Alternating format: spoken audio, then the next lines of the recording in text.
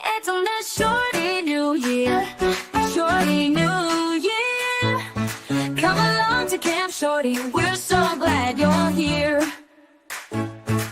Camp Shorty is where you will find family. Our mod Avengers will greet you with glee. At Camp Shorty, you can shine and shine bright, because the Shorty camp leader is a fucking delight.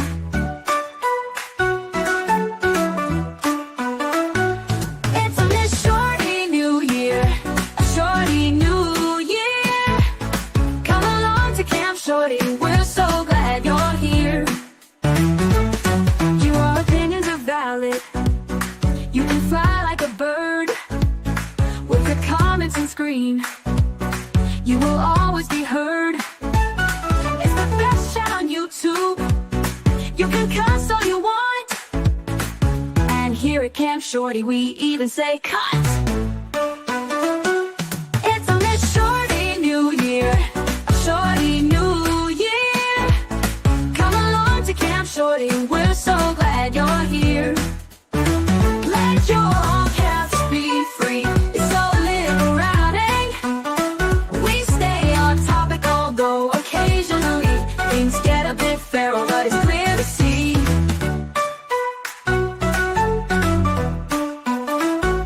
It's a lit Shorty new year, a Shorty new year. Come along to Camp Shorty, we're so glad you're here. Camp Shorty is where you will find family. Our mod Avengers will greet you with glee. At Camp Shorty, you can shine and shine bright, because the Shorty camp leader is a fucking delight. It's on this Shorty new year, a Shorty new year. Come along to Camp Shorty, we're so glad you're here. Oh, it finished early. Hi, Shorties. Hello, hello. Say it isn't so, says Ava's mom. I'm making a habit of being on time. I assisted you somewhat, Ava's mom, by pushing the stream back by an hour because, well, I'm not used to scheduling for a 4 Eastern or 8 my time live stream. Hi, Poppy. And I looked at my phone at 7:24 and went, oh, wait. We might need to push that back. So I'm glad you're here. Welcome, welcome. Poppy, please don't. Hey, my mouse just decided to fuck me over backwards, no lube. Hey, good afternoon, NH2. Good to see you, Steve. Thank you for joining our Discord. Hey.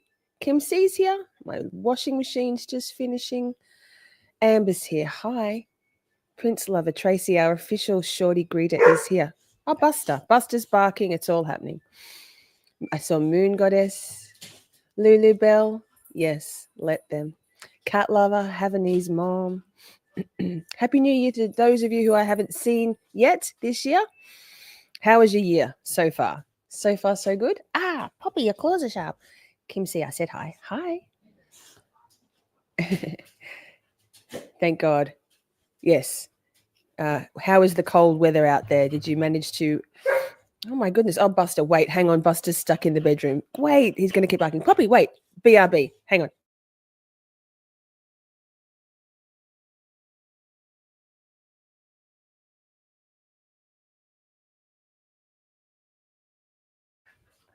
God damn it, Taryn. I'll change that in a second. Oh, hi, Bussy. Bussy wants to say hi. Did you want to say hi to the chat? He says, I love chat. I love my shorties. Buster is not a shorty. He's a tally. Lynn's here. Good evening, Lynn. Good afternoon. Thank you for being here. Fucking cold. Brr. Yes. Pine is here. Fantastic. How do I already have the Sunday blues? It's already Saturday afternoon. Well, can I let you know, chat, that as yet I haven't received a shift for tomorrow for my peasant work. So looks like we're streaming tomorrow. Tonight is officially 16 Nights of Shorty number 16. Poppy! God damn it. But we're going to go 17. Let's fucking ride this thing till the wheels come off, right? Poppy! She's got all the love. It's very hot here today. So you all in your ice storms and your... Okay, Poppy. I love you. Bye. I love you. Bye. Thank you. We have the opposite here in Melbourne. Heat wave. 100 degrees today. It will be 100 degrees tomorrow, 100 degrees yesterday. It's officially a heat wave. The weather is wild, huh? Waiting on a snowstorm, says Lynn. So, did I see Mello? Hi, gorgeous. Good to see you. Robin's here. William William Linden says 69 in Aruba. William, I need you to wait. Let me see.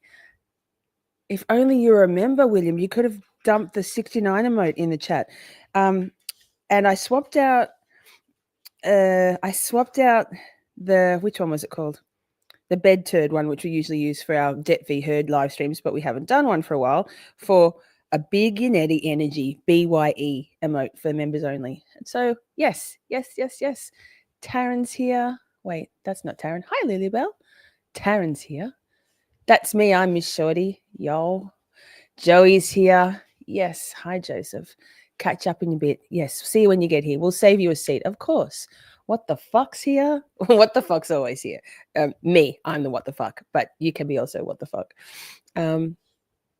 So I'm going to drop an email address into chat right now. Just a quick little public service announcement. Oh, God. Wait, can I do this? Yes, I can.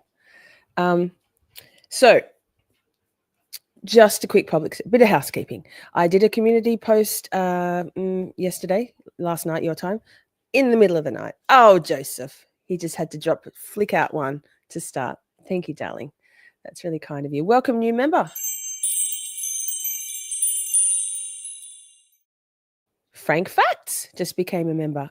Excellent. You can use the 69 or the big Irini Energy emote or any of them. Welcome, welcome.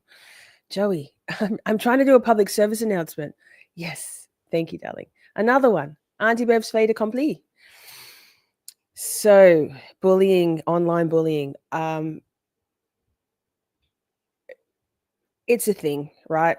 And it's come to my attention, and I knew already, but that actually not just me, not just a handful of people who've reached out to Colours Flight, our beautiful friend of the channel and my beautiful friend, investigative journalist in the making.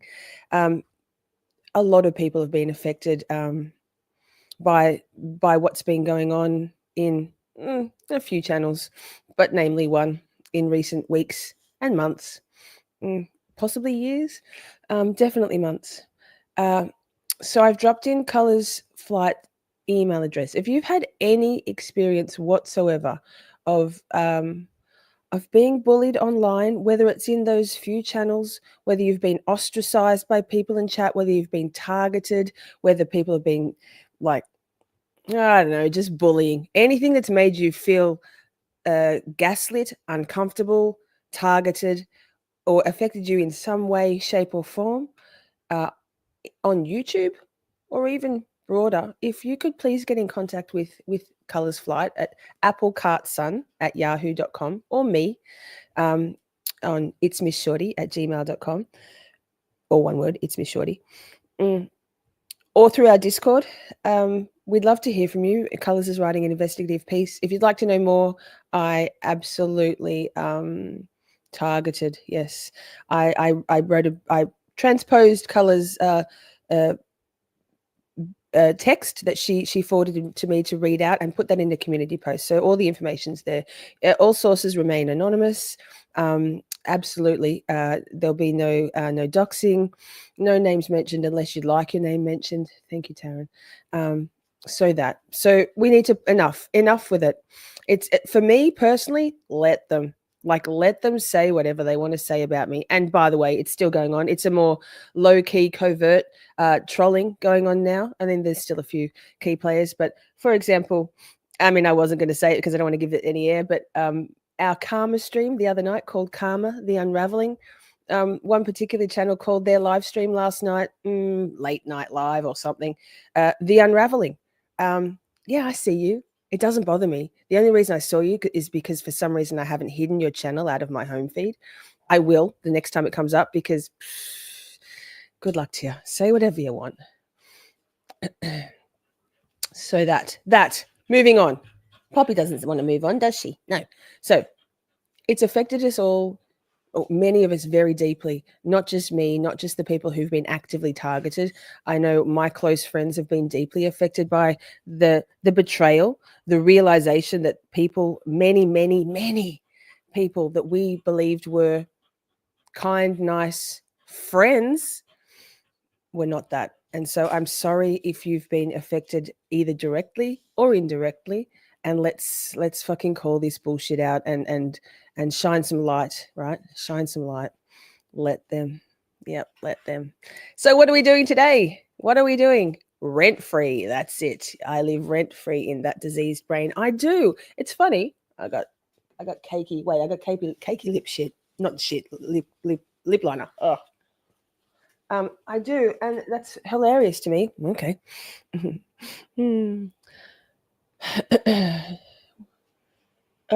NH Dude says, when I was threatened that they were going to call my employer, that was my last straw. They forced me off X. I mean, for me personally, let them. Like, nothing. I have no secrets, like none. So there's no power there. The treatment itself was and continues to be deplorable, reprehensible, and revolting, like vile. But that kind of thing. NH Dude, if you would like to contact Colors and speak to her, because I feel like people seem to assume that all of this is women against women, but it's absolutely men against men, women against men. In my case, it's almost solely women, although one of the key drivers in the smear campaign was obviously the pedo pirate. Very vested interest in changing the narrative about me. So why do people go real life? Because they want to hurt. They want to hurt people. Who am I talking about? I'm talking about, I mean, I'm not going to say it in live. I mean, chat can tell you. Chat can tell you. There's 3 key people. Yes, Debbie Kruger. Hey, thank you. Love you all. I'm not having it. I'm not having the bullying. It's just not happening anymore. Come at me. Like, come at me. Whatever. Like, I put myself out there. I'm here. I'm very vocal. I'm happily. I'm just not going to give any air to the actual channel name. I'm just not. One channel in particular. A few others that are condoning by way of ignoring, and it's very disappointing. It's very disappointing. That okay. Yes, this is Buster. Oh wait, so hi Steph. But wait, hey Margaret, and this is what I was going to say. Yes, this is Buster. Hey Sarah. Oh my God, we're in for a night if I'm already wrangling up my words. Moving along, chat. Let's move on. Hang on, wait. I don't love playing this, but let's just take a moment to reset because.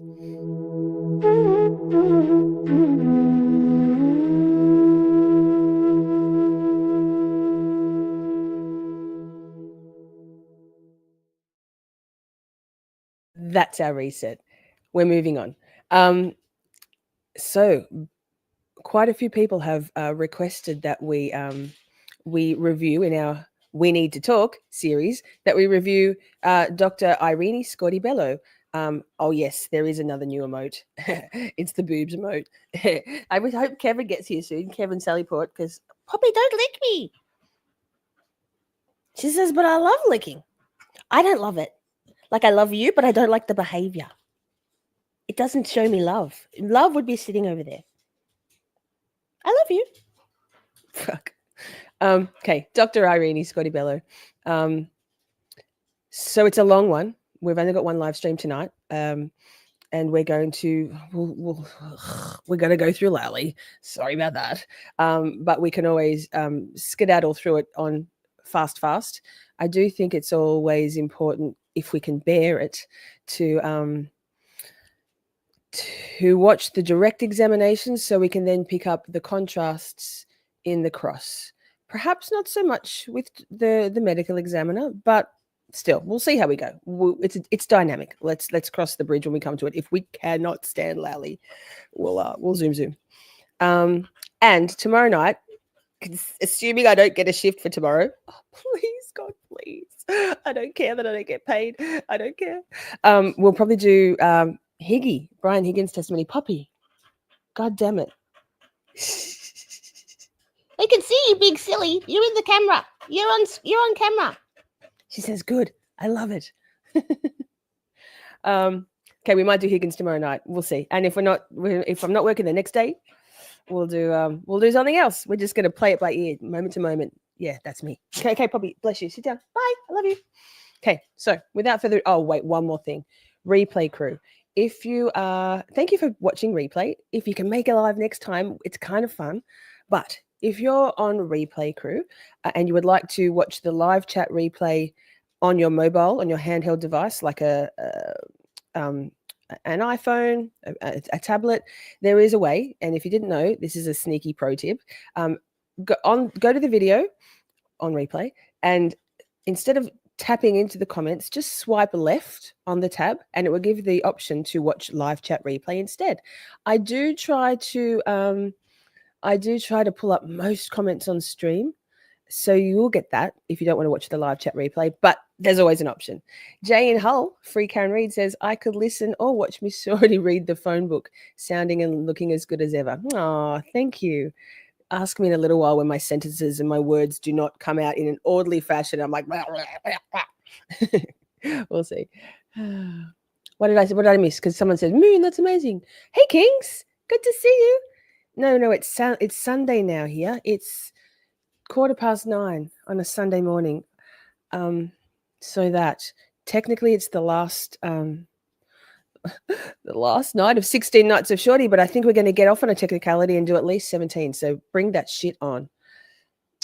Amy, yes. Actually, before I move on any further, Amy, if you're not aware, Amy was recently diagnosed with breast cancer. So Amy has a GoFundMe set up. Let me find it here. Let me find it.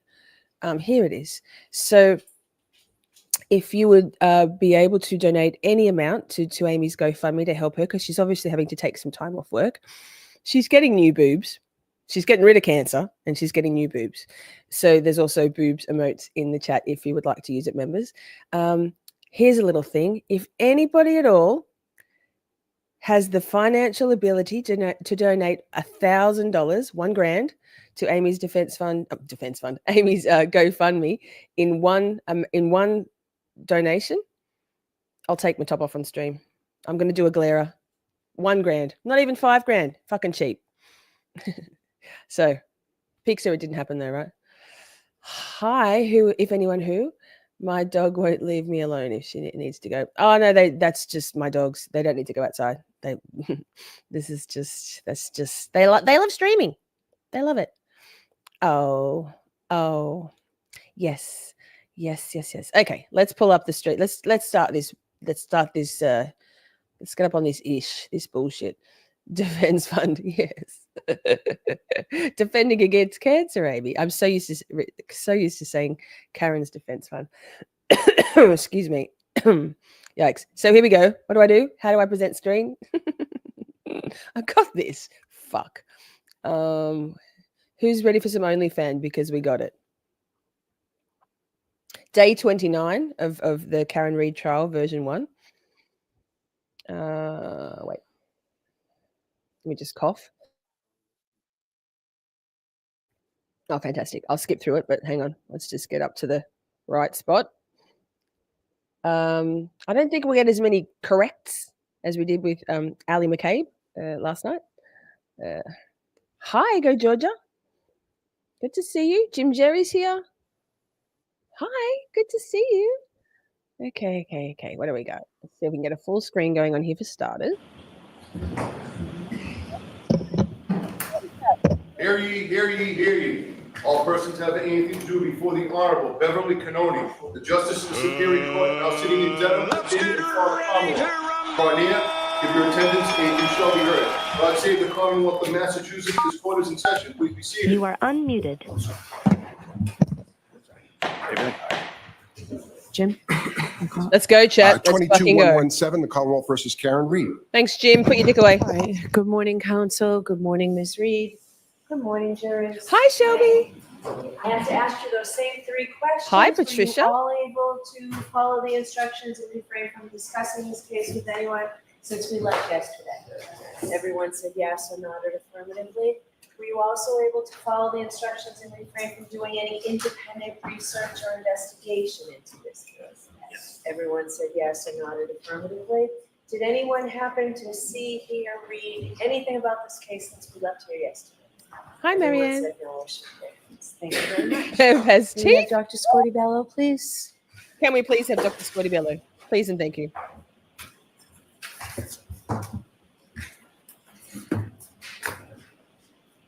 Guess what? I changed my avatar already. Woo!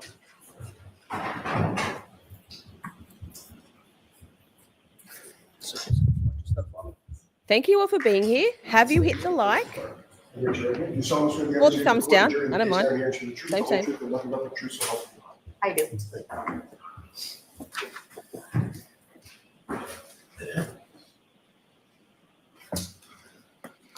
All right, let's get this show on the road, huh? We'll speed up things a little. Get yourself comfortable, chat. We're here for a little bit. Whenever you're ready, Ms. Tillelli. Good morning, doctor. Good morning. Morning, Doc. Good morning. Dr. Scordi-Bello, if I could ask you some questions, just turning back a little bit from what you were testifying to about yesterday. You had mentioned in your testimony yesterday that you had Oh, well, that's fine. received some, in addition to the internal and external examination that you. In my defense, we don't need 2 whole days, do we? Wait, let me just check. Fuck, chat. Talk amongst yourself. Let me just check. What about 1346? I'm pretty sure she goes all day. God damn it. No, that's Marie Russell. Wait, chat. How many is that? Fuck. Hang on. BRB. Talk amongst yourselves. Professional. I thought I was so professional. I've had that shit queued up for days. All right. Talk amongst yourselves. Iconic Shorty. Always. Trial day 28. One day I'll be like a real YouTuber. I swear to God. It's not today, but it's going to happen one day. Oh, this girl. Here we go. Chat. Oh, you can't see, but I've got it queued up. I'll start with Paul O'Keefe. Yuck. Really? Yeah, we will. Okay. Stop sharing that. Free my boy Billy Back to Tibbetts. it. Yes, thank you, Taryn. Free my fucking boy Billy Tibbetts. Free Shorty from the constraints of her ADHD and her just general lack of professionalism. Here we go. Did I say we're going? We're going. We're actually going. There's Paul O'Keefe. Okay. I swear to God it was all day and I checked it. But nah. It didn't happen like that. It's not like I've had 16 nights to get this show organized, right? Paul O'Keefe, you all right there, mate? You all right there? How's it feeling? That cognitive dissonance must be hella real for you, sir. Okay. We are fucking professionals. I can do this. Like, I can literally do this. I swear. I've only been like thousands and thousands and thousands of hours of live streaming, and still here we are. Hold your tickets. More importantly, does Miss Shorty have any hot cross buns to display for us? You know what, Jay? I don't like leaving the house, right? So yesterday I needed to get food for the dogs, meat, dog food. I needed some more brie cheese because cheese, obviously. Sidebar, I ordered 2. They gave me 1. I paid like over $10 for one tiny little wheel of brie. And I didn't even think to get hot cross buns. I promise you, it is months of hot cross buns. I will 1,000%, 1,000,000,000% show you hot cross buns, and not just my own hot cross buns. Hey, Biffle, good to see you. Biffle. I sent mine, but the file was too big. Clip it.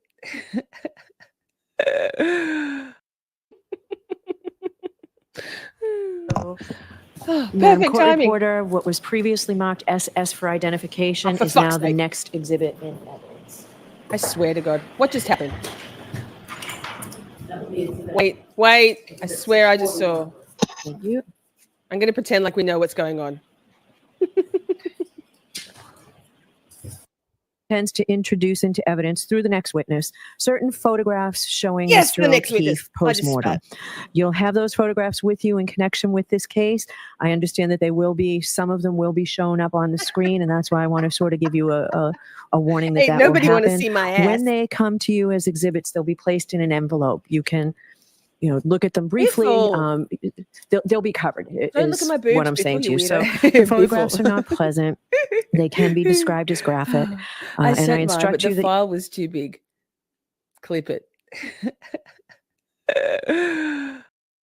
If anything funny happens your verdict along must the way, not in any way be in any stream, if anything funny happens along the way in any stream, if I lose my shit, if I say something hilarious, if someone else, a commenter, a chatter, a shorty says something hilarious, feel free to screen record that shit and send it to me because I love those little grabs.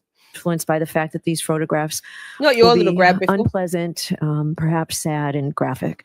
The defendant's entitled to a verdict based solely on the evidence and not one based on pity or sympathy for Mr. O'Keefe, which might be occasioned by the photographs. So please consider those photographs only as they draw your attention to a clinical, Jesus Christ. medical Thanks, status Steph. or to the nature of Mr. O'Keefe's injury or to the nature of the incident itself. Okay. All right. Now your next witness, please, Mr. Lally. So I can kind of cope with the creeping, right? I don't mind. I put myself out there. I put the girls out there. It is what it is. But there was someone in a chat in the last night or two, I think it was our love languages chat, who thought it was appropriate to be creeping on. Actually, it was the stream before as well. Be creeping on people in the chat, kind of insidious, kind of low-key creeping. We don't have it, but so there, creepers, be warned. Yeah, sure.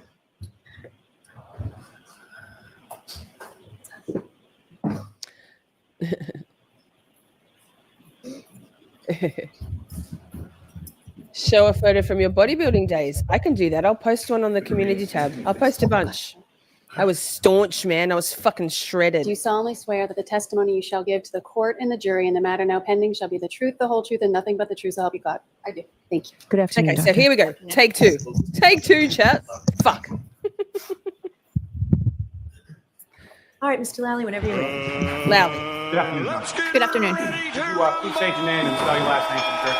My name is Irini Scordi-Bello. My last name is spelled Scordi-Bello.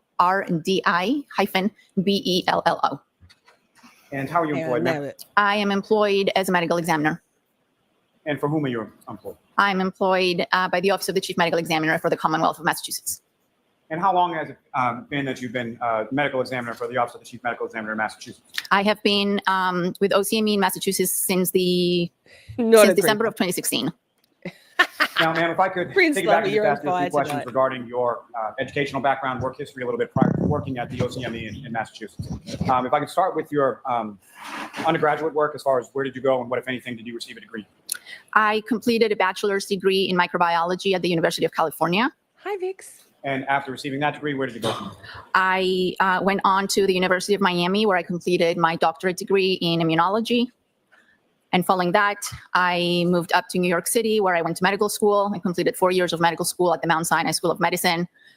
And following medical school, I completed 3 years of pathology residency at the Mount Sinai Hospital. And then following your residency at Mount Sinai, where did you go? Taryn, I think that's a different Vix, but we can share Vixie Blaze's stream. I think there's two Vixes, right? Vix Logic, you're not Vixie Blaze, are you? But hi and yay, rising seas lift all ships. Keep on going. Can you please share Amy's channel too? We share all the channels. We need all the. Oh, Poppy! God damn it! Jeez, Poppy, I can't do my mouse stuff. I'm not real professional without your assistance. From there? And from there, I went downtown in New York City, and I completed a 1-year fellowship in forensic pathology at the Office of the Chief Medical Examiner for the City of New York. And following that 1-year fellowship there, where did you go from there? I worked in New York City until 2016 when I moved here to Massachusetts. Now, are you board certified? Yes, I am. What are you board certified in? I'm board certified in anatomic pathology and forensic pathology. And if you could explain to the jury just briefly, what does it mean to be board certified and sort of what is entailed in that process? Board certification is actually a voluntary process that a physician decides to go through. It involves completing an accredited program in the specialty of choice. In my case, it was pathology and forensic pathology, and then completing a number of requirements as well as taking. Mike, Poppy is like that even throughout the night. She is up in my grill all the time. She is not starved for love. She just loves love. So, yes. And as soon as I go live, they're like, hey, us. So they'll calm down. Successfully passing exams and then being able to say that you're board certified. And is that certification at this time, is that up to date? Yes. Now, with regard to the time that you've been working as a forensic pathologist, are there any organizations that you belong to in relation to your work in that field? Yes, I am a member of the National Association of Medical Examiners. And that's an acronym yes, as far as Taryn. Name. Is that correct? Yes. Now, with respect to that time frame as well, what, if any, experience do you have in regard to teaching the areas related to your field? I've always been interested in teaching. I started teaching as a pathology resident, teaching other residents and medical students. And during my time in New York City, I enjoyed teaching medical students and residents. We had a very active education program in New York City. So I've always been involved with teaching both pathology and forensic pathology. Ava's mom, I hope we can provide you sufficient distraction and community here. If you're that way inclined, please feel free to come on and join the Discord, my Discord server, where we can provide that kind of support and distraction 24/7. It's a wildly fun, wildly supportive place. So that goes for everyone. But Ava's mom, come on in. Now, to those terms themselves, if I could ask you briefly just to describe to the jury as far as pathology in general sense, what is pathology mean? Pathology is a specialty of medicine, and pathology looks at disease processes and as well as trauma and the effect they have on the human body. And what is forensic pathology? Forensic pathology looks at the feels are real. I'm so going to swipe this back out of the way by mistake at some point today. Hey, Zach, good to see you. You're an idiot, Zach. disease processes and injuries in the human body and tries to determine the cause of death in deceased individuals. And as far as anatomic pathology, what exactly is that? Anatomic pathology, as opposed to clinical pathology, is has to do with any organ that is in the body versus clinical pathology that deals with fluids and blood analysis and things like that. So anatomic pathology, a lot of anatomic pathologists are surgical pathologists. That's another term that you will hear. These are pathologists in the hospital that look at tissues under the microscope and they come to a diagnosis, whether something is benign or malignant. Montana. And forensic pathology takes anatomic pathology to another step, to another level by looking at the whole body and trying to determine the cause of death instead of organ specific. Instead of just looking at one organ, forensic pathology looks at the whole body. Now, you're also familiar through your work and training experience. Chat, is that a bit too fast? Because as much as Lally is torture, Dr. Scordi-Bello talks quite fast. Let me slow it down a With little. regard to forensic pathology with a term called autopsy. Yes. And is that something that typically you would do in the case of sort of your investigation and your analysis? Sorry about regard Lally. to, Yikes. pathological analysis Yikes. when it came to a body or a patient that comes in? Yes, an autopsy is a procedure that we do to determine the cause and manner of death. And so, doctor, with respect to an autopsy, Kings, have you seen, like some people have a very strong aversion to light, particularly if they're fluorescent lights, which I believe in this courtroom they are. Thanks, Buster. Buster just dropped an antler. So Emily D. Baker wears tinted glasses as her aversion to her sensitivity to light is very strong. So it probably is that, the tinted glasses. I mean, I love it. I love her specs. She should put a fucking cool shades bro on, like Steph's getting that she won in the raffle. autopsy may be a term that's pretty well understood, but if you could explain in general terms as far as when a body or a patient comes in to the OCME, Joseph, as far as, I'm always a what is pro. an autopsy, what is involved in it, and sort of what does that consist of? Yes. When a case, a death is first reported to the medical examiner's office, we make a determination as to whether that death falls under our jurisdiction. Cases that fall under the jurisdiction of the medical examiner include all violent deaths, all deaths that are due to not natural causes, all accidents, intoxications, deaths of babies and children, and deaths in individuals that were not under the care of a physician when the death occurred. So once a case is accepted and it falls under our jurisdiction, it is given a numerical number, and then the body is transported from either the location of the death or the hospital to our facility. Our facilities, we have 3 facilities in the state of Massachusetts.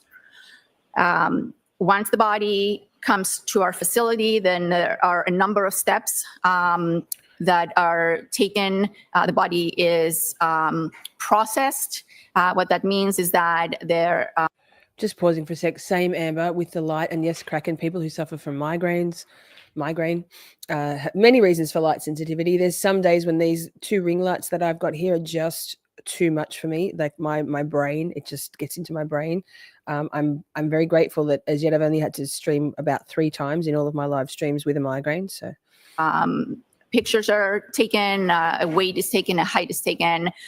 Everything is input into our computer system, and then a determination is made as to whether an autopsy is required in order for us to determine the cause and manner of death. If the answer is yes, then we proceed with the autopsy. Now, as far as an autopsy is concerned, there are 2 sort of primary components of that as far as an external examination and an internal examination. Is that correct? Yes. And can you describe to the jury, again, in general terms, sort of what the process is in reference to both external and internal? Yes.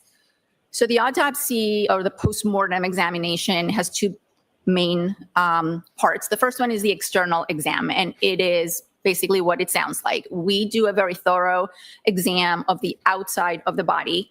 We document physical characteristics, eye color, hair color. We document any scars or tattoos that may be on the body. We take pictures, we make notes, we look for any signs of disease and any signs of injury. All that is, as I mentioned, documented. And once we're during the external examination, sometimes we will take evidence. We will collect hair and nails from the body. We think that is necessary or warranted. And once the external examination is done, then we proceed to the internal examination. That involves making surgical type cuts on the body, what's known as the Y incision that goes from shoulder to shoulder and down the middle of the body. And 69 people watching at the moment. 69 chat. The organs. 69. You know what to do, members. You know what to do. 69. It's the best number. But also, not 69 people have hit the like button yet. So what's doing with that? Of the neck, the chest, the abdomen 74, damn it. Are examined thoroughly, again, looking for and documenting signs of disease or signs of injury. We do the same thing with the head. The head is open, the brain is removed, and we document any disease or injury. Now, turning your attention to January 31st, 2022. Thank you. That'd be amazing, Kraken. Perform an autopsy in regard to a patient or a body of John O'Keefe. I did. And do you recall which of, you mentioned there were 3 different offices of chief medical examiner within the state of Massachusetts, correct? Yes, it was in the Cape Cod office. Is that the office that you typically work out of? No, that's not the office I typically work out of. My permanent position is in the Westfield office in Western Massachusetts. I was covering the office that day because we were short-staffed. And in the reference to the autopsy that you performed with regard to Mr. O'Keefe, was that in conformity with what you were speaking about just before? Generally, as far as how we conduct autopsy? Lally, does it just grate on everybody's nerves every time they ever say Mr. John O'Keefe or just John O'Keefe? I can't. I know that it was stipulated and a pretrial thing, but I hate it. Yes. Now, during the course of the autopsy that you performed in reference to Mr. O'Keefe, during the course of the external examination, what, if anything, did you note in reference to that external examination of Mr. O'Keefe? First, I noted that There was evidence of medical intervention. Mr. O'Keefe's body was transported to our facility from the hospital, and he had evidence of attempted resuscitation. After I documented that, I proceeded to document some injuries that I saw on Mr. O'Keefe's body. And before we turn to that, if I could just ask you a couple more general questions. You've made some mention earlier in your testimony as far as the cause and manner of death in general. That's two things that you're trying to determine during any sort of forensic pathological examination, correct? Yes. And what I'm going to ask you first is just in reference to manner of death. Can you describe for the jury sort of what are the different types of manner in death, and how are they sort of classified from a perspective from your... So this has been a bone of contention. It was a bone of contention for Bukkake, Yuri, and his cronies. They wanted, I believe, Dr. Scordi-Bello to change it to homicide, vehicular homicide, in fact, and she wouldn't. But let's listen. Your office. Okay. Yes. So the manner of death are the circumstances that led to the cause of death. The cause of death being the disease or the injury that initiated the sequence that led to the fatal event. So the manner of death is circumstance dependent. There are 5 general manners of death, or 5 umbrellas. The first one is natural. When we determine the manner of death to be natural, it means that the death was caused exclusively by natural disease. That would be heart disease, liver disease, cancer, aging, Alzheimer's, dementia, etc. Sorry, Gus, it's just biffling, and I can't not biffle. Fuck biffle. Biffle. I sent mine, but the file was too big. Clip it. Biffle. etc. The second manner of death is accident. That means that the cause of death was due to an injury or due to an intoxication, either a physical injury or a chemical injury. But the circumstances show little or no evidence that intoxication or that injury was intentional. So most motor vehicle accidents, most drug overdoses, most elderly falls are classified as accidents. The fatal outcome was not intentional. Homicide is a manner of death when there is injury inflicted by another person, but there is evidence that there was intent to cause fear, harm, or death to the other individual. And suicide is due to either an injury or an intoxication. And again, the circumstances and the evidence suggest or point strongly to the fact that that was a self-inflicted, intentional act on behalf of the person with the intent to cause harm to themselves or cause death to themselves. So most hangings,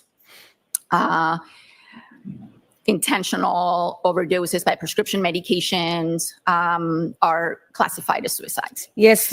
And then we know that. I'm sorry. And then we have one more manner that we call undetermined. Some jurisdictions, they call it could not be determined.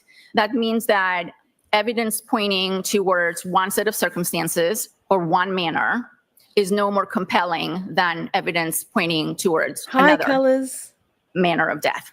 So if we don't have enough information to know whether something, or to be able to determine the circumstances, then we are left with an undetermined manner of death. Now, am I correct in stating that the cause of death is something that's more like a medical determination? Is that correct? Yes, the cause. So watch the leading questions, Mr. Elliott. Sustain. How would you characterize the determination that you make in regard to a cause of death? The cause of death is based on my findings at the time of autopsy, along with any medical information that I may have on that deceased individual. Now, as far as the manner of death, how are you making that determination? The manner of death, as I mentioned, is circumstance dependent. I make that determination based on investigative information that is provided to me by law enforcement, by the people who did the investigation. And what, if any, legal determination are you making as far as when you classify something as either of those 5 categories in a manner of death? I am not making a legal determination. I'm making a medical determination. And so as far as the medical determination as manner of death, specifically when I'm talking about something that could be ruled or listed as manner of death as accident, is that, what, if anything, what, if any, determination are you making as far as that is concerned? I'm making the determination that the information that I have either shows no evidence or very little evidence that the injury that led to the cause of death was intentional. So I don't. Hi. Oh, wait. Oh, wrong one. Oh, not wrong. Joseph, you're never wrong. Chloe Bites. Hi, Cynthia Rose. Lurking while I cook. I love that. I love that we can keep you company. You don't need to be in chat. Lurkers, you are very, very valuable to us as well. Most of you.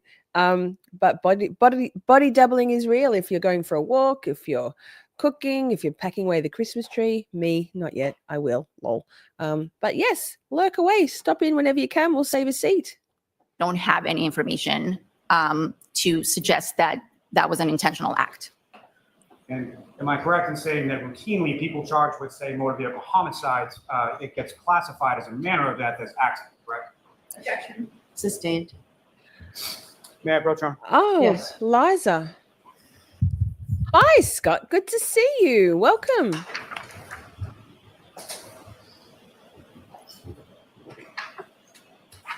Doctor, I'm showing you the documents. Ask you to review it without we finish.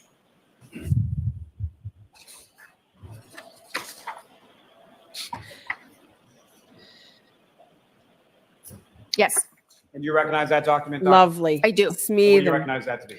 This is a copy of the death certificate for Mr. John O'Keefe. That's signed by yourself, is that correct? Correct. And as far as the listing related to cause of death, what did you list as cause of death on Mr. O'Keefe with regard to his death certificate? Cause of death was blunt impact injuries of head and hypothermia. And with reference to manner of death, what, if anything, did you list on Mr. Hi, O'Keefe's Denny. death certificate in relation to manner of death?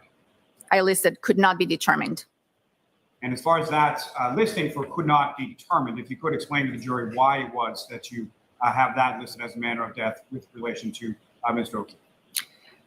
Again, the cause of death is something that I can determine by the autopsy. I did the autopsy on Mr. O'Keefe and determined that he had injuries to his head as well as signs of hypothermia. So the combination of those two was the cause of death. The manner of death has to do with the circumstances under which Mr. O'Keefe sustained those injuries. And I did not have enough information to be able to determine whether those injuries were accidental or not. Sarah, I had my Christmas tree up all year. Not decorated. I did take the decorations off in about late July. So if I'm here to make everyone feel better, executive functioning and issues with are very real for many of us. And if you have still got your Christmas tree up, don't worry. No matter how late you take your Christmas tree down, it will never, ever be all year like me. And so my manner of death was undetermined or could not be determined. And just from the spectrum that you had just talked about, sort of the 5 different manners of death, fair to say that you did not determine that this was either suicides or natural causes, correct? Correct. Where are the socks? And so as far as your determination of manner of death being could not be determined, which of the two were you sort of in between? The 2 manners of death that remain are accident and homicide. Scott, please be careful driving. Thank you for stopping in to say hi, listen, and come on back when you're safely at your destination. Love you. Your Honor, may I approach? Yes. I'm someone seeks to introduce in the minutes the next exhibit. Objection. You all make me feel much better. All right, hang on. Pausing. Oh my God, that was close to a swipe back. Fuck. Kapik says, so when Mr. Hanky Panky Brennan's new motion, so with Hanky Panky Brennan's new motion about Celebrite, I'm expecting him to be filing motions in every single case that courthouse has been convicted through Celebrite to be dismissed. It's a slippery slope, isn't it? It's a slippery slope, logical fallacy of Hank Brennan, special prosecutor Hank Brennan, to call into question Celebrite, because Brian Walsh is almost, the nail in the coffin for Brian Walsh is absolutely the phone data, the phone records, his incriminating shit. It's wild to think that the Norfolk County District Attorney's Office thinks that it's a good idea to call Celebrite and its validity, its gold standardness into question, just because of the hubris that they have to pin it on the girl. Now, Dr. Scordi-Bello, you had made reference as far as cause of death being a blunt force injury. Is that correct? Correct. At least one of the contributing causes. If you could explain to the jury sort of what you understand that to mean as far as what is a blunt force injury. Blunt force injuries are caused by any blunt object. That is a very big category of objects. A microphone could be a blunt object. This bottle, if heavy enough, could be a blunt object. The ground can be a blunt object. So anything that doesn't have a sharp edge or a razor edge, not a knife, not a scalpel, is a blunt object. Blunt impact injuries are categorized into No, Biffle in Italy. We might still be going at 3 a.m. when you get up to do a wee. Thanks for stopping by, you weirdo. Biffle. I sent mine, but the file was too big. Clip it. contusions, which are bruises, abrasions, which are scratches, fractures, which are a break in the bone, and lacerations, which are tears in the skin. Hi, Lisa. Good to see you. So when we say blunt impact injuries, we could be referring to any of those or a combination of those four types. And all those are the result of impact of the body with a blunt object. Now, we'll get more into specifics in a moment, just in general terms, as far as from your external examination of Mr. O'Keefe's body, whereabouts sort of geographically on the body did you observe these blunt force injuries? Hi, Candy. The majority of the blunt force injuries were to the face and head, as well as to the upper extremities, the arms. Now, starting with Mr. O'Keefe's head, what was it specifically, or where was it that you observed blunt force injuries to Mr. O'Keefe's head? Okay. I observed a number of different injuries on Mr. O'Keefe's head, starting with his eyes. He had hemorrhage or bleeding on the upper eyelids of both eyes, as well as swelling of the eyes. He had a small laceration, a small tear in the skin on the right eyelid. Again, so this is important, chat. I'm just going to skip it back a little bit, even though I just broke my chair. Guess I'm buying a new stool, maybe one with a back, so I don't fall off it when I laugh my ass off. A number of different injuries on Mr. O'Keefe's head, starting with his eyes. He had hemorrhage or bleeding on the upper eyelids of both eyes, as well as swelling of the eyes. He had a small laceration, a small tear in the skin on the right eyelid, again, associated with the bleeding. He had some abrasions. Abrasions are superficial scratches on the skin on the Agreed. left side of his nose, Agreed. I believe. And when I looked at the back of Mr. O'Keefe's head, he had a laceration. It's a tear in the skin that was surrounded, or it was associated with an abrasion, a scrape. So wait, Now, in terms of Lally, clear your throat. I shouldn't give him any shade for clearing his throat. Same, man. That does none of that sounds anything at all like indicia of being in any way coming into contact with a moving vehicle. Weird, huh?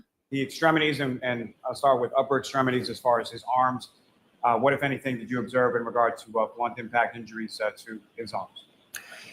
He had on the right upper extremity, he had a number of somewhat linear, somewhat patterned abrasions, scrapes, varying sizes, ranging from small. Sorry, pausing to say, guys, what are you doing? Weirdos, dogs. Holiday says, never mind his wounds. His baseball cap was not bloody and it was found close to his body. Right? I mean, seriously, it's just wild. I think all of this got buried in the lalliness of it all. We know that. Anyway, yes, all of the above. There's so many reasons why just the Commonwealth's theory, like fucking narrative of this just doesn't add up. It's like this. It's a mountain of reasonable doubt, a buffet. 2 to 3 millimeters to, I believe, 5 or 6 centimeters, both on the upper arm and. Oh, look, we got our first troll of the night. Hey, man, for starters, if you think that's a good handle to be trolling with, okay. Yeah, like I'm disappointed you came back into this chat. So what I'm going to say is good try, and we won't see you again. Bye. And part of his forearm. He had some contusions or some bruising on the dorsal aspect of the right hand that I measured and documented. He had he had a very small abrasion, I believe, on the lower extremities near the right knee, but I would have to look at my notes to be absolutely sure. You can go ahead and look at your notes anytime you need to, Doctor. I Okay? can go Thanks, into my notes? Okay. I'm not laughing at Dr. Scordi-Bello. I'm laughing at Prince Lover. You're so sweet saying hi and they're going, wait, unwelcome, not welcome. Get out, get out.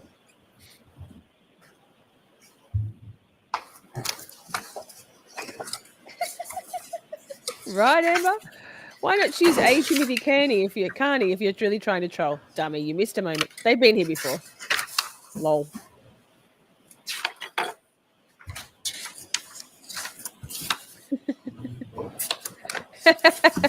You do. You're beautiful. You're the most So beautiful as far as his greeter ever. extremities, I noted a 3 centimeter superficial abrasion to his right medial upper arm. That would be the medial aspect, would be the inner aspect of the right arm. I noted the abrasions on his posterior right arm and forearm. Those ranged from 3 millimeters to up to 7 centimeters. I noted 2 red contusions on the dorsal aspect of the right hand. Again, that's the back of the hand. A faint abrasion, a faint scratch on the dorsal aspect of the left hand, and a small 0.5 centimeter abrasion on his right lateral knee, on the side of his knee, on the right side. Now, I think you've defined it fairly well so far, but I'm just going to ask you, just for delineation purposes, if you could explain to the jury sort of what is the difference between an abrasion versus a contusion versus a laceration. Okay. An abrasion is a scrape. It's a scrape of the superficial layers of the skin. A contusion is a bruise.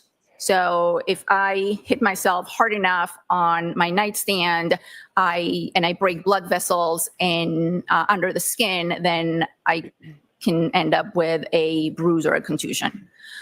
Wouldn't it have been great, Chad, if she said, for example, if I was hit by a car going in reverse, a glancing blow, going in reverse at 24 or so miles an hour, I would likely have some bruising on that extremity.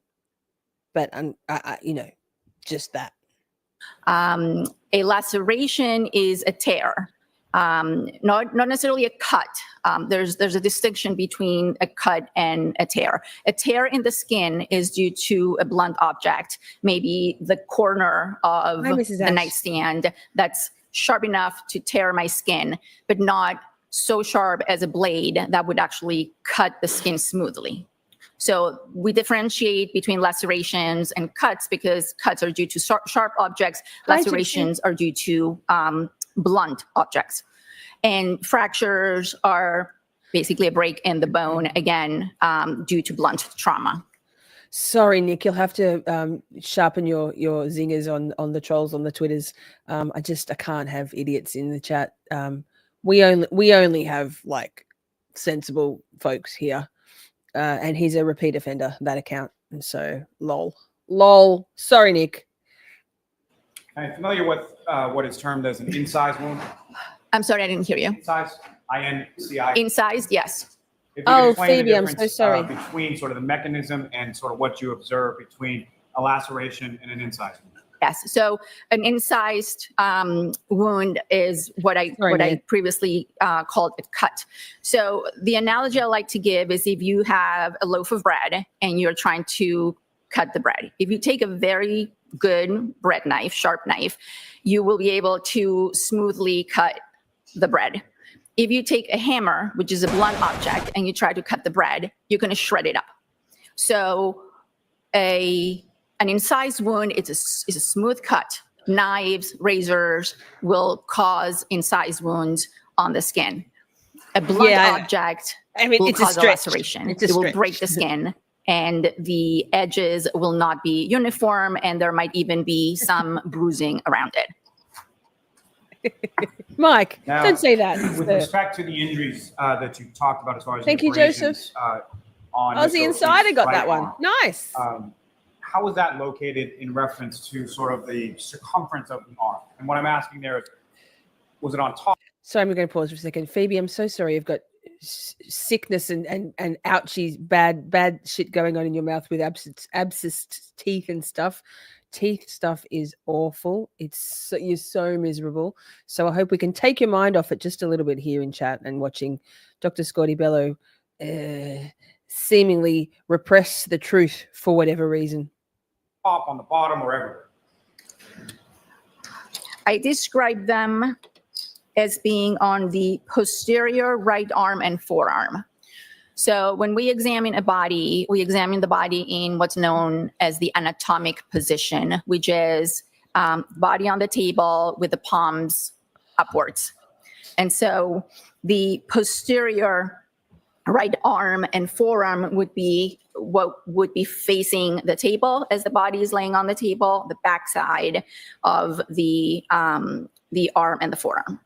Hi, Andy. Good to see you. So the opposite of posterior would be what? Would be anterior, and it would be this area right here that I think sensible is a sliding scale. It's all relative.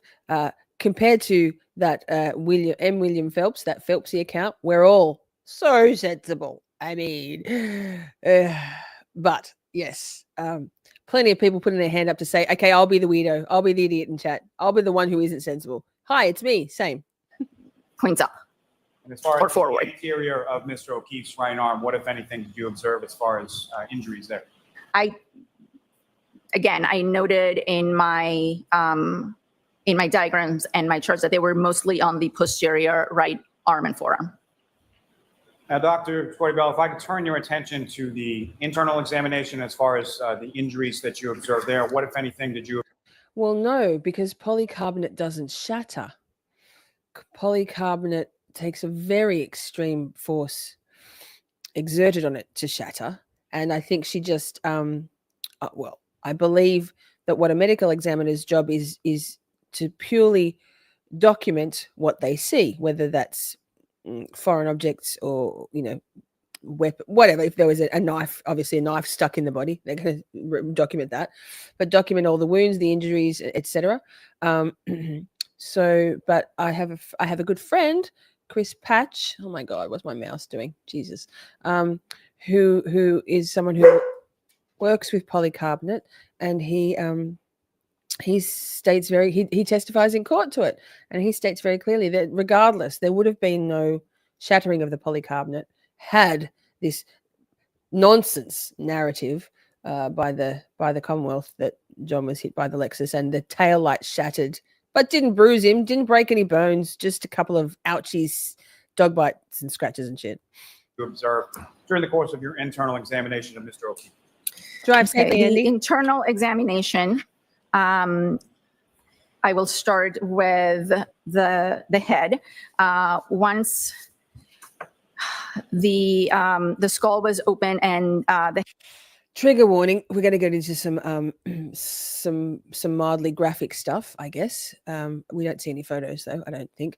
Debbie, no, just the one tonight, because Dr. Scordi-Bello's testimony is quite long, although you came in late. I miscalculated it. So just the one for tonight. We'll just do a single header. head was examined. Right. A little bit. If anything, did you observe during the course of your internal examination of Mr. O'Keefe? Okay, the internal examination, I will start with the head. Once the skull was open and the head was examined, I noted that there were skull fractures in Mr. O'Keefe's skull, both in the back and the front aspect of his skull. I noted that there was recent subdural hemorrhage. That is blood that is under the dura, and the dura is a very tough protective cover that sits over the brain. I noted that there was subarachnoid hemorrhage.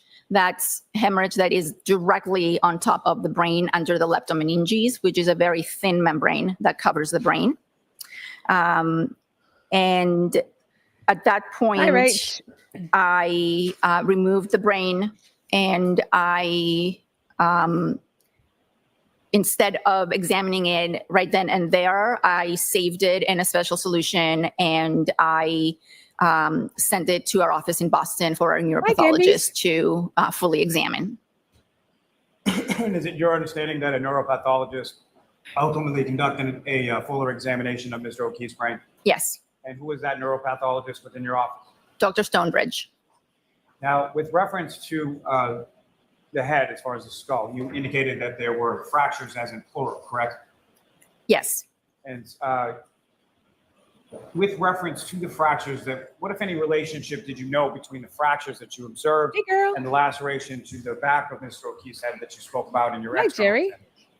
So the laceration on the scalp that I observed was overlying the area of the skull that appeared to be fractured, or at least appeared that the fractures were originating from that point of impact. From, in my opinion, the dumbbell or the hand weight, the blow, in my opinion, delivered by Colin, because Colin was in the house, and we heard that direct from the alibi McCabe's lips last night in our stream where we reviewed Ali McCabe's testimony. I see a few people coming on in. Something must have finished on the tubes. Thank you. Welcome. We're watching the first part of, I guess we're just getting into the nuts and bolts, the meat and potatoes of Dr. Scordi-Bello's direct examination. On this was day 28 of the Karen Reid trial, version 1. So that name, I bet she makes good Alfredo. I mean, that's some cultural appropriation, but probably you're right. Biffle already suggested carbonara, so yes. Make sure you hit the like on your way in, or the thumbs down. Same. Thanks for being here. And extending into the rest of the skull. Now, one of anything as far as your observations of the skull on that point I'm sorry, which part of the skull was the originating fracture? This would be on the back of the skull, slightly right of midline. Is that the medical term that that's referred to as? I'm sorry? Is there a medical term that that's referred to as far as the right rear? Murder. It's the right occipital.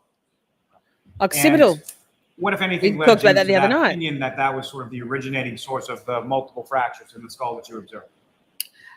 Again, observing or looking at the skull fractures and their pattern, there appeared to be a central point with fractures radiating or originating from that central point and going into other parts of the skull.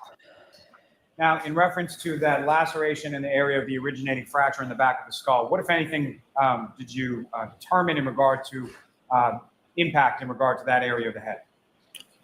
Well, the laceration along with, so the tear in the skin along with the scrape, because they were adjacent, are both evidence of blunt impact. So I knew at that point that Mr. O'Keefe's head had come in contact with a blunt object. Would that be sort of the point of impact between the blunt object and Mr. O'Keefe's head? Right.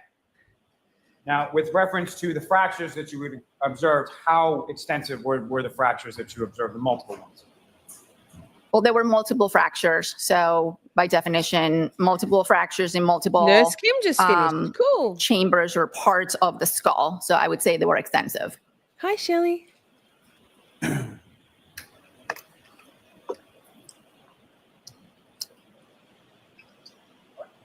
Why can't I see Scott? Could I have a moment, Sharon? Yes. You may have a moment, Lally, whatever you need, little boy. Little boy, let me get up to speed in chat. Brian Albert Now, left hook. When you're conducting this internal examination, is there a sort of division of the body that you're doing as far as what you're examining and in what order and sort of things that you're looking at from the internal examination? Well, we examine everything, and usually we start Hi, Lisa. in the external examination. We start from the head and work our way down. During the internal examination, we're doing two things at the same time sometimes, and so I start with the chest, move to the abdomen, and then the pelvis. Hi, Stan. While at the same time, we're working on the head. All right, I'm going to pause you there for a minute. We're going to take a short recess. A we'll short be back. recess. Hey, that redhead. Good to see you. I thought you would have. Wait. Like two, you don't have to, but you can step down if you want. Short recess, but I'm going to say hi to people streaming in. Hi, that redhead. I thought you might have started off with the boobs emote. I know you like that one. Goodness gracious. Welcome, welcome. Divide the weapons. Danny says landed face down, but bled from the back of his down the back of his clothing. Was it down the back? Wasn't it down the front of his hoodie thing? Lou break for Bev. Lou and a dart, a ciggy. There it is. Okay. Hang on. We'll just I'll get up to speed in the chat, and then we'll skip through this break. Bev breaks often and strategic. Lol. Yes. Interesting though that she broke then and broke up Lally's. Like, does Lally have a flow? You know what I mean? Interesting. Just to discombobulate the jury. Lally's permanently discombobulated. Hang on, let's go forward. What do we got?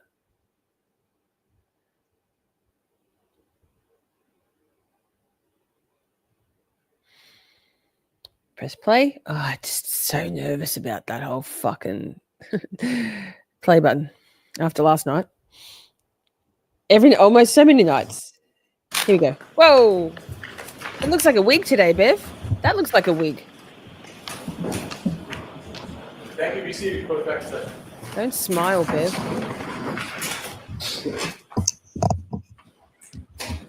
Where everybody loves boobs, redhead. Everyone. All right, Mr. Lally. Thank you. Now, doctor, as far as boobs, the internal examination was concerned with regard to Mr. O'Keefe. This one? Starting with his stomach, what, if anything, did you observe of any significance in I'd that? love a benzo break. I observed that there were some small hemorrhages, small areas of bleeding in Mr. O'Keefe's stomach. And are those described in medical literature as a specific type of spot? They they have a name. Right. They're called Wisniewski spots. WISCHNE. Oh my God. You know, I know you'll love it. It's endearing when I just fuck shit up with my streaming. Reminder, someone mentioned K's pause play too, if you want to skip the mouse. Yes. As I was doing it that last time, I'm like, hey, wasn't it the button between J and L? Let me see if I can. I don't know. Don't we just love it when I do random professional shit? WSKI. And they have been associated with cases of hypothermia. And how so? How have they been associated with cases of hypothermia? They have been seen in cases of hypothermia. It's one of the findings that supports the diagnosis of hypothermia. I'm just going to pause for a few reasons. Yes, Stan, have you ever seen the psychic medium Maureen Hancock? She looks just like her. Yes. My only problem with Maureen Hancock, and she's very much not on the free Karen Reid side of things by all accounts. So I don't know. She's very she looks just like her. She does a great Bev impression, but and also the other thing with using the K button is I have to get to pause it. I have to go into a different tab with my mouse anyway. So it kind of is more streamlined for me to just very carefully just find the play button down the bottom with my mouse.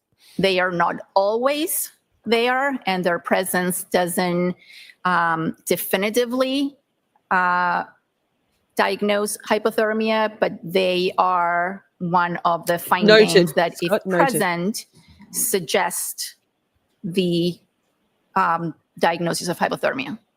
And based on your training and experience, based on other types of literature that you've reviewed in regard to hypothermia, what is, as far as these Wisniewski spots, and thank you very much for saving me saying that after you had said it. With regard to that. Wait, Colours, what do you mean you don't like boobs? Doesn't everyone like boobs? Poppy likes boobs. She's got great boobs because she's a little bit on the heavy side. So that. Wait. We are fucking professionals. Yes. I'm so glad that you love my professionalism. Thank you. Carry on. See? Let's keep going. What if anything, does it say as far as the causality of that or how that occurs or is related to hypothermia? We don't really know the pathophysiology of these spots. There have been various hypotheses. People have suggested that they are a response to stress. Some people have suggested that hypothermia increases secretion of acid in the stomach, and that leads to these spots, but their exact pathophysiology is still under investigation. Now, in addition to these areas of small hemorrhage in Mr. O'Keefe's stomach, what, if anything, did you observe in the pancreas? In the pancreas, I, again, observed some more diffuse hemorrhage of the pancreas and the tissues around it. And same question with regard to the spots and the hemorrhages you observed in the stomach. What, if any, relationship do the hemorrhages or the bleeding in the pancreas have in relation to hypothermia? Again, it's one of the findings that, if present, should alert the medical examiner to consider the possibility of hypothermia. Yes. Who was it that said noticeable that she closes her eyes when she's thinking very heavily on her report? She's drawing from her recollections of her report, so she doesn't have to look down. But Piney says, let me say that in Texas and Louisiana, the state doesn't bring a case for murder or manslaughter unless the ME classified it as homicide. So strange. Well, that feels like it makes sense, but also what if the ME gets it wrong? Interesting. And as far as the observations that you made, as far as the hemorrhages in the stomach area of Mr. O'Keefe and the hemorrhages in the pancreatic area of Mr. O'Keefe, the sort of juxtaposition of those, what, if any, significance did that have in regard to your hypothermic diagnosis? When the case was called Hi, into our Laura. office, and when we accepted the case, it was reported to us that this was an individual that was found in the snow, covered with snow, and it appeared that he may have been there for a period of time. So one of the questions for me as a medical examiner is to determine whether there are any signs of hypothermia in addition to what. Oh, sorry. I'll go back a bit. But Piney's got a bit of a question. Also, Stan, she might have very voluminous, thick curls that she's tried to brush out. I don't have any problem with her hair. But anyway, but then also Piney, I think Phoebe Mac knows how to allow gifts. She can give you the lowdown there. I'm pretty sure you need to go to your Chrome something. If you're on an iPhone, you need to go to something, and I don't know what I'm saying, but there is a way to do it. There are some suggestions. I think maybe Charlie had the other day. Chat, can you help Piney out? I had already observed, which was the blunt impact injuries. And the combination of the gastric, the stomach, and the pancreatic hemorrhages strongly suggested, given the circumstances and how the body was found, that hypothermia did in fact play a role in his death. Now, probably should have asked this first as a precursor, but when you use the term hypothermia, what do you understand? What does hypothermia mean from a medical diagnosis? Amy, eventually you will. My boobs are 8 years old, 8.5 years old now. They still look great without a bra, but if I want them to be super perky, a bra is required. Just so you know. Hypothermia is a term used to describe low body temperature. By definition, 35 degrees centigrade or below. And there are levels of hypothermia, from mild hypothermia to severe hypothermia. It just basically means the body is losing heat faster than it can generate it. And typically, what would be the sort of core body temperature that would determine someone as hypothermic? Gambies, look at that. Joseph gifted out a membership. Thank you, Joey. And you got it, so you can use the boobs emote. Woo! Versus not. We're usually at 98 degrees or 37 degrees centigrade. So anything higher than that is considered a fever or hyperthermia. Anything lower than 35 degrees centigrade or 95 degrees Fahrenheit is considered hypothermia. Now, if you could explain to the jury sort of a little bit about I missed the it. type Wait. of diagnosis that is involved in. Piney, I was too busy opining. I missed it. Where is it? Piney, you worked it out. Why? Piney, it just happened. Scrolling through chat. There it is. Wait. Oh my God. Sorry, chat. Walk and talk. There it is. Bingo. Yo, thank you. Members emotes for you too. Woo. You got there. And hypothermia, and sort of what other sort of types of information you would be looking at in order to make that diagnosis? Hypothermia is a difficult diagnosis to make, and sometimes it's a diagnosis of exclusion, meaning that Danny. all other possible causes of death have been ruled out and you're left with hypothermia. So a body that is found in the snow or in a cold environment and has a core body temperature of 85 degrees and is unresponsive or asystolic, meaning that there is no heart activity, could be a hypothermic death or it could not be a hypothermic death. And it's up to us to determine by doing the autopsy what other factors are at play. So the example I like to give is a person with severe coronary artery disease goes out to shovel their driveway, suffers a heart attack, and drops to the ground and is dead within seconds. And no one discovers their body for a few hours during the storm. When they're found, they're asystolic, their core body temperature is 80 degrees. But the autopsy shows another reason for their death. It shows a massive heart attack, which is what killed them. They just happened to be outside after they died and they lost heat and their body temperature dropped. Doesn't mean they died from hypothermia. However, if you take a person, an elderly person, or any person, an intoxicated person, a person who is intoxicated with drugs, that goes out into bad weather, gets confused, loses their direction, isn't able to get to shelter, and they die, their body temperature starts to drop, they get more disoriented, they get more confused, their organ systems start to shut down, and eventually they die from hypothermia. So that person will also be found in the snow with a core body temperature of 80, 85 degrees. But when we do the autopsy, if we see those gastric hemorrhages, if we see that bleeding in the stomach, if we see the bleeding in the pancreas, if we look at their toxicology and we see that they were intoxicated with multiple substances, then we can determine, or we can opine, that the cause of death was at least partly due to the hypothermia, because they were still alive when they started losing heat, as opposed to someone who had the heart attack and was already dead when they started losing heat from the body.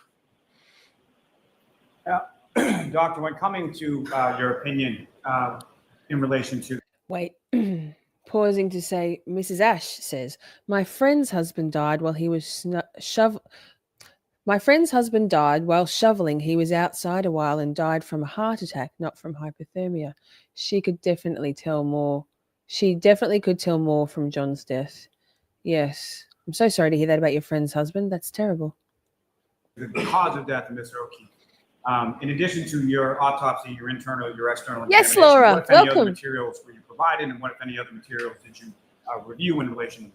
I was provided with a police report, an investigative report. I was provided with some of his prior medical records.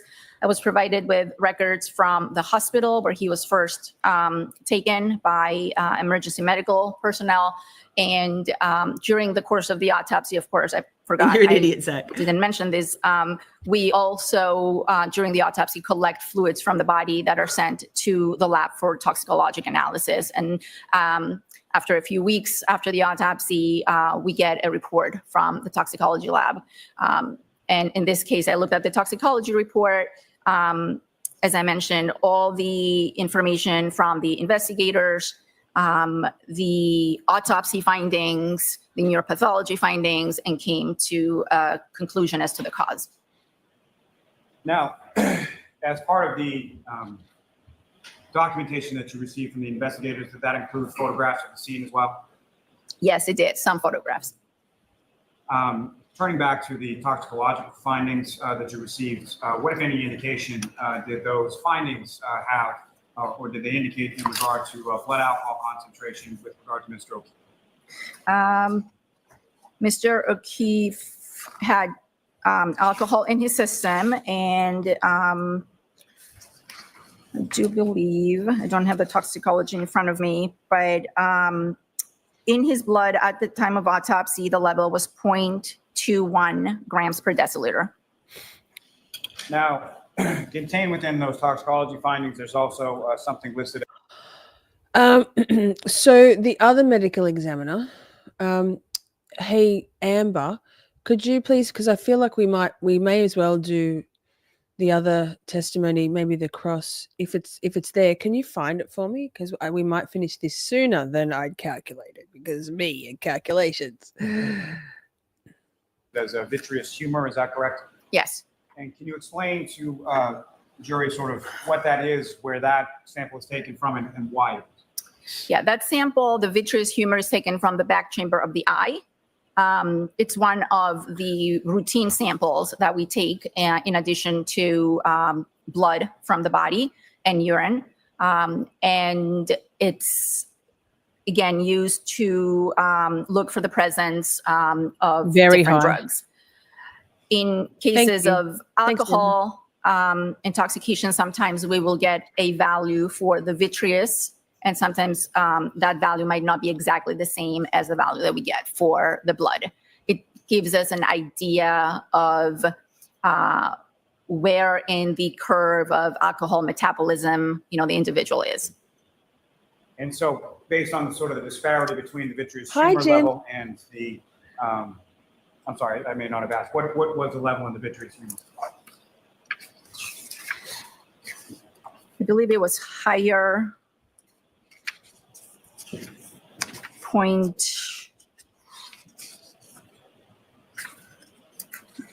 Sorry. Interesting. Scott says, Scordi-Bello's record from New York State, NYC, not great. How she became a member of Massachusetts ME office is interesting. Rabbit hole, just saying. Do tell, Scott. Find it. I think it was 0.26. I'm sorry, I can't find it in his notes. I don't know if you have the, John, may I approach? yes.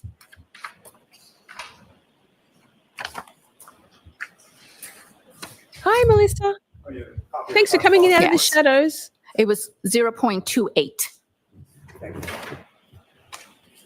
Now, doctor, with respect to the disparity between what was contained as a BAC in the vitreous humor versus the other number from his blood, what, if anything, does that indicate to you as far, or what, if anything, can you take from it?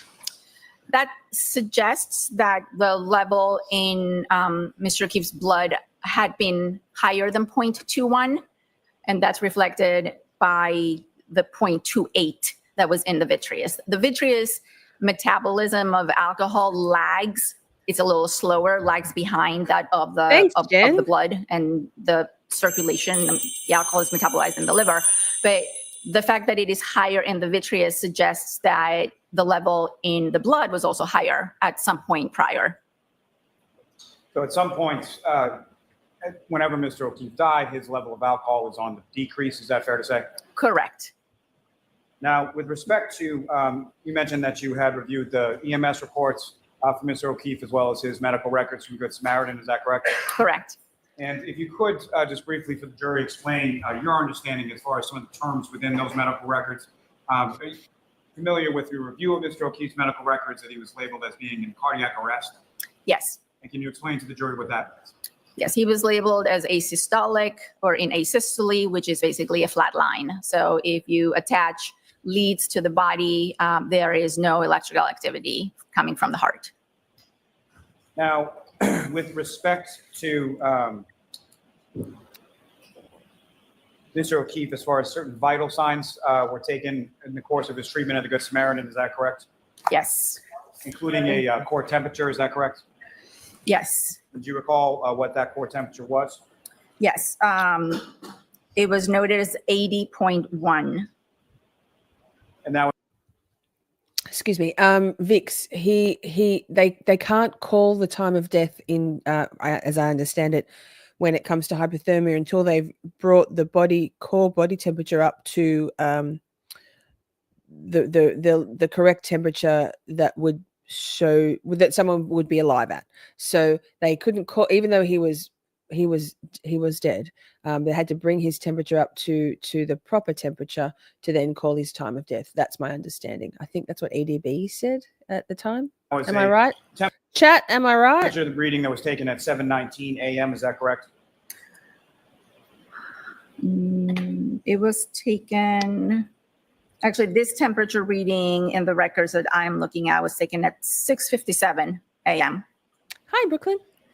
And with respect to that 80.1 degree temperature, that's in Fahrenheit, is that correct? Yes. And so what, if any, relationship does that have, or what, if any, relationship does that have to your hypothermic diagnosis?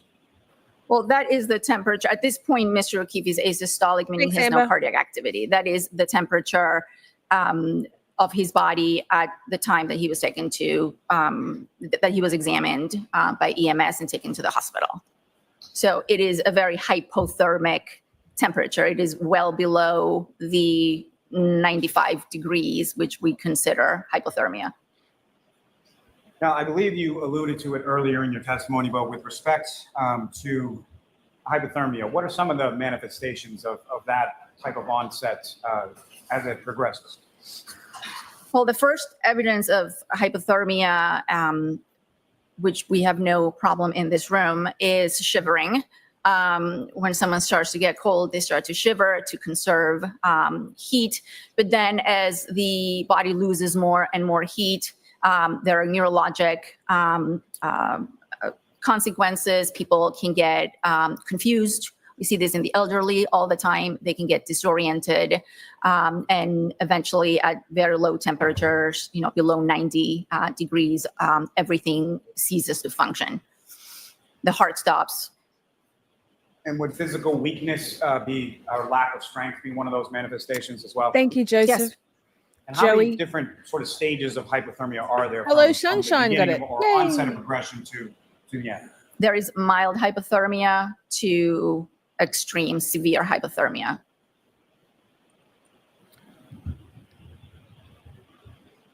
If I may have a moment, John. Yes.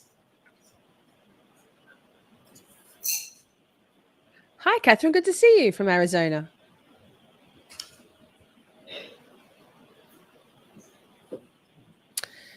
Yes, Jody, but they can't call the time of death until they get the body temperature. For anybody, they have to bring the deceased person's core body temperature up to whatever the amount is, because it's something in Celsius and something else in Fahrenheit, and I can't remember which, but it's that the healthy non-hypothermic or hypothermic body temperature before they can call time of death, regardless of heartbeat. They have to do it.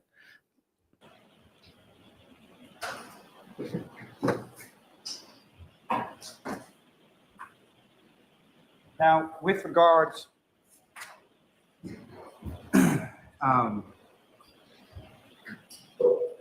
as far as the type Thanks, of Scott, for that clothing that someone is clarification. wearing when they're outside in these types of conditions, what, if any, relationship would that have with regard to the quickness or the rapidity of the onset of hypothermia?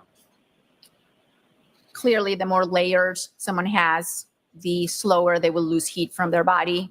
The fewer layers, the faster they can become hypothermic.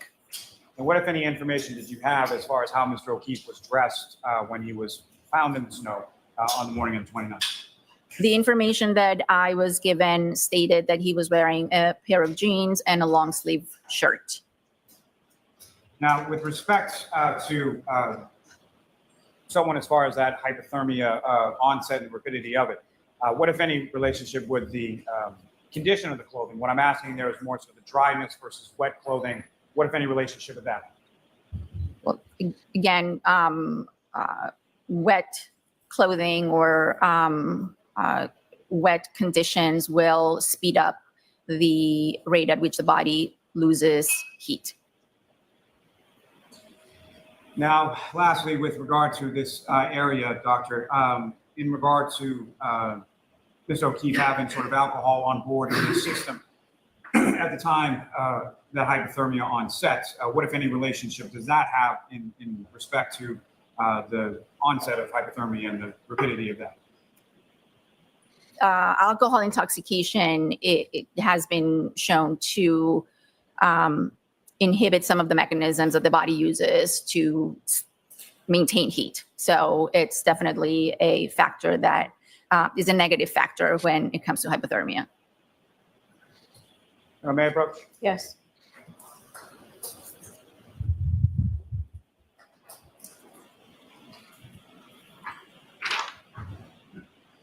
Hi, Laurie. Good to see you.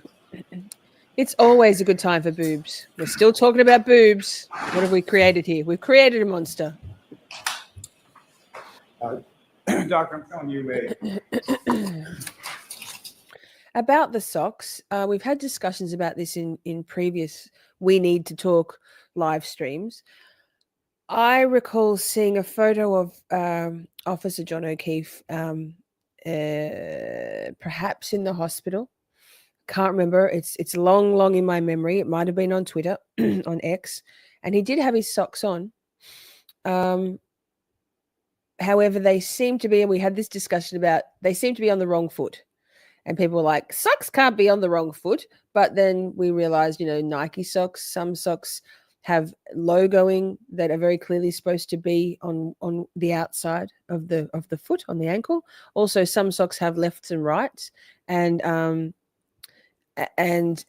knowing what we is apparent about Officer John O'Keefe, never ever would John have put his socks on the wrong feet. If those socks had a correct foot to go on, left and right, he would have absolutely. And it was very clear in the photo, as I recall, that the socks seemed to be not on correctly. So that. Carrying on. On your single-page document, you can just review that with a couple of things. Can anybody remember the name of the specific neurologist, the medical examiner, and perhaps could find for me so we can watch that testimony as well tonight? We may as well. Finished. Please, chat. Love you. Do you Yes. recognize that, doctor? I do. It is a photocopy of the exam notes that I took at the time of autopsy. Does that also contain a body diagram with relation to your notes as far as where you observed injuries on Mr. O'Keefe? Yes. Okay. Also, while I think of it, Rachel, Charlie, thank you so much for the coffees. That's really kind of you. Thank you. Your Honor, may I approach? Yes. I'm off the seat to introduce the minutes of next exhibit. No objection. Thank you. Oh, what flavor have I got? Your Honor, with the court's permission, if we could publish that. Yes, Lally, we can. Just hang on a second. I have 2 vapes, and I've been trying to go off camera to have my vapes because I know there's some people in chat who are trying to quit vaping, and I don't want to. I'll be vaping until I can't anymore. But I have one Black Forest. That's my favorite one, and I like them real sweet. And the other one is blueberry raspberry bubble gum. Yes, give me all the sweet. Jury is hot. Okay. Black Under Armour socks. Yes, socks on photo in hospital. Doctor, there should be somewhere before you on the desk over there, laser pointer. Yes, never shown in trial. Correct. Tell me if you could, enlarge that just a bit, if you could focus in towards the top and the head area. Now, Dr. Scordi-Bello, what's up on the screen? Is that what you have before you as the next exhibit? Yes. And on this, as far as the examination that you conducted, that also included certain measurements as far as height, weight, things like that, that you did with regard to Mr. O'Keefe's body, correct? Correct. And if you could, what did you record as your measurements for both the height and the weight of Mr. O'Keefe? He was weighed by our staff as 216 pounds and measuring 73 inches, which is 6 feet 1 inch. Back to front. Wrong Now, feet. Doctor, if you could, using the laser pointer before you, direct the jury's attention to starting with the front or the facial area and then to the back of the head, but just with reference to the head area. Sorry, pausing. I believe that, like his hoodie and his jeans, that they laundered them. They being the McAlberts inside 34 Fairview. Likely it was Coco. Quickly, no soaking, no scrubbing, just a quick wash to get rid of any extra stuff, including the socks, dog fur. If he took, he took his shoes off. John would have 100% taken his shoes off to go inside. And I think they washed them all and raced to put them back on.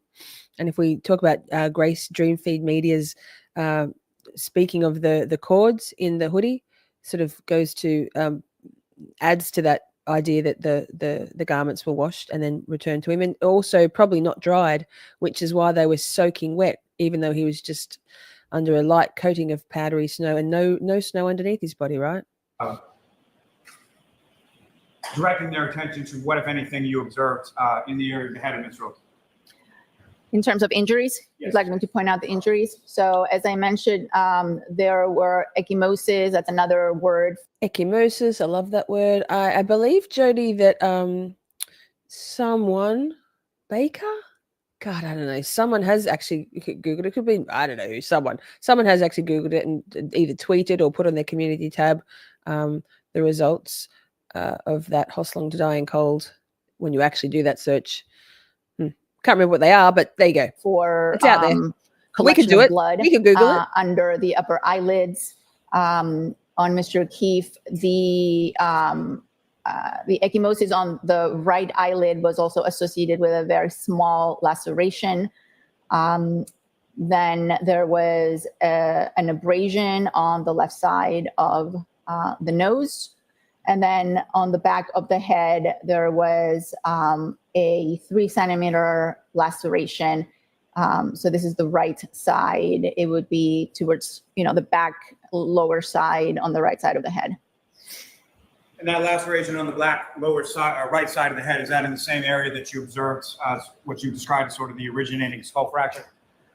Yes, when the scalp was reflected, there was bleeding under the scalp in that particular area, and then Don't when start the skull vaping was again. opened, Don't do it.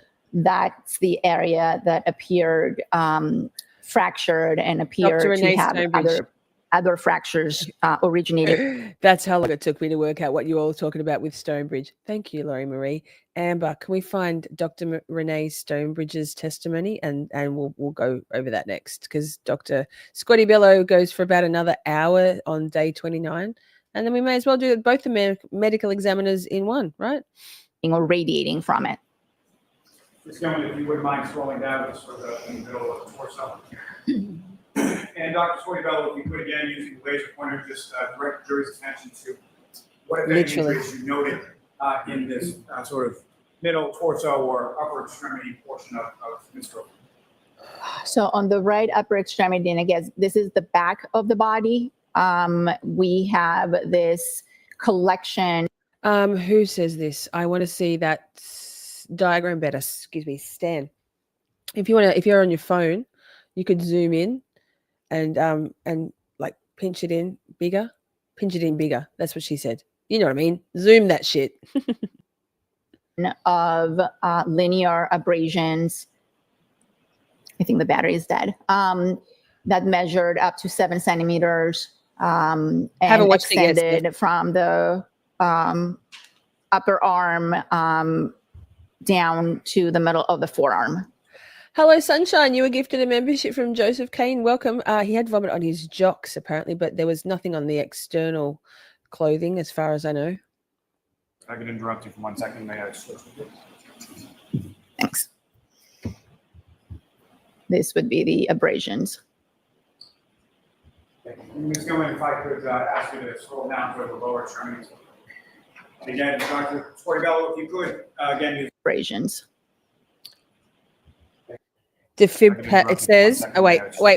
Stan. It says defib pads on here. That says defib. So defibrillation pads were applied in the middle of his chest, and ECG stickers is this one here. So that there says defibrillation pads. I hope that helps. Thanks. This would be the abrasions. Ms. Gilman, if I could ask you to scroll down to the lower extremities. And again, Dr. Scordi-Bello, if you could, Thank you. again, using laser pointer, direct the jury's attention to what Thanks, any Karen. injuries you observed on the lower extremities. Could you email it to me, please? The lower Oh my God, my emails extremities are didn't have a lot of injuries. There was a small abrasion on his right knee area on the side. And if you don't mind pushing the diagram just a little bit more up to see the hands, there were some contusions or some bruises on the dorsal aspects of the right hand, and some very faint bruise on the left. See you. Thank you, Joe. And Ms. Gilman, you can take that down. Nora, may I approach again? Yes. Oh, thanks, NH Jude. Thank you. Oh wait, this. Doctor, if I could show you what's a 2-page document, ask you to just review that one up when you finish.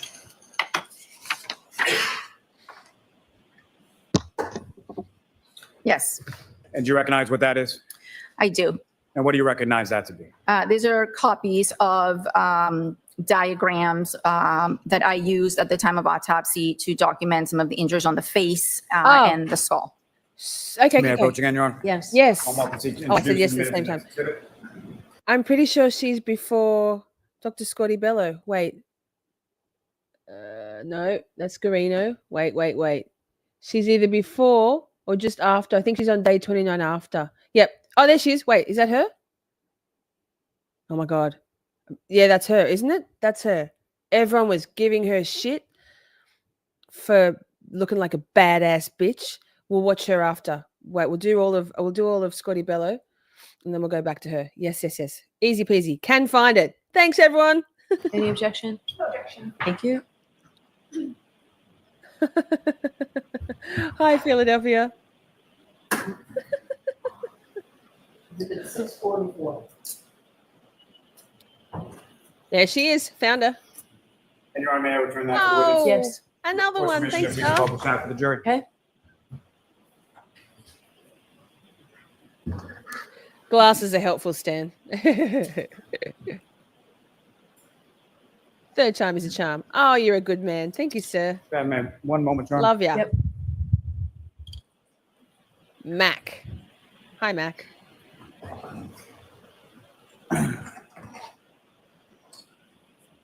Again, Dr. Scordi-Bello, you recognize what's depicted up on the screen is the next exhibit for you. Yes. And if you could, again, using the laser pointer, direct the jury's attention to what, if anything, you observed or noted of significance in these particular diagrams. So the upper eyelids, the areas of the upper eyelids Okay. on both sides important. had ecchymosis or blood under them. On the right side, there was a very small laceration or a small tear associated with that. Both eyes had some swelling to them. And then on the nose, there were two abrasions, two scrapes. One was small, Thank you. 0.5 centimeters. Erin. The other one was 1 centimeter, and it was linear. And I noted them right there. Come in, you can scroll down a bit. And again, from the bottom right diagram for you, Doctor, if you could use the laser pointer, direct the jury's attention to what, if any, injuries of significance you noted in that portion of the diagram. This is the area where I noted the laceration to the scalp. I noted something called tissue bridging, which is a morphologic feature of a laceration. Is what makes it different from an incised wound or from a cut, because again, the skin is crushed, and now it's more irregular. The edges are more irregular, and then above that laceration, I noted that there was a scrape as well associated with it. So that was one injury. And this is going to invite that the next page of that. Doctor, if I could direct you to the next page of that exhibit before you. And it's coming, if you could, then really sort of large on the top left diagram. Yes. Now, Doctor, before we get into the diagram that's up on the screen, if I could ask just a bit more, if you could expound upon when you use the term ecchymosis, what exactly does that mean in specific reference to the area of the eyes? There's no rules as to what people wear in court. There is a general expectation of decorous dressing. She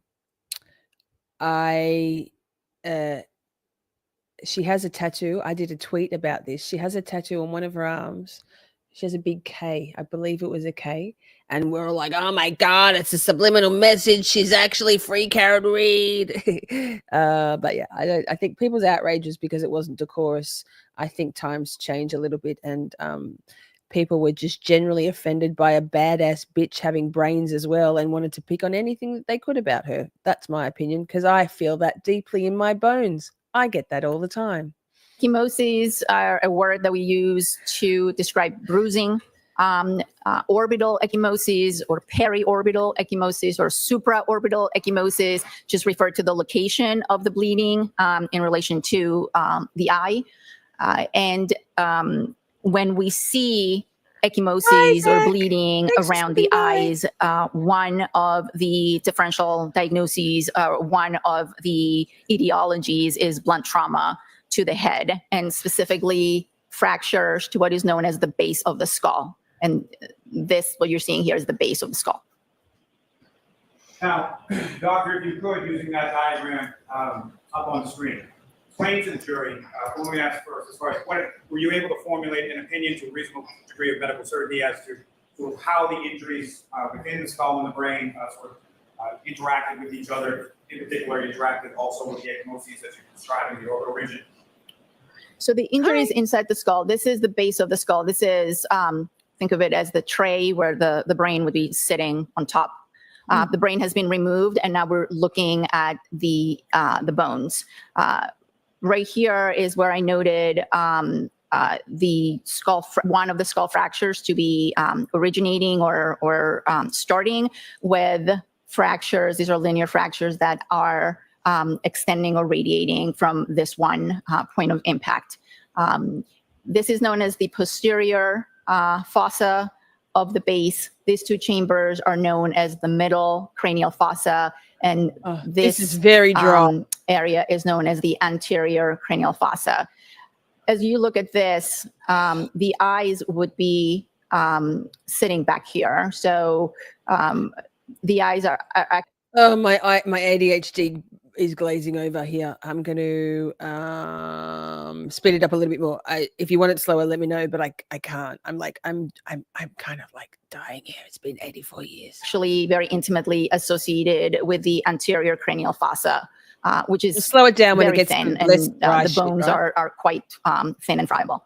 So an impact to the back of the head is was in this case, because we do have a laceration and we do have an 1.5. abrasion. So we know that the head impacted something blunt with enough force to break the skull and enough force for those fractures to propagate or radiate into the middle cranial fossa and also the anterior cranial fossa, which is the front chambers of the base.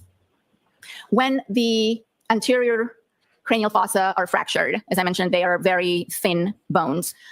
Blood can seep from this area into the soft tissues and manifest as hemorrhage or bleeding or a contusion or an ecchymosis around the eye when you look at the person face, when you look at their face. So it is a well-known fact that fractures to the base of the skull can present with orbital ecchymosis, and that particular manifestation has a name. It's called raccoon eye because it resembles, I guess, what raccoon eyes look like. But emergency room physicians are always very alerted to any hemorrhage and any bleeding around the eyes, because it could signify or it could mean that there's a much bigger injury inside the skull, and that is not just some bleeding around the eyes, that it actually is associated with a skull fracture. So the ecchymosis itself, as far as the sort of drainage or seepage of blood that's coming into, that's what causes the eyes to sort of swell up. Is that correct? Correct. And doctor, if I could ask you with reference to, if you could illustrate with the laser pointer on the diagram up on the screen, as far as the subarachnoid hemorrhage, subdural hematoma, as far as the bleeding within the brain, what, if any, impact that has on the skull as far as the fractures are concerned, or just building up of pressure itself? Subarachnoid hemorrhage is a thin layer of hemorrhage on top of the brain, directly on top of the brain.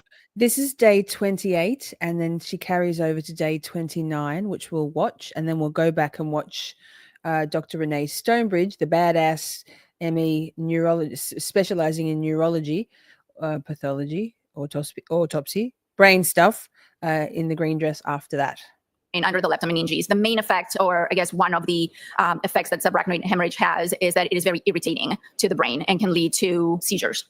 Subdural hemorrhage is hemorrhage that is due to veins in the dura, that very tough protective cover on top of the brain, that are broken and leak blood into the space between the dura and the brain. That kind of injury, given enough time, you can have accumulation of the blood, and you can cause significant shift into the brain. That's not something that we had here. Here we had some subdural hemorrhage, but not enough that it was what we call space occupying, but it was present. So it was due to bridging veins in the dura being injured from the trauma, from the fractures. And in terms of the effect that all these injuries have, the subdural and the subarachnoid and the skull fractures, anytime the brain is injured, it responds by swelling. And the skull is a closed space without the ability to expand, unlike the skin, where you can have a bruise or a significant amount of blood accumulate under the skin. In the skull, once the brain starts to react to the injury and it starts to swell, there's nowhere to go except for down. And that's the foramen magnum. That is the area where the brainstem and the spinal cord will run out, spinal cord connects, obviously, the brain to the rest of the body. And this is one of the few spaces that the brain can try and squeeze into because he has nowhere else to go. So herniation, brain swelling and herniation are a general response that the brain has to any sort of trauma. And Ms. Gilman, thank you very much. Hi, Dave. Good to see you. And cheese. May I approach Sister Retreat? Yes.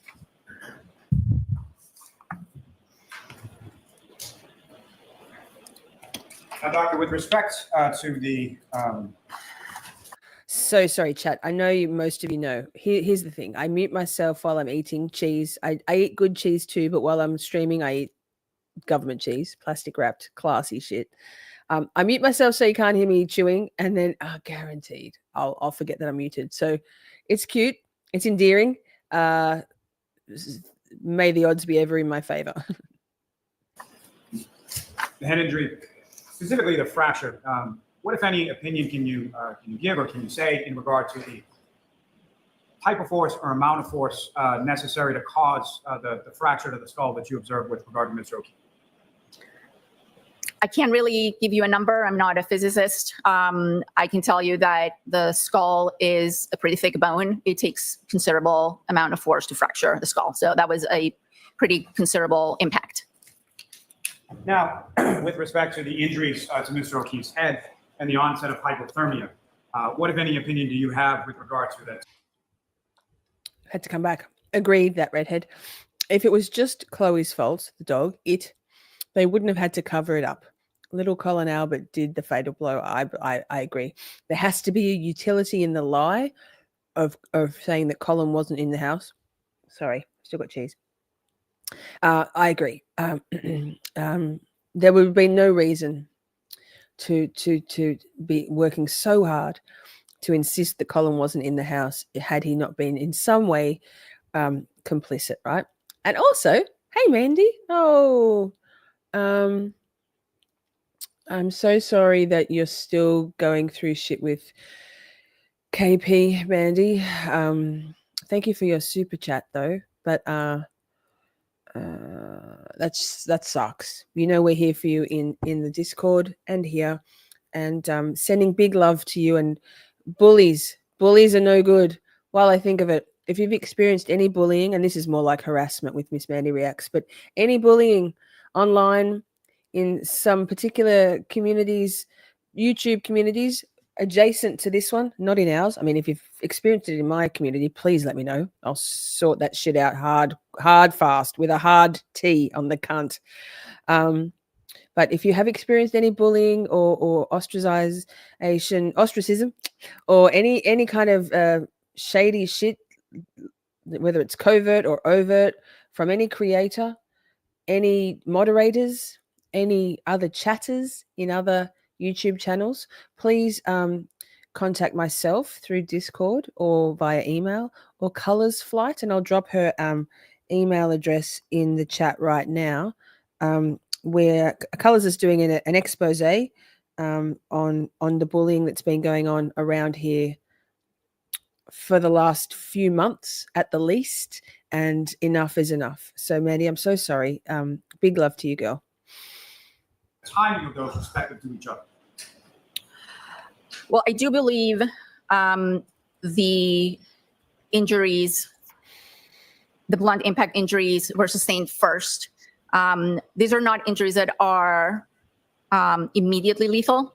This is not something that would cause death in seconds. And therefore, Mr. O'Keefe may have been incapacitated by the injuries or knocked out, if you will, and was not able to get himself into a warmer environment, and therefore hypothermia set in, given the environmental conditions and given the clothing on the body, or the lack of clothing, I should say, no big jacket or anything like that.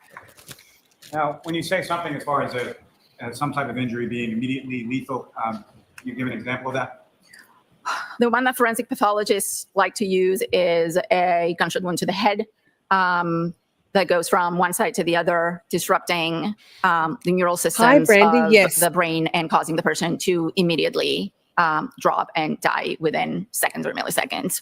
I'm going to rewind this list a little bit because I wasn't paying attention and maybe you all weren't either. Brandy, Boston Brandy, hi, good to see you again. Says besties, not bullies. I mean, it's mostly women, adult women doing the shit that's been going on, and it's disgusting. KP is fucking trash.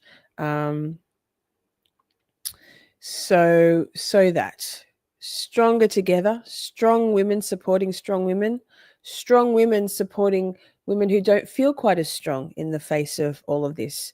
Men are also targeted. Men are also involved in this treatment, in this behavior. So enough already. But that.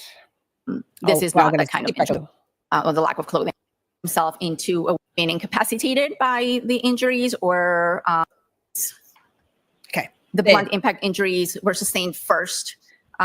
These are not injuries that are immediately lethal.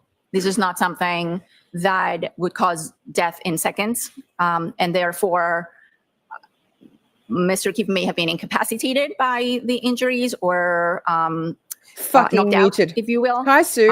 And sorry, that reminds me. I had seen you being said hello to, Sue, but I hadn't actually seen you. So hi. Yes, I did follow that case. I have no affiliation with Sarah Boone whatsoever. But lol, 64 slices of American cheese. Sue has offered for the next Shorty raffle, sidebar, because Sue's in the UK. Sue's offered to donate a bunch of British UK candy and stuff. So we're going to do that. We're going to do that. How exciting. We'll talk more about it in the future, but that just reminded me. And thank you, Sue. That's really kind of you. Stay tuned.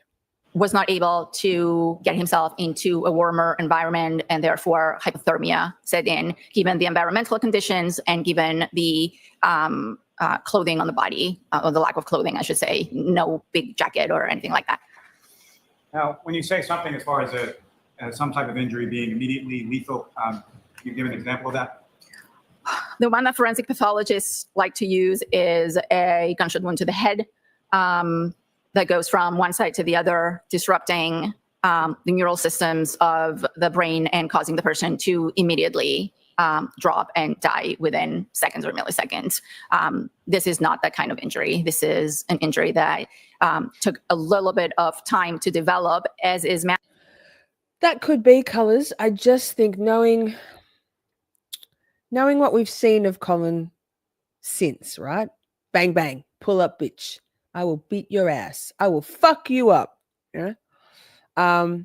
Seeing the videos of Colin fighting, attempting to fight, like hearing Colin on the stand saying that he's never been in a fight, and within like 0.2 seconds, Aiden Turtleboy found footage, was sent much footage of Colin actually being someone who's more than happy to get into the fray, right?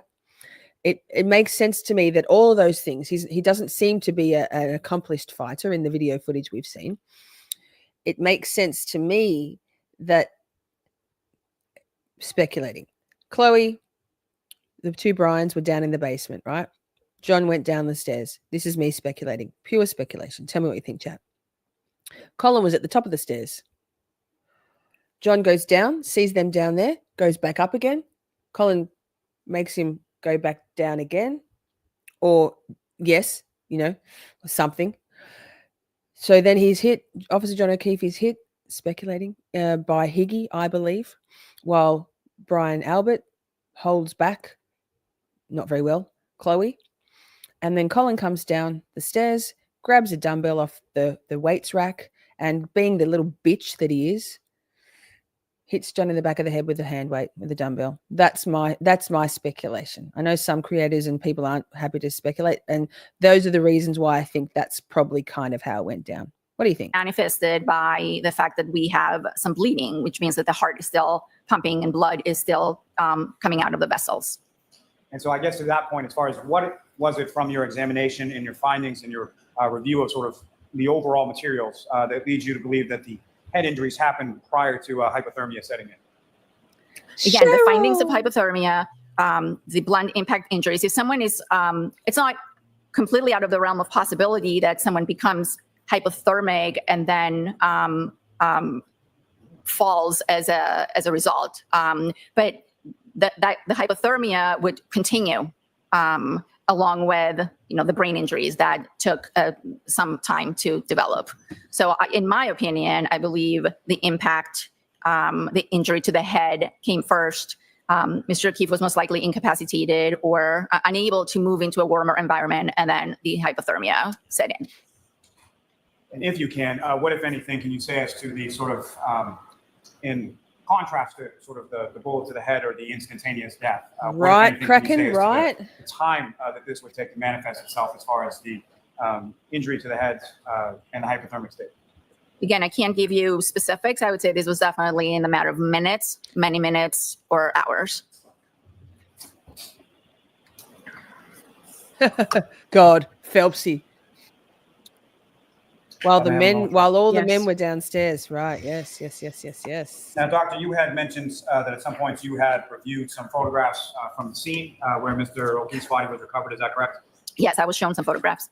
And from the photographs that you were shown, what, if anything, of significance did you observe or lack thereof in the area where Mr. O'Keefe's body was recovered?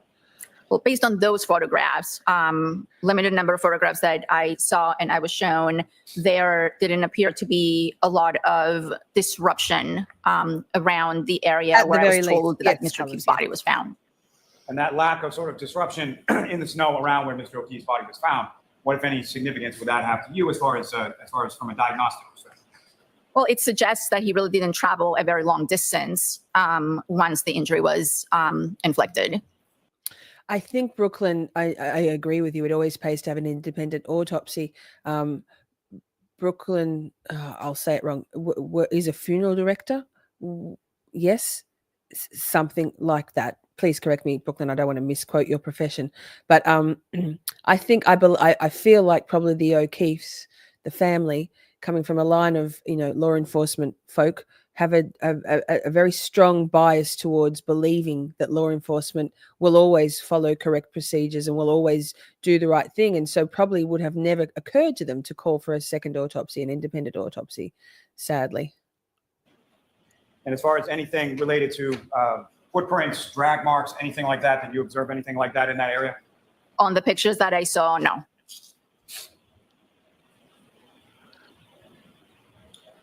Now, from your extent of your examination. Not falling downstairs, Sheba. I believe forced back downstairs, like no, back down you go, John. Let's fucking go. That's what I think happened. No falling. No, there was no bruising. And I don't think the stairs necessarily, based on what Grace from Dream Feed Media has sort of shown in her research and her experiments. And if you don't follow or subscribe to Dream Feed Media, you really should. Amazing, such amazing content creator, such an amazing woman, beautiful voice, 10/10. No falling downstairs, but forced back down. However, Grace doesn't believe that those stairs were necessarily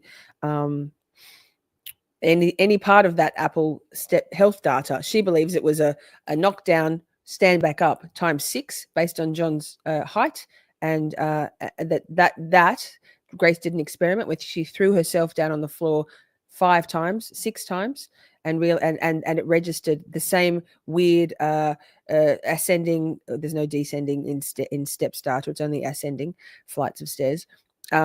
Ascending data, you can get the same distance of ascend or the same number of flights when it's with John's height being knocked down to the floor with his phone in his pocket and pulled back up again. Definitely someone go and check out Grace's stuff. She's got a lot of good, very thorough, quantifiable results in her findings. Very interesting and beautifully presented. Of Mr. O'Keefe's body.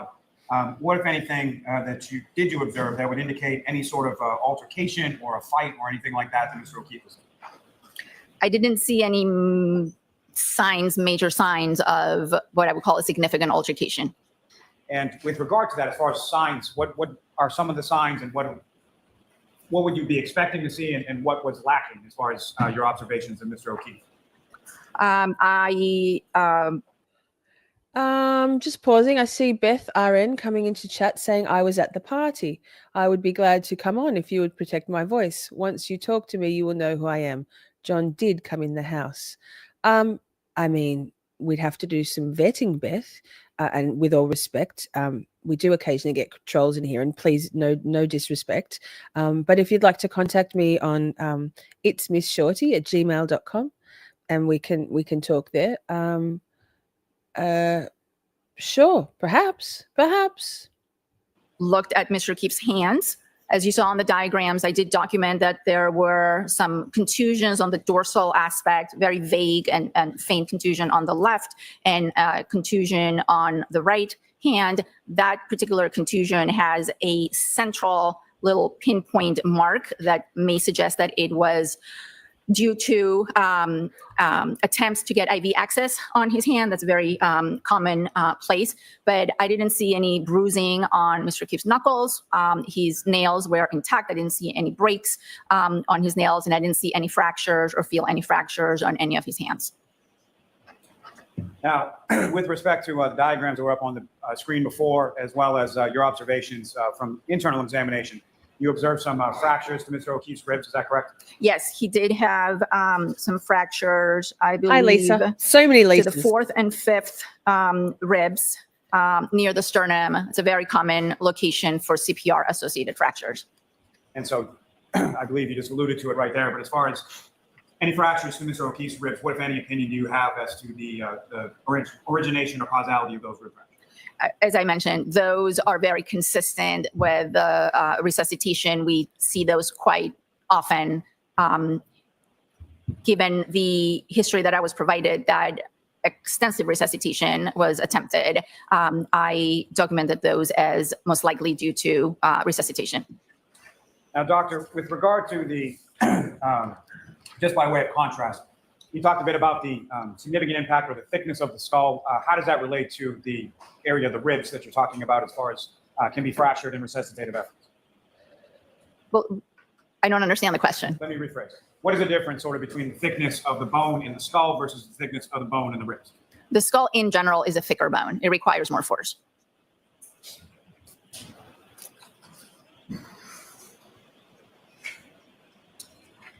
Now, doctor, if I could, are you familiar with a medical term known as vasodilation? Yes. And can you explain what that term is and how it relates to Mr. O'Keefe's condition? I can explain what the term is. Vasodilation means opening up. Vaso refers to blood vessels. So vasodilation is the opening up of blood vessels to bring more blood to the extremities or any part of the body. And again, that's a bit of an unfair question as far as relations. But so how does that manifest itself as far as someone who's in colder conditions or has that sort of onset of hypothermia? What, if any, relation does the vasodilation have to that? Well, you can see vasodilation. You can see vasoconstriction and vasodilation in hypothermia. Initially, the blood vessels will constrict in an attempt to reduce blood flow to the extremities so there's no heat loss. Anyone who has Raynaud's knows what that feels like. Then ultimately, the blood vessels will dilate, bringing more blood to the extremities. Again, the normal regulatory mechanisms that the brain has to maintain our body temperature are disrupted when you get into those very low temperatures. And therefore, sometimes in hypothermia, you can see very, very red extremities due to vasodilation. And with regard to the redness due to vasodilation, is there also a whiteness? Hi, Mike. Sort of Sorry, hi. discoloration to I was the typing. extremities that can be observed in hypothermic patients as well? That's been described as well, yes. Now, with reference to when you make your observations of Mr. O'Keefe, why is it that, well, let me ask you this. You didn't see any signs of vasodilation or white fingertips or anything like that, is that correct? Correct. I rarely see signs of vasodilation, especially if someone has died in the hospital. And can you explain to the jury sort of why that is? So for two reasons. In this particular reason, Mr. O'Keefe was taken to the hospital and attempts were made at rewarming the body. So he was given warm intravenous fluids and attempts were made to bring the body temperature up with the hope that the heart would start working once that happened. Also, I did not physically see the body until Monday morning.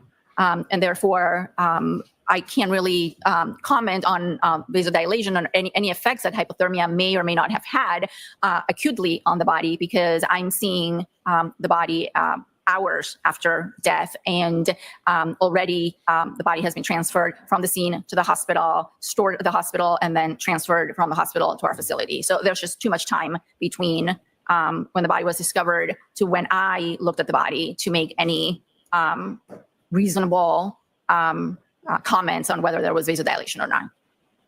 Mayor Pro Tem? Yes.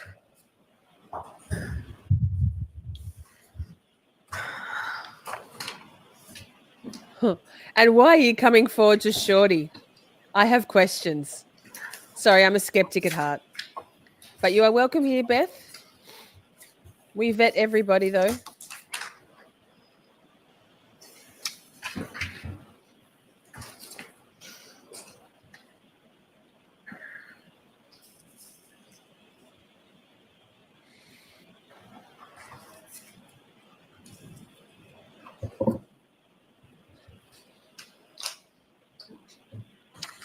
Doctor, I'm showing you a series of 5 photographs. Ask you to review those without me finishing.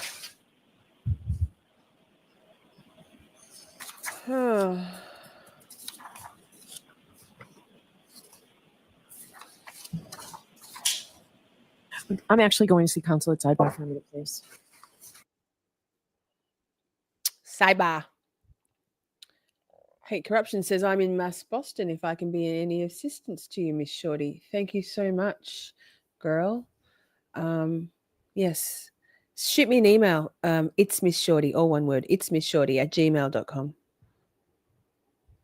I mean, I would definitely call and talk to Yannetti if I could. Same. Again, chat. Mr. Yannetti, Mr. David Yannetti is 61. Can we put some big Yannetti energy emotes in the chat? I know we haven't heard from him today, or tonight. Big Yannetti energy. Y'all. Area, and having looked at the photographs, it makes sense that we break for today, and we'll start fresh with this tomorrow rather than showing these to you folks now. So thank you. So Yeah. we are going to end for today. We are on track. It's all right. We'll go straight to the next We are one. definitely on track for finishing this case next week, partly because of staying all day tomorrow and some of the work we did today Lol. and on Tuesday. Wait. So, Excuse me, sorry, what? please follow the Bev? three instructions. Do not On discuss track this case for with anyone. finishing Don't this do next any week? independent research or investigation into the case. If you happen to see here. Thanks. Jury out. We out. Let me pull this over here this way. That's what she said.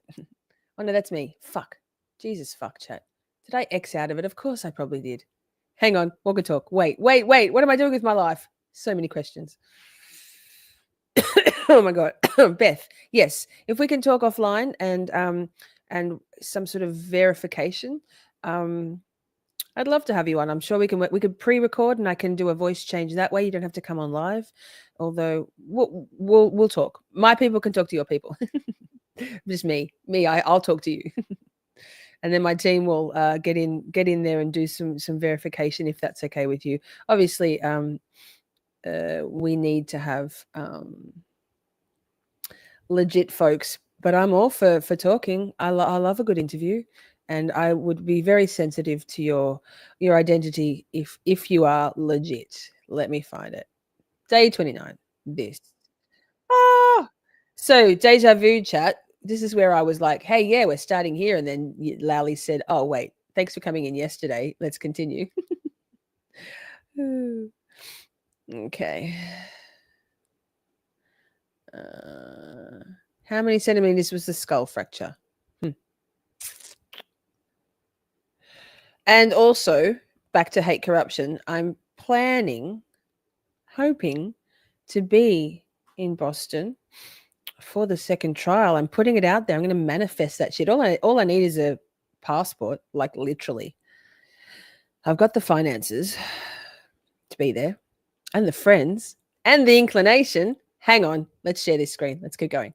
And then we'll go back to that previous day and watch badass Renee Stonebridge. Thanks, chat, for letting me know who she was. It only took me about 60 of you to tell me. Before I was like, oh, Stonebridge. Oh, that's who you're talking about. So we went. Yep, that. You were to receive some other material that you had reviewed, correct? Am I sharing? Correct. Yes. Now, included in that material was some material from the state police as far as the investigative agency investigating Mr. O'Keefe's death. Correct. Now, is that is that typical? Is that abnormal? If you could describe sort of in general terms, as far as what if any communication would you typically have with the investigating body or agency in relation to any sort of autopsy or examination you do? Yes.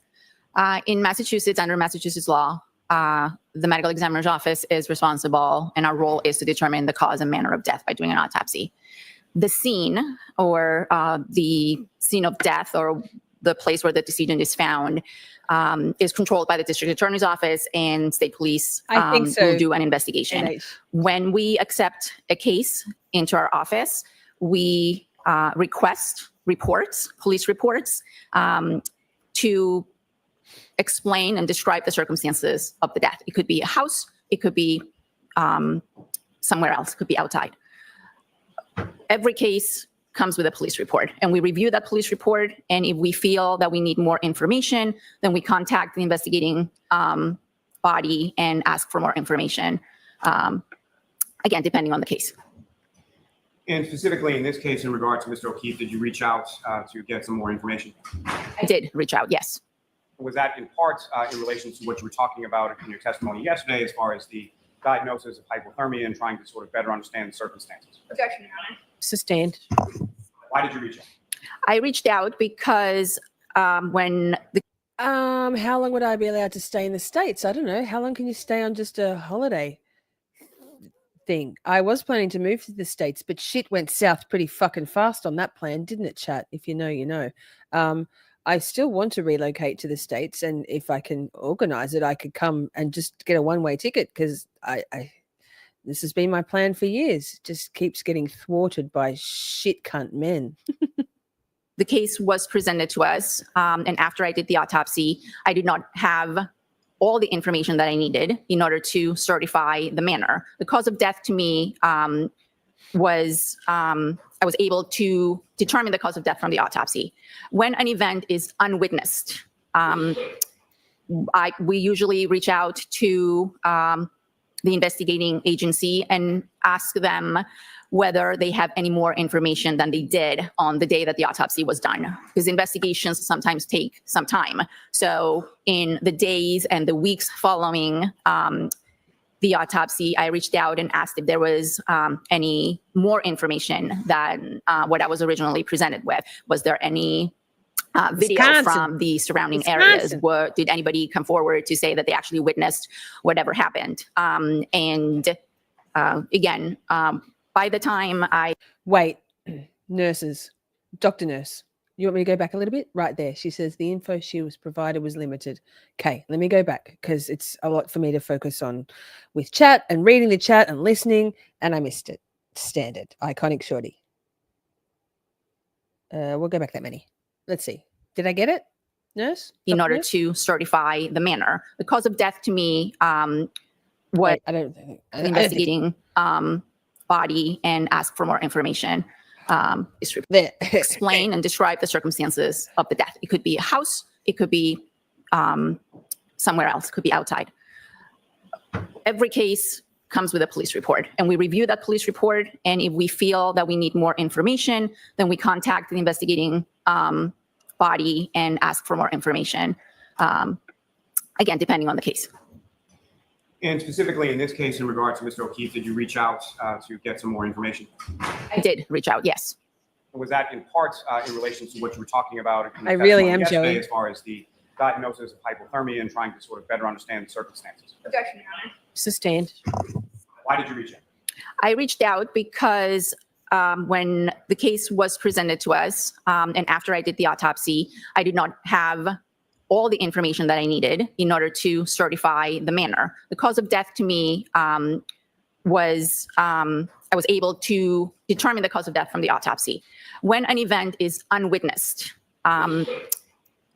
we usually reach out to the investigating agency and ask them whether they have any more information than they did on the day that the autopsy was done, because investigations sometimes take some time. So in the days and the weeks following the autopsy, I reached out and asked if there was any more information than what I was originally presented with. Was there any video from the surrounding areas? Did anybody come forward to say that they actually witnessed whatever happened? Again, Nice. by the time I was ready to finalize the case, and we have approximately 3 months or 90 days from the day of the autopsy until we issue a report, I was not provided with enough information for me to be able to determine the manner. Now, doctor, do you recall specifically who it was that you spoke with from the state police? Yes, I documented that I spoke with Trooper Proctor, I believe, twice.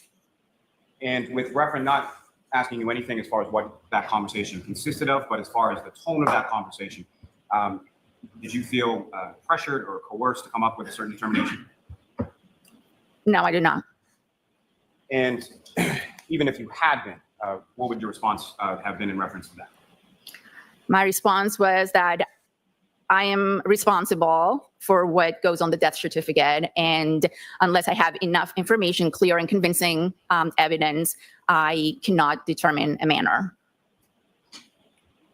May I approach? Yes.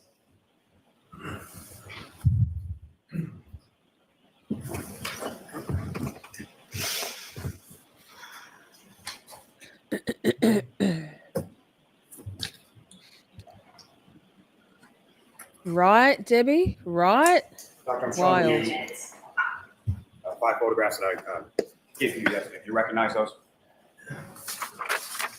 Sit the fuck down, Lally. Yes, I do. And what do you recognize those to be? I recognize these as photographs of Mr. O'Keefe's body.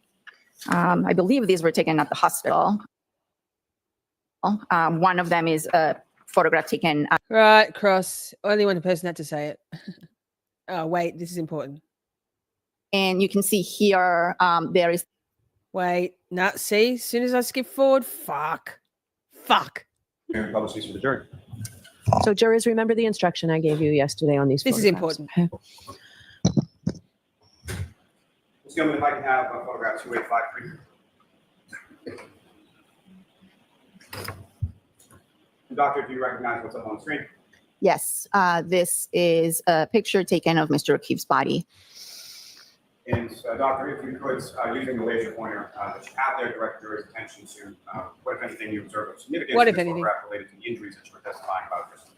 Yes. So first thing you notice is the medical intervention, which I talked about yesterday. There's defibrillator adhesive pads on the chest. There is what's known as a C collar, a cervical stabilization collar for the neck, and he has been of the right are to see the very, very small laceration that is present there, but that's what's causing the bleeding. And Or with of the upper eyelid of the right eye with some blood that's dripping. That's the orbital or supraorbital ecchymosis that I described before with we're too far to see the very, very small laceration that is present there, but that's what's causing the bleeding. And it's going to like that photograph 2857. Now, doctor, this is not before you at the current time of Carly Market to 442. Do you recognize what's up on the screen? Yes, this is a picture of the abrasions that I described in my report. Posterior upper arm and forearm. You can see that they have some. So those Lexus teeth patterns, right? Ashley, thank you. I didn't necessarily want to start in mass, or I kind of do. I mean, it's kind of crazy to go there and stay there, but like honestly, I was going to relocate to Oregon, which is obviously the other side of the country. So someday, somehow, somewhere within stateside, I'll be there forever. Some sort of pattern to it. Anytime we see a pattern, we try to document it as best as we possibly can. Now, doctor, with reference to these injuries as far as the abrasions to Mr. O'Keefe's right arm, what kind of role did that play as far as your determination as far as cause of death of Mr. O'Keefe? These are superficial abrasions to the skin. They are not Pia. lethal. They're not contributory to the cause of And death. pedophiles. The trauma Agreed. that I observed on the head, along with the hypothermia, are the two factors contributing to his death. These are present, they're noted, they're described, they're photographed, but I do not know how they came to be, and I did not contribute them to the cause of death. Love you, P. I'm so sorry. Ms. Gilman, if I could have photograph 286.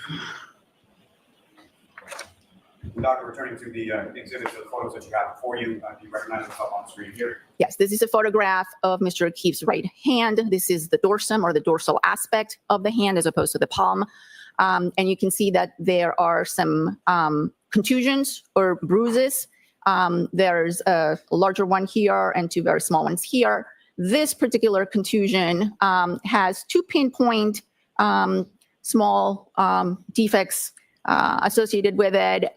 I believe this could be due to attempts at gaining IV access during the many attempts of resuscitation, but I cannot be absolutely sure. Ms. Gilman, if I could have photograph 265.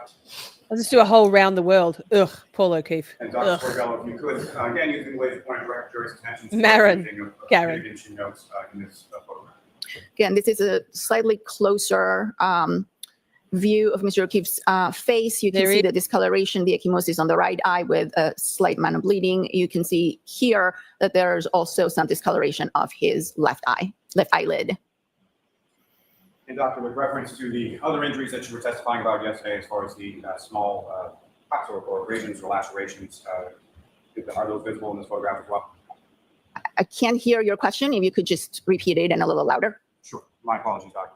With reference Florida to this is on my photograph, as far as list. your testimony yesterday in regard to the other smaller injuries around. Sorry, pausing for a second. Florida is definitely on my list. I was about a year ago going to move to South Carolina. Yeah, I know. Fuck. One day I'll follow through with a plan. On the nose and eyes area of Mr. O'Keefe, are those visible in this photograph as well? You can see some discoloration of the nose, but this is not a very good picture of it. And I think there's a linear abrasion on the left side of the nose that I described. And good luck. Probably this. Ms. Gilman, can I photograph 2877? And doctor, if you could, again, using the laser pointer direct jury's attention to what, if anything, is significant you observed in this photo. Yes, this is a view of the left side of Mr. O'Keefe's face. You can see the discoloration of the left eyelid, and now you can see this linear abrasion on his nose and a small abrasion more towards the middle of his nose. Ms. Gilman, lastly, from this set, if I could Absolutely, photograph Kraken. 948. 100%. Same, Dr. Scordi-Bello, if you could, using the laser pointer direct jury's attention to what, if anything, is significant you observed in this. This is the laceration to the back of Mr. O'Keefe's head. You can see this defect here. It's ragged. It's a typical classic blunt impact injury, and you can see the abrasion, the scrape that is adjacent to it. Thank you, doctor. Ms. Gilman, you can take that. Ms. Gilman. And Dr. Rika at the West. Thanks. Laurie. You can in Discord message. So if you haven't already, join the Discord, and there you can DM somebody if they're in the Discord, and if they're not, I don't know. But we've got a lot of people in the Discord now. 125, 130. It's most of the chatters that you see here. Doctor, with reference to what you were testifying yesterday as far as the subscapular bleeding, the bleeding under the scalp, was that more or less prominent on one side versus the other side of Mr. O'Keefe's scalp? Yes, it was more prominent under that laceration that we just looked at. And so would that be more prominent on the right side? Is that correct? Yes. Thanks, Jelly.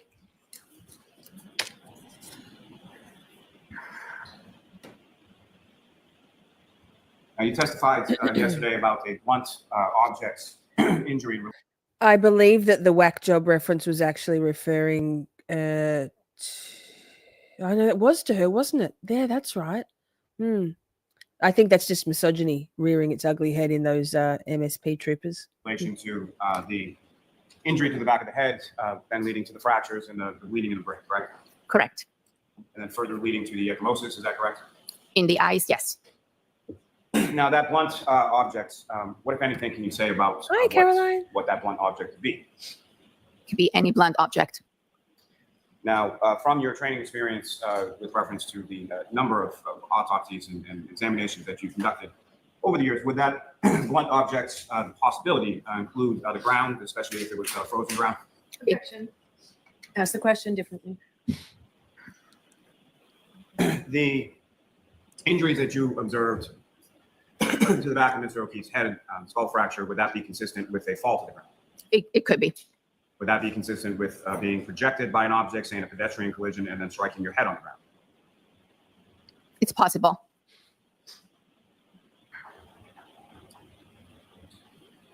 The arm injuries that you observed, would those be consistent with scratches from either glass or a piece of plastic or a piece of metal? It's possible. Hedging her bets, it's possible.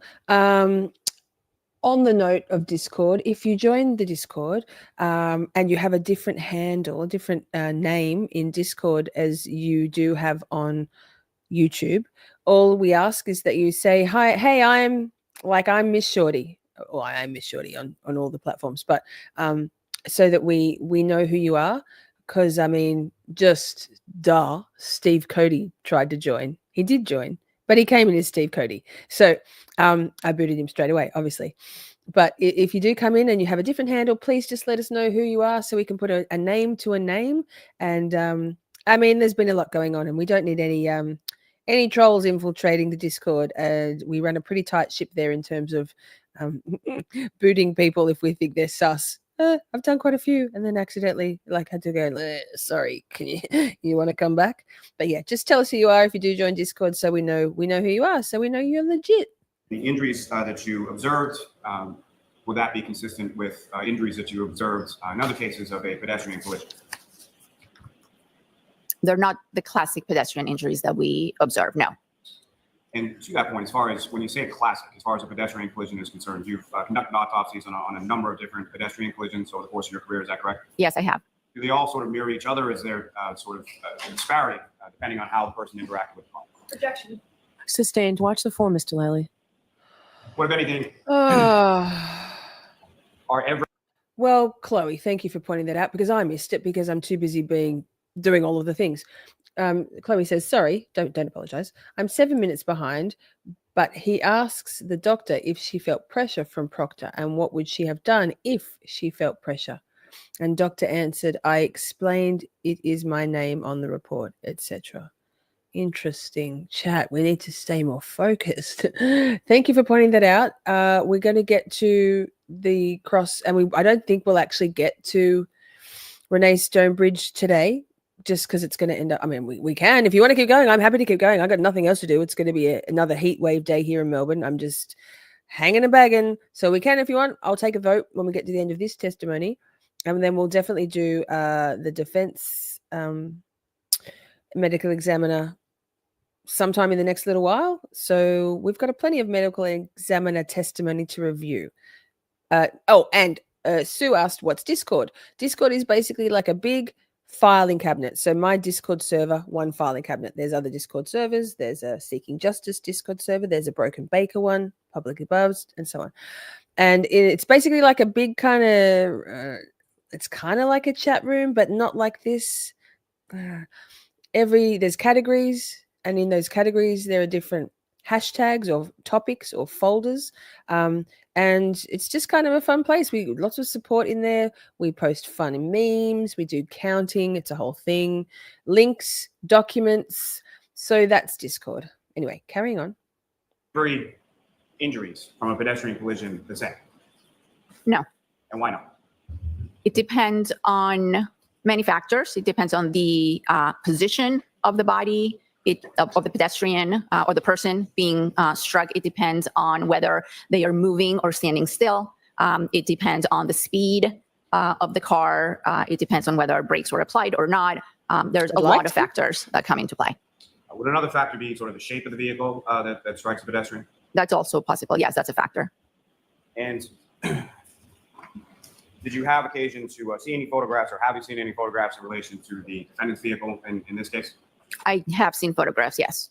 Two Cheryls with an The S. size or shape of that vehicle, what, if any, significance did that have to you as far as your examination? Objection. I'll allow it.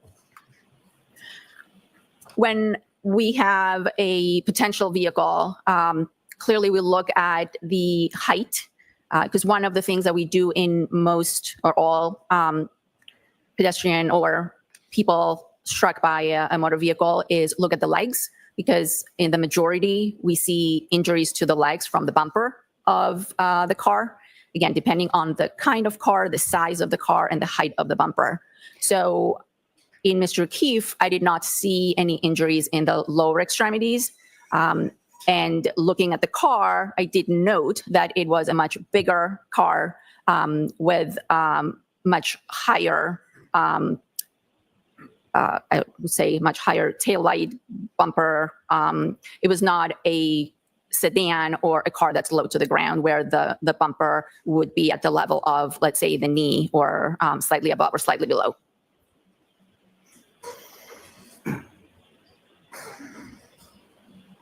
And again, I believe yesterday in your testimony, you indicated that the skull is a pretty thick bone. Is that correct? Yes. Sustained. With regards to the thickness of the skull bone, what, if any, significance, or what, if any, what, if anything, you say as far as the type or amount of force that would be would be necessary to cause the fracture that you observed? Objection. Overruled. I would consider the amount of force to be significant, again, without being able to quantify it.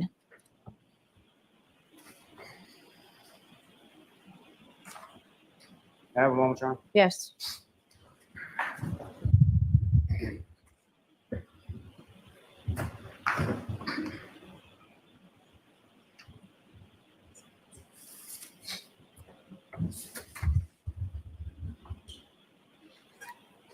Now, doctor, from the internal and external examination that you conducted in regard to Mr. O'Keefe, as well as the other materials that you reviewed, were you able to come to an opinion to a reasonable degree of medical certainty as to the cause of death of John O'Keefe?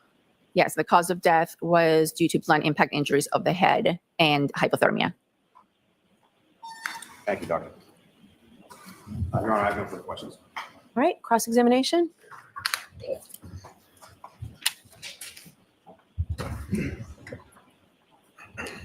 Good morning, Dr. Scordi-Bello. Oh, morning. Bev, Ms. Little, keep your voice wait, up. pausing for a second. Shut up, You Bev.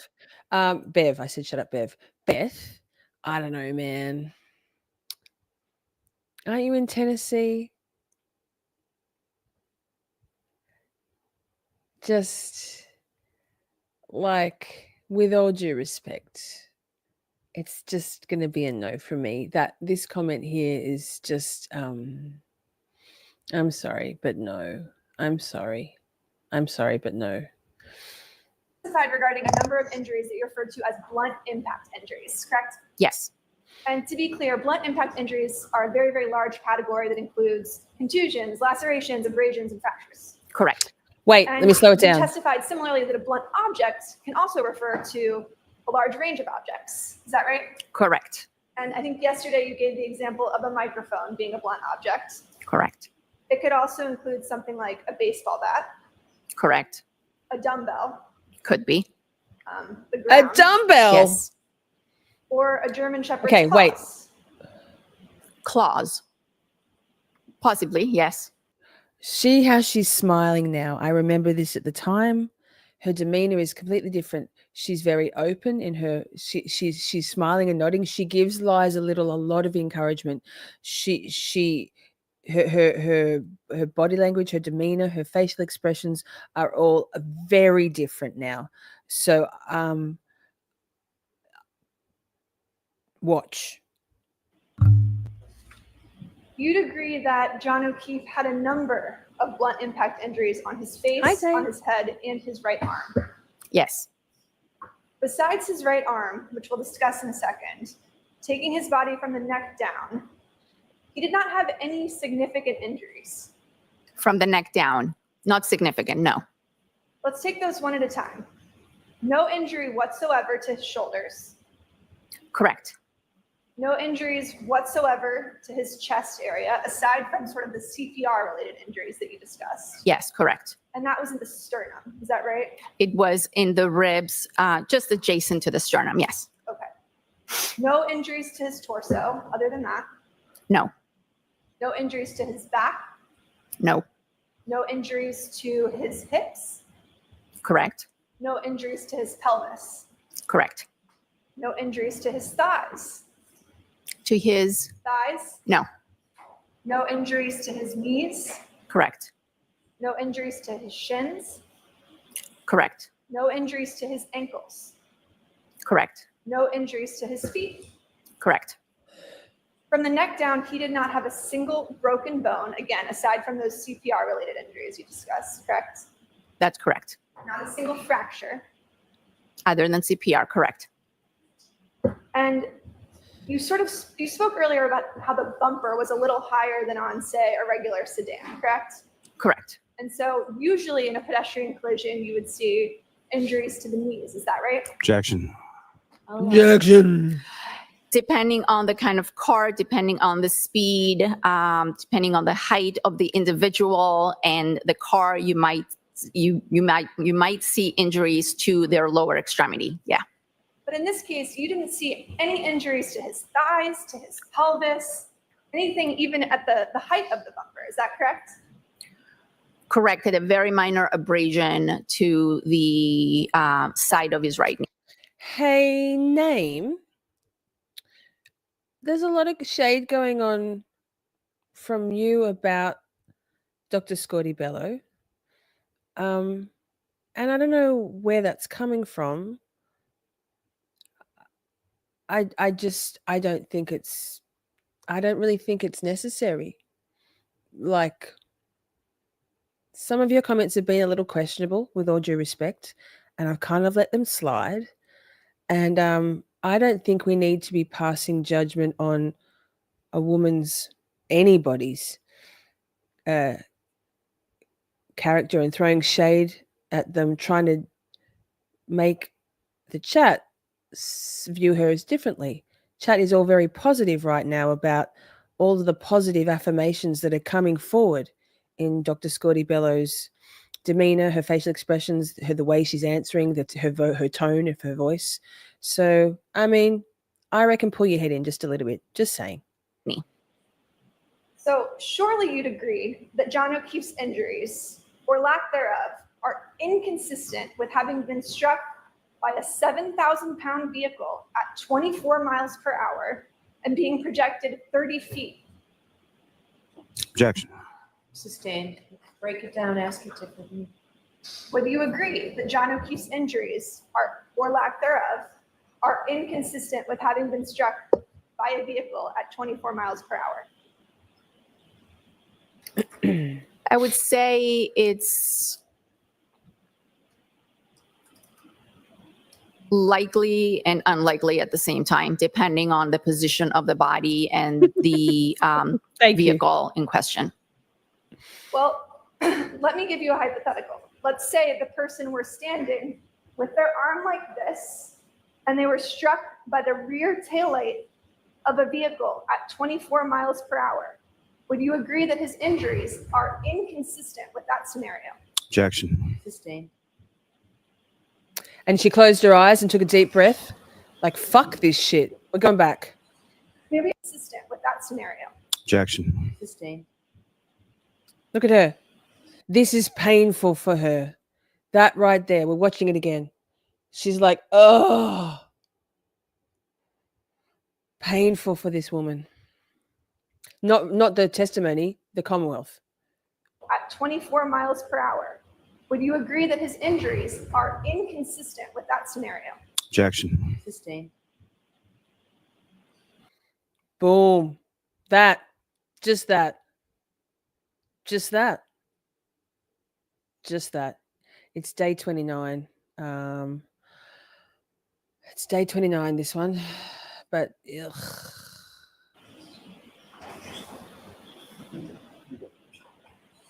May we approach, Your Honor? Sure.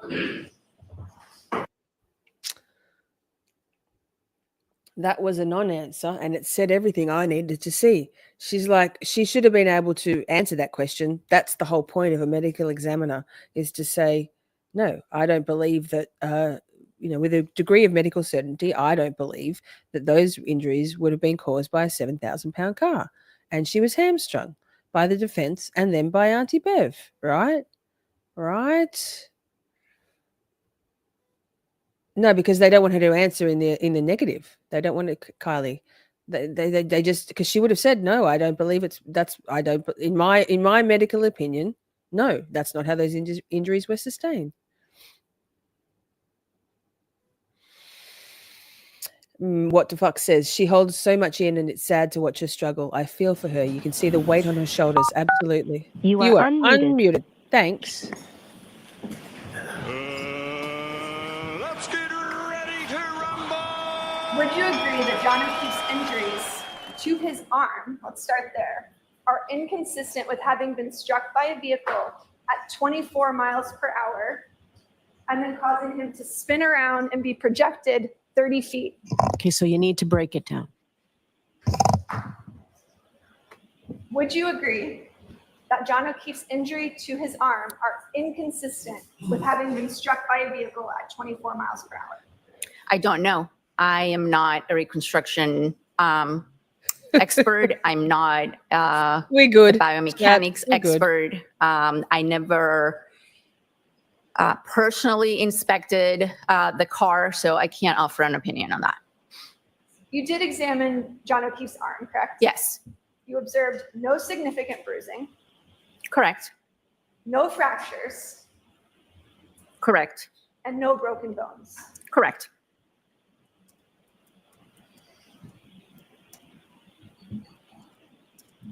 I'd like to talk about the injuries to John O'Keefe's face. You testified that Mr. O'Keefe had a laceration on his right upper eyelid. Correct. You also described multiple abrasions on his nose. 2, yes, Although these injuries may not have been the ultimate cause of his death, you'd agree that less severe injuries can still be very important in interpreting the manner or the context in which that person died, correct? correct, And in furtherance of that, you've been taught that when doing an autopsy, details matter, correct, no matter how small. correct, And that's one of the reasons as a medical examiner, you have to notate every single injury you find on a person. Is that correct. right? If I could show you. May I approach, Your Honor? Yes. Show Mr. Lally. Show Mr. Lally. Oh my goodness.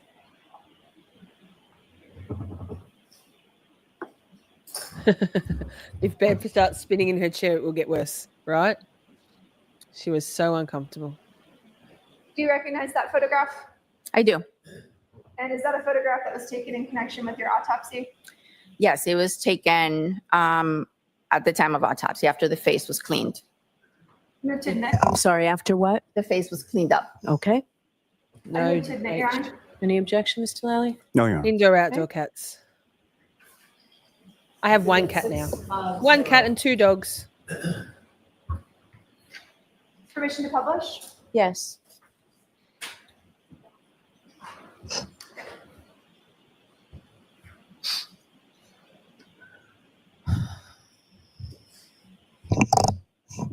Are these the facial injuries that you were testifying to earlier? Yes. And could you kind of describe in that photograph what injuries you observed to his face? The orbital ecchymosis on both eyes, the small laceration to the right eyelid, the abrasions on the nose. And you testified that the injuries to his face were also the result of a blunt force trauma. Correct. So that's the laceration to the eye and the 2 abrasions that we see there on his nose. Hi, Vixie. Correct. And you agree that those injuries Taryn, don't this just is the right manifest out of Vixie. nowhere, right? Absolutely. They have to originate from something. Yes. Would you agree that his injuries to his face are consistent with having been punched? That is a Hi, Tara. possibility.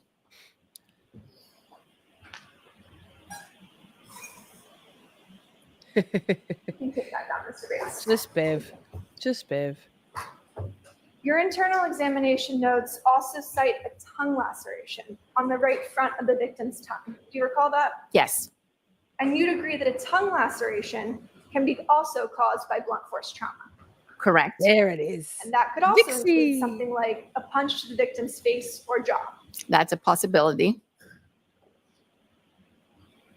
In addition to the facial injuries, you described that Mr. O'Keefe had a significant laceration on the back of his head. He had one laceration to the back of his head. Correct. I believe we saw a photograph of that a Yes. little bit earlier. You testified that the skin around the laceration on the back of his head was also scratched. Do you recall Yes. that? I do. But you did not testify as to how you opined that might have happened. No. Would you agree that someone could certainly get scratched on the back of their head if they were, for instance, dragged on the ground? It's possible.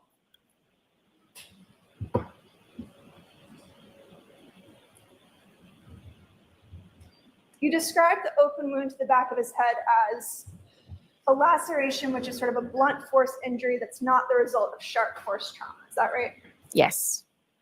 And you'd agree that Mr. O'Keefe's head injury came from some sort of blow to the back of the head, whether it be an object or the ground. Is that Yep. right? Yes. Objection. And that injury could be the result of falling backward from a standing position onto concrete. It's possible. It could also be the result of being struck with a large object such Sorry, as a name. baseball bat or a barbell. I just don't like shade It's being possible. thrown on women for no real reason. In other words, it was an irregular laceration that resulted from some blunt force trauma. Correct. Hi, initial twin. Good to see you. I'd like to sort of circle back to those injuries to Mr. O'Keefe's arm. Yes, we would too. You testified that there were, again, no fractures, no broken bones, no significant contusions. Correct. But you did describe the wounds to Mr. O'Keefe's arm as having discrete linear abrasions, which were caused by some sort of blunt object, correct? Yes. What does discrete mean? It means each one is an individual injury as opposed to confluent where it would be all meshed together. Your Honor, if I could publish what's been previously marked as Exhibit 19. Imagine having to go up in front of Bev, the fucking evil shrew. Charlie, Rach says, I feel bad for this attorney too. She gets stress rashes, and once she realizes it, you can hear the shakiness in her voice. Yes, and for me, Liza Little looks very much like my late sister-in-law. Very much, very much. So it's very eerie for me watching her. And my sister-in-law was an occupational therapist. She died suddenly when she was 27. So, Okay.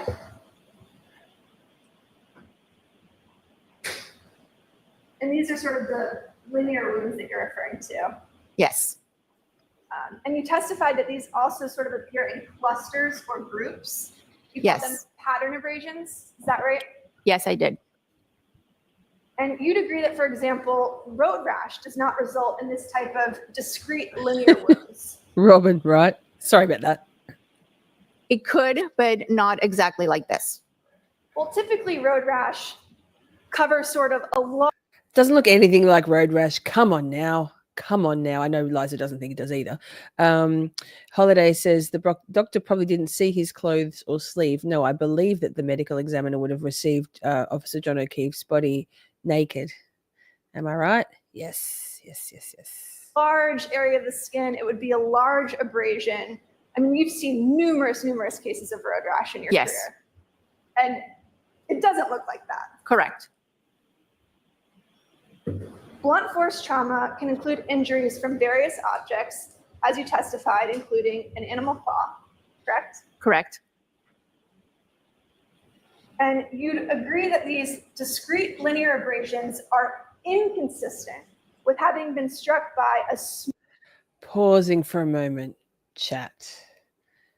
Pausing just for a moment. Let's just take a moment. Let's just take a moment.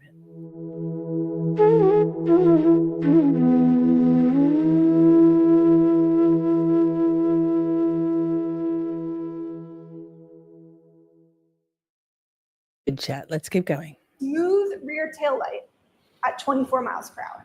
Objection. Can you answer that, doctor? Night, Mandy. I can't. By Okay. a smooth, no. All right, next question. By a smooth rear tail light, you said that is not what you would see at 24 miles per hour, correct? Objection. Sustained. You'll have to watch on 2x speed, Sheba. Thoughts and prayers.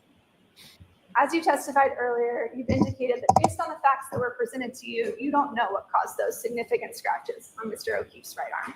I do not.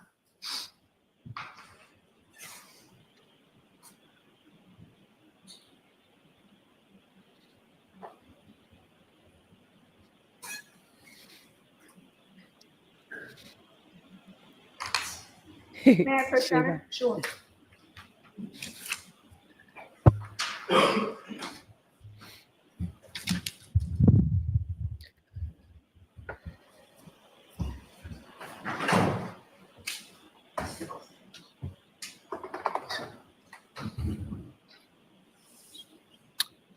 If I could just see what was. Oh, I'm sorry, Mr. Lally. Oh, Lally. Lally with conviction. Show me. I want to see it too.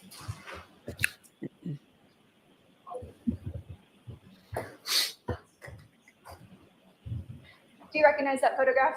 I do. It's a photograph of Mr. O'Keefe's right hand. Officer John May I O'Keefe. mark that as the next in order? Is there an objection? May we approach? Okay. Approaching. Not road rash. Just looks like the bits I got last year, bites I got last year from an Irish wolfhound mix. 2 large marks on the left are nearly identical to bite wounds. Yes. And people who see that photo for the first time without any, without any understanding, no context whatsoever, say, "Oh, dog bite, dog scratches, ovs." Also, yes, no gravel in his wounds. Yes, the medical examiner is supposed to be unbiased. I feel like Dr. Scordi-Bello was some pressure was applied by those thugs, those henchmen in the Mass State Police. Bukaki, Proctor. Cheryl says, one of my cats sat next to me and started pawing my arm to pat him. He knows I was talking about him. No, I love that. Clara says, I can't even think what to say when I hear road rash. Do people believe that? Road rash to me is more like a big graze. It might have some deeper lacerations and abrasions inside that grazing, but it's more of it's not like this is not road rash. We know it's not road rash for the sake of argument. Piney says, I'm just here with my flower for pain and now everything is going smoothly. Good. What?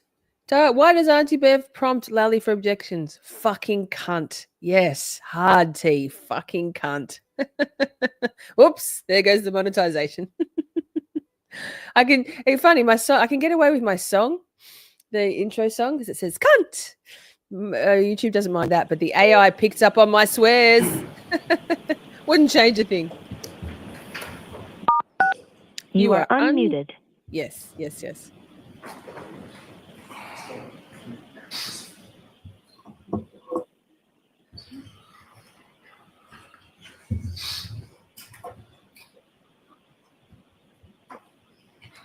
There it is. Cunt. Hard T. I forgot to check Discord.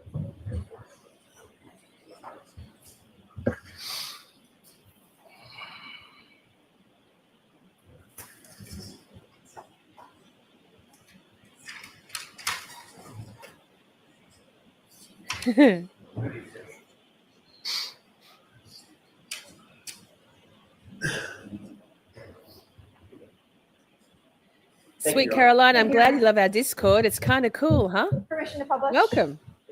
Well, we need to mark it first. So We need to mark it. Identification, and then when it's appropriate, it will be transferred to being an exhibit, but. Thank you. Can you use the word cunt in Scrabble? Is I don't it ever play also Scrabble. to be published I appropriately? don't play anything. I just play YouTube. The triple N for identification. Okay. Yeah, I don't think they could show it. What the fuck? Dr. Scordi-Bello, you Demonstratives. indicated on direct examination that at least It's common sense. one of the bruises from Mr. O'Keefe's right hand could potentially be attributed to an attempt to get IV fluid. Always, Is Rach. that correct? Correct. During the course of your conducting your autopsy, you reviewed records from the Canton Fire Department and EMS, as well as Good Samaritan Hospital. Is that correct? That's I pretty did. cool, Piney. Look And at you do you go. recall reviewing records indicating that the IV fluids in this particular case were administered through the tibia and then later through a catheter at the hospital? Yes, they were administered through intraosseous lines in both legs, shins, and at the hospital, they were administered through a femoral Shins, central see? line. Yes. Pause. So no IV into his hand, as obviously, particularly not a hypothermia victim. Just no. Thea says, I ask myself why Paul O'Keefe still holds his interpretation that Karen is guilty of this when anyone with two brain cells bound together suggests differently. I think it's the cognitive dissonance. It's the clinging on to something. It's that bias towards police, law enforcement being all good, altruistically good, and also the fear of the other. Karen Reed was an outsider. She was not welcome in the family.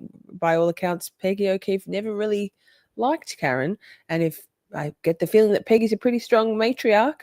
So I think all of those things, cognitive dissonance, the bias towards law enforcement officers, the holding on to something because you need it to be true, and also dying on a hill. People don't like to say that. People in general don't like to admit that they were wrong, particularly that they were hoodwinked by the people that are circling around them, like the wagons circling, the McAlbert bandwagon circling around the O'Keefes from the get-go, from the very beginning, right?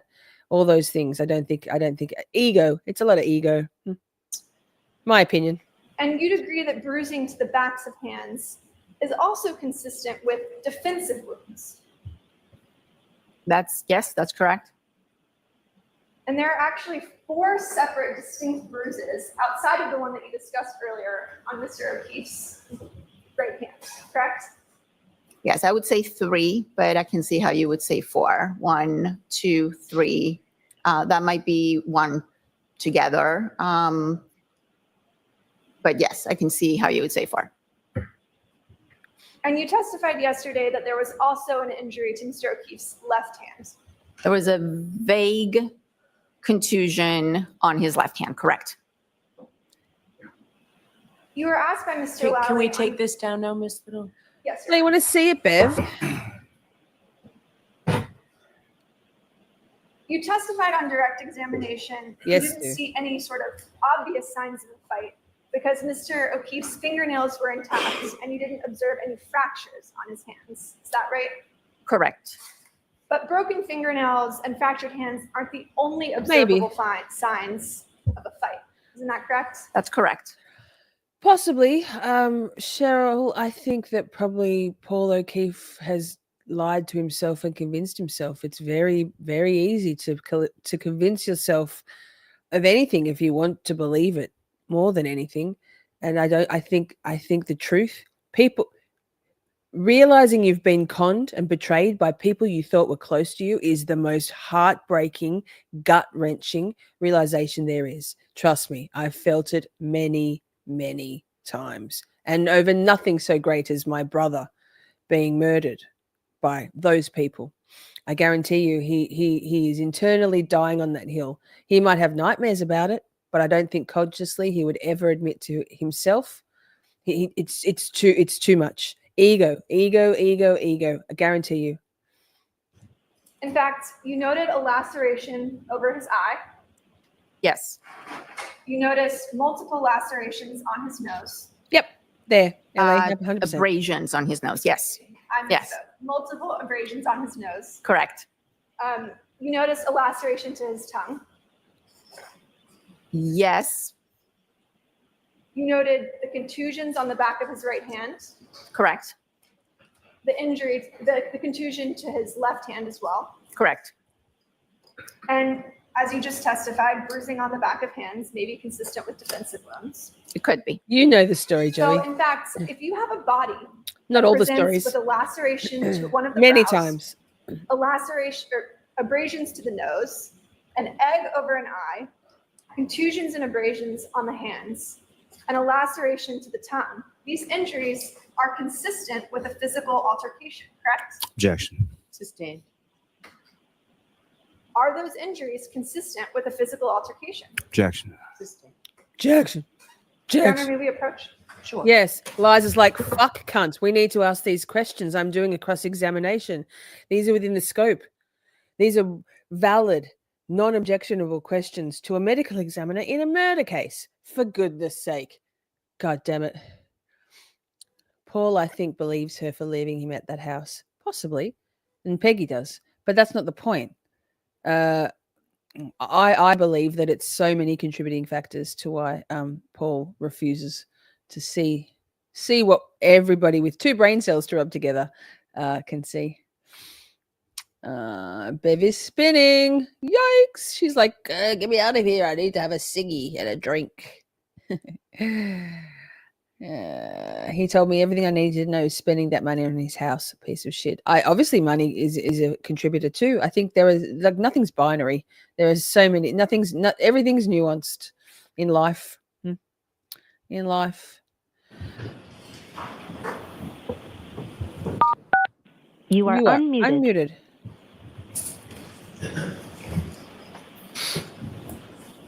Yes, colors, they did. Shifting gears for a second, you indicated on direct examination that you reviewed some photographs from law enforcement that showed no footprints in the snow. Do you recall that testimony? I do. Were those provided to you by Trooper Proctor? Yes. Do you have those photographs with you? No, I don't. Why? We do. Do we recall have it? what was depicted in those photographs? Yes. If I remember correctly, it was the area of the fire hydrant and the area where Mr. O'Keefe's body was discovered. It's the front of the house, the area of the Exactly, fire hydrant, Phoebe. and I believe the flagpole. Thank you. Right, Joey? You testified Layers that upon Mr. layers. O'Keefe had multiple fractures to his skull, but that they seem to be originating from a single point of impact on the back of his head. Is that correct? It appeared so, yes. Are you reasonably certain that all of his injuries were the result of a single impact to the back of the head? It could be a single impact. But it also could be multiple impacts, correct? That smile? It could be, yes. Because as you just testified, Mr. O'Keefe suffered multiple injuries to the front of his face as well. Correct. Yes, Laura. In other words, he could have suffered trauma to the face and then fallen and sustained the injury to the back of the head, correct? That is possible, yes. Big head nods. She's trying to encourage And you Liza along testified the before way. the state grand jury that the areas of bruising to the brain were likely due to a fall. Is that correct? Synchronicity, yes. Yes. In your expert medical opinion, is it possible for someone to get punched in the face hard enough to lose consciousness and fall backward? Objection. Objection. She gives a side eye. I believe it's not in Massachusetts in general. I believe that it's just at the discretion of the judge. It's not an overarching rule. Judges in Massachusetts can, I believe, dictate that no grounds for the objection. In Bev's case, it absolutely provides her with in an appellate situation.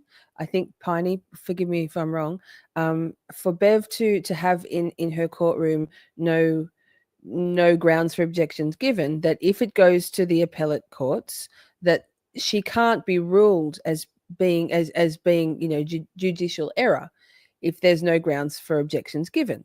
So she's covering her own ass. And by all accounts, Bev has a track record of her rulings being overturned because she's made the incorrect ruling on an objection where the grounds are spoken.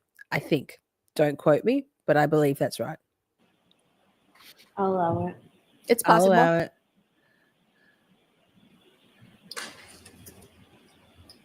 If I can have one. Sure. Hi, Ginger.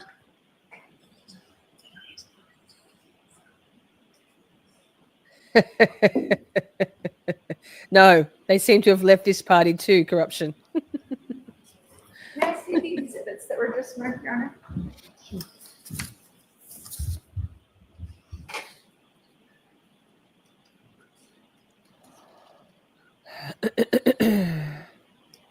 It's not a blanket thing. It's a possibility.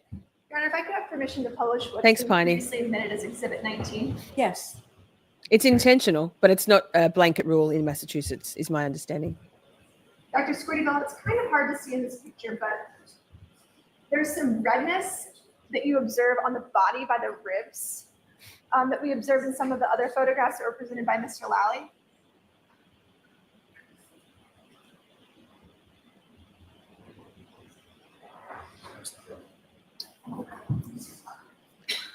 Brev just states with things with such conviction. But remember when she said to, with the regards, sorry, wait.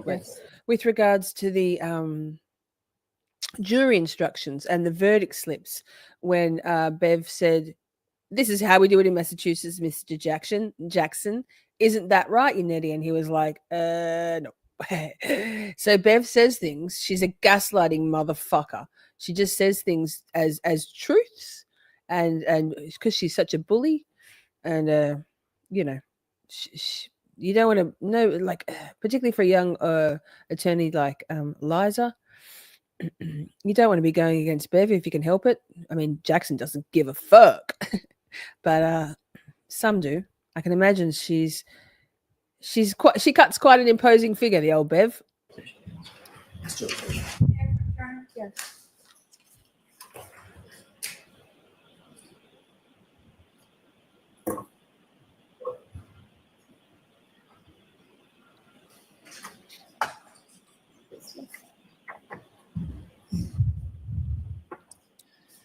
I'd like to show you what's been previously marked as People's Exhibit 648.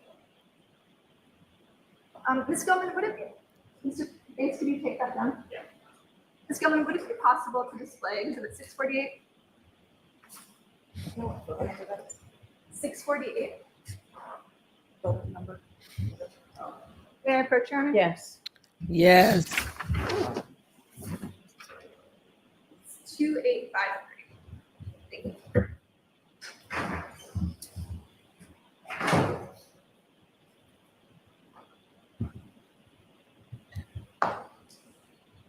Dr. Scordi-Bello, you were shown this photograph by Mr. Lally on direct examination.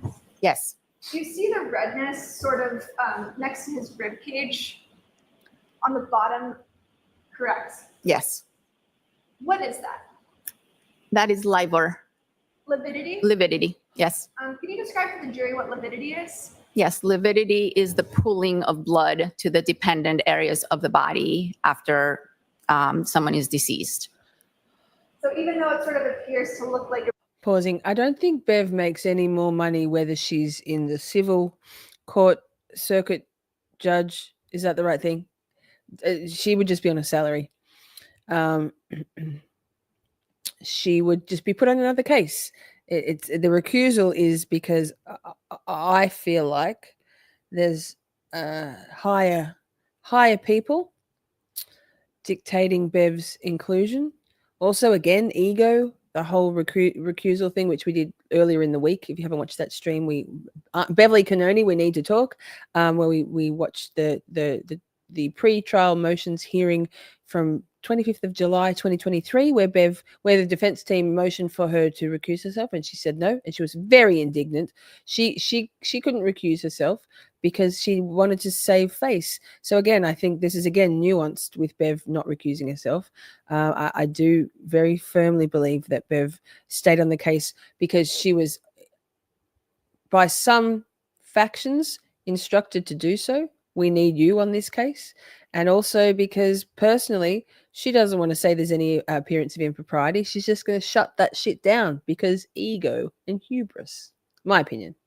Your bruise. That's lividity, correct?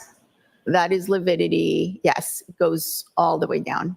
And it's not the result of an injury. No. Thanks, Amanda. Thank you. No further questions. Okay, the lights, please. Thank you. The lights, please. Mr. Lally?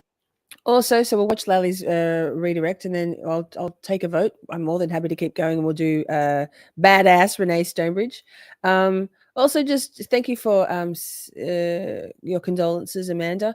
Also, tomorrow's the 20. What is it? It's 2025. It's the 22nd anniversary of my husband passing.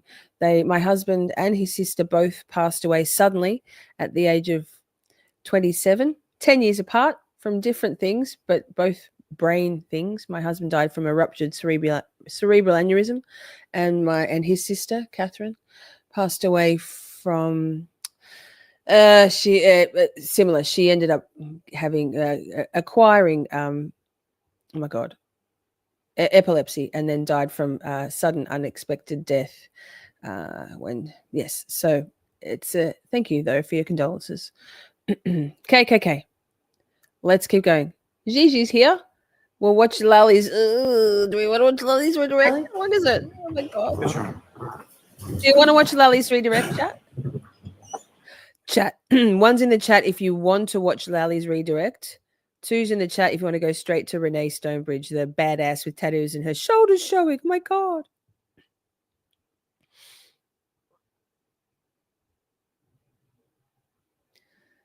Hi, Gigi. I'll wait for the votes. Thanks, Lily Bell. No, it's all right. It's just something, right? You just live with that. Yes, 27. He and I were both 27. Okay. Joseph, thank you. Joey, kind sir, love you.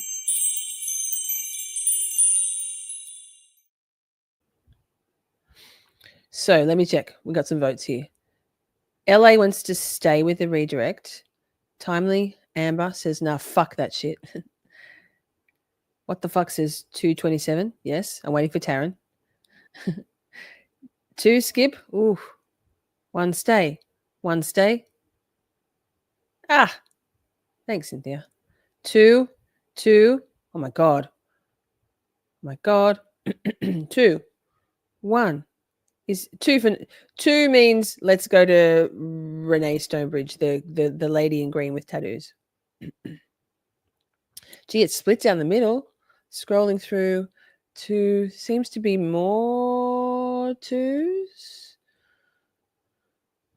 Cynthia doesn't know. You can be on the fence. Whatever we do, you can just roll with it. 1, 2. Steph. God damn it. 2 is a good carry on from all this. 2. There seems to be more 2s. Staying here. Well, we're staying here regardless. Yes. I mean, you don't have to. You're not hostage. Gonna have to flip a coin. Do I have coins? Yeah. Oh, another 1. Y'all. I said 1 because who knows what we missed. Yes. 2. 2s have it. Michelle said, Michelle, are you rigging this shit? Can we vote twice? Yes. If you... Okay. 1's if you love Lally and want to hear some more of Lally. 2's if you hate Lally and you want to move on to the lady in green.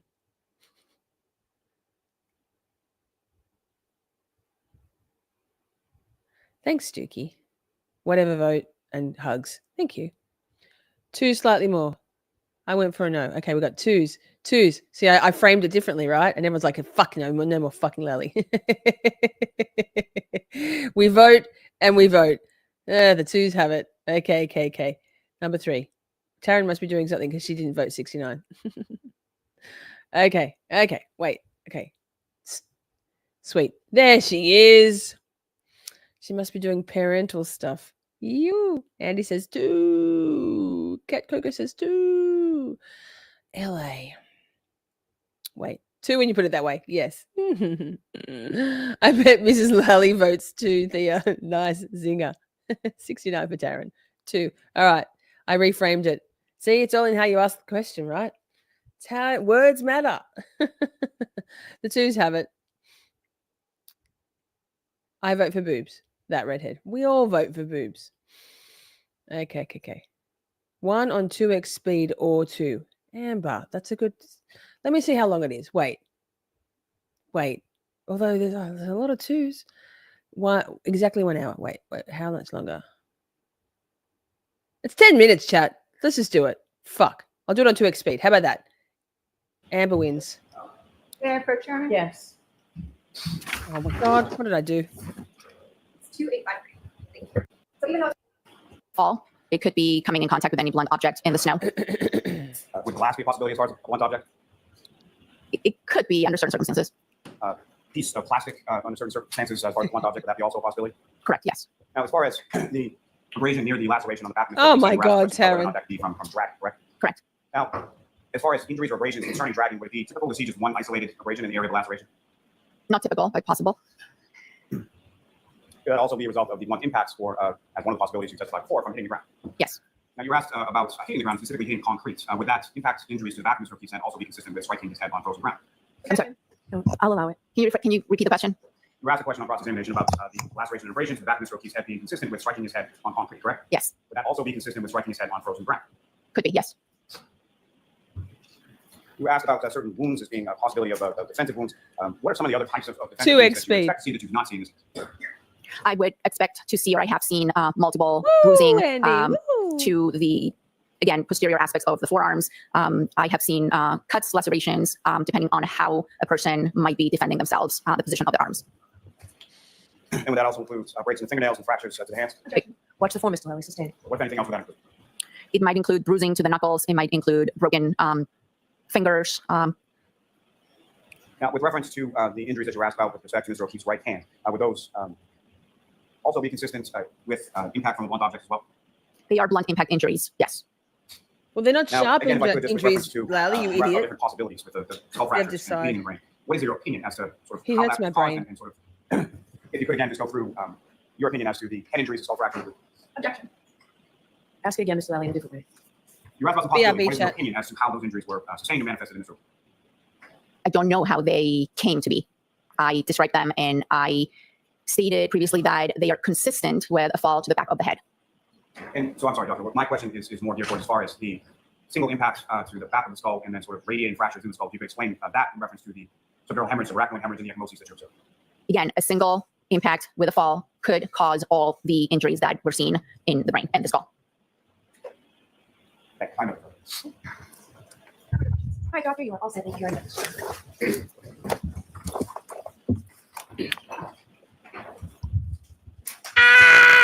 Right. That was easy. It was like a minute. We voted all that time for nothing. I was getting sent to eat. Not even cheese, chat. You'll be excited to know. Okay. Ah, wait. Oh. Wait. He just said, oh, fuck. Wait. Oh my God. God, it was still in my ears. Hang on. Lol. Important. 1 second. Wind that shit back. Because it's kind of important. He didn't make it sound real important, but that. Wait, my throat's gurgling. Here, listen. Okay, I know. Listen, chat, listen. No further questions. Hi, doctor. You are all set. Thank you very much.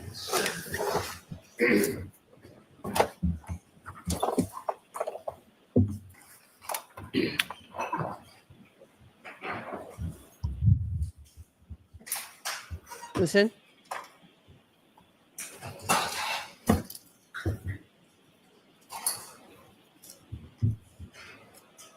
God, Lally.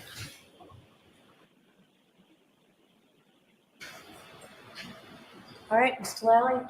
Thank you, Your Honor. Commonwealth rest. All right. Your Honor, the defense would All right. So the Commonwealth rested. Didn't even know that. So, hold your horses, chat. Let's get this shit back on track. Oh, lol. It is on track. What am I talking about? Hi. I was getting some salami. I'm hungry. Chat. Okay. What are we doing? this. Let me just get it queued up. Queued up. Badass bitches. I fucking love badass bitches with tattoos. Oh, wait. That's me. One's in the chat if you're a badass bitch with tattoos. Don't worry, I'm just queuing. Ah. Okay. 2, timely matter is not a badass bitch with tattoos. Me. Yes. Salami. I'm starving, man. Starving, Marvin. One's in the chat. Lorna Amber. She's a badass bitch with tattoos. I love that shit. You can be a badass bitch without tattoos, and you can be a tattooed person who's not a badass bitch. But, however, that's the question. Okay. Okay. Duh, Charlie. Look, exactly. The Commonwealth rests with a whimper. Because I was over at the fridge when he said it, and it was on so fast. No, wait, I wasn't. What was I doing? It just happened so quickly in my ears. Oh, that's what happened. That's right. It was in my ears, but it wasn't on the screen anymore. I thought he didn't even stand up to do it. At least he stood up, but what a pussy. Lally. Nothing Lally does with conviction except when he's a little fucking bitch being a bulldog, try-hard wannabe cross-examiner. Lol. This. All right, so jurors, when we were doing scheduling, and I know scheduling has changed. Shut up, Bev. Is witness back, please. Witness back? What? Hang on.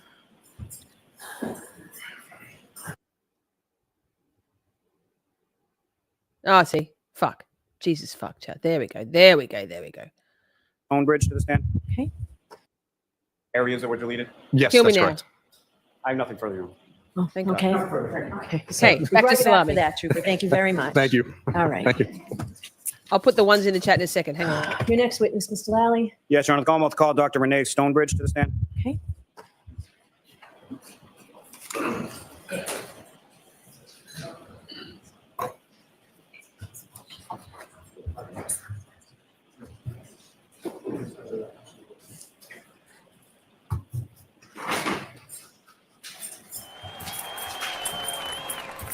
Please watch your face.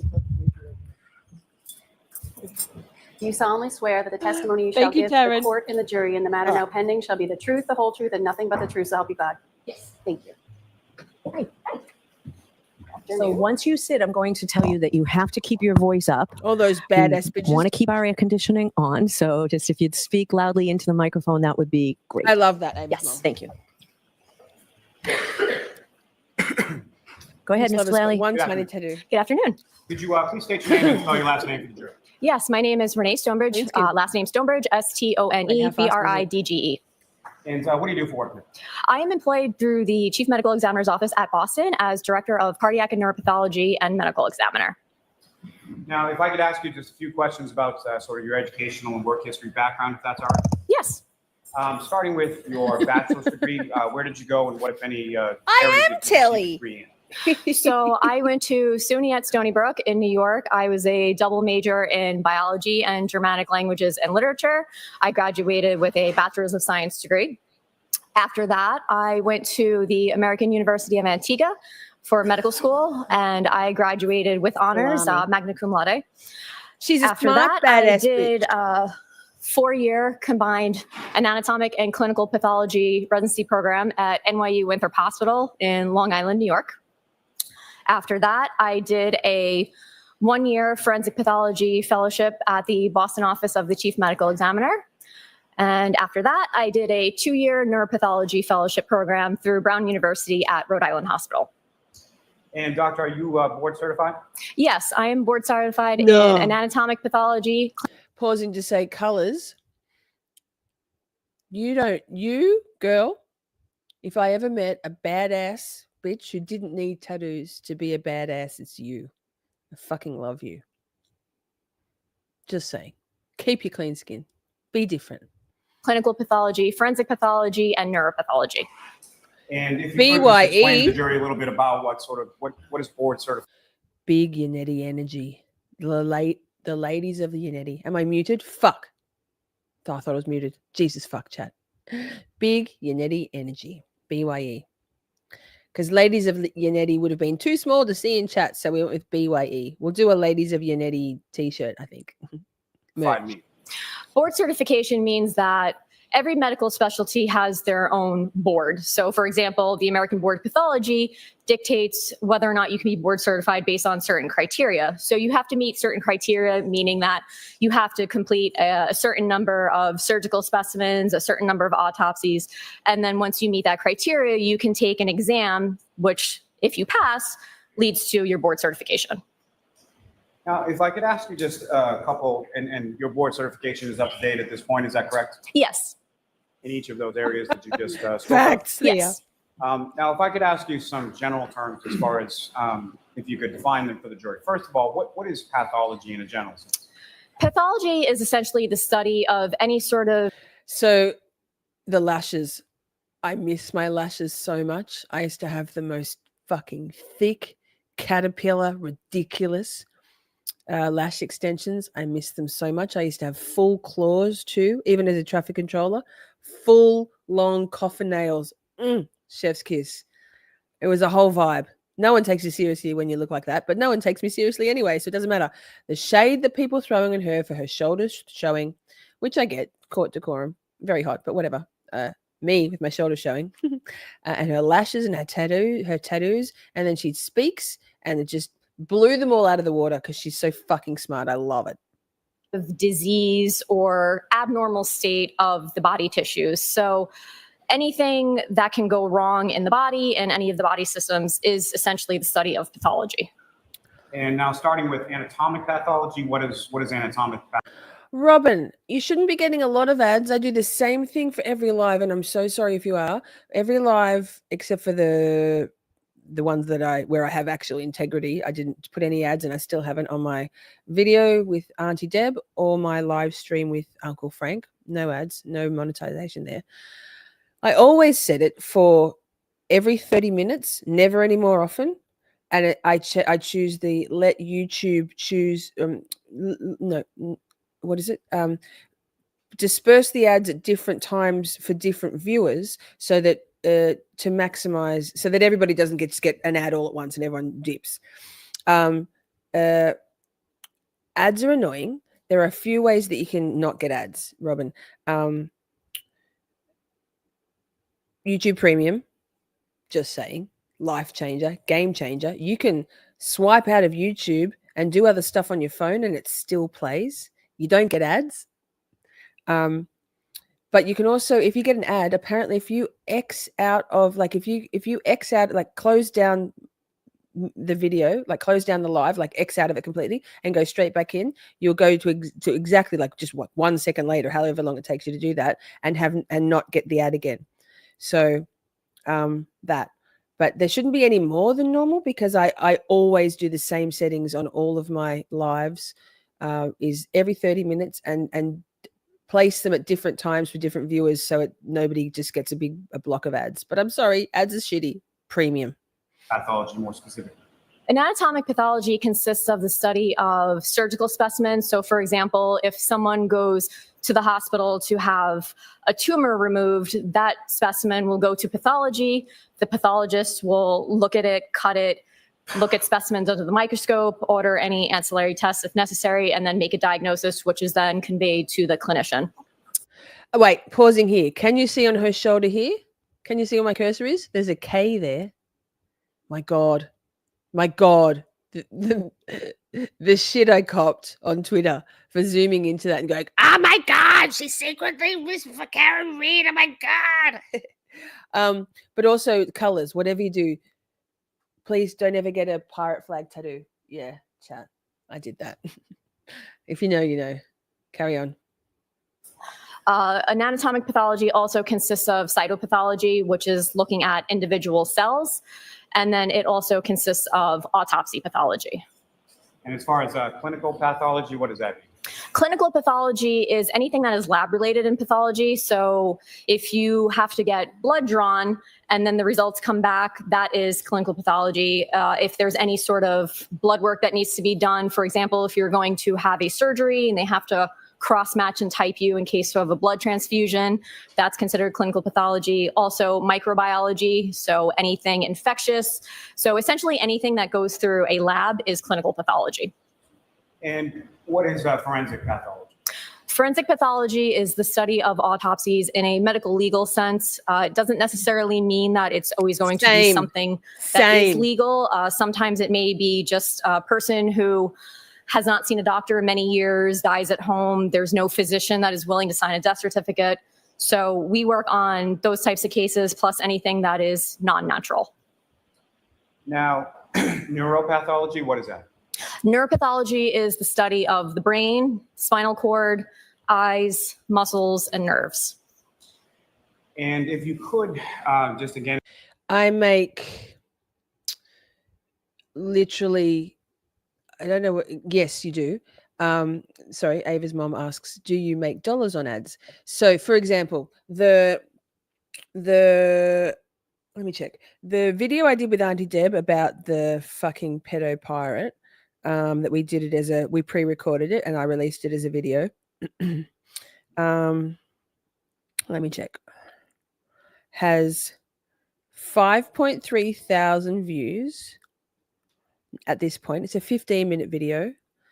The last time I looked on I can't look on my phone, when it had about 5,000 views, so only a few hundred more. The revenue I lost from not putting ads on that video was $6.37. So, I mean, I could not put AdSense on for my lives, but also, like, I sit here we're up to almost 4 hours now.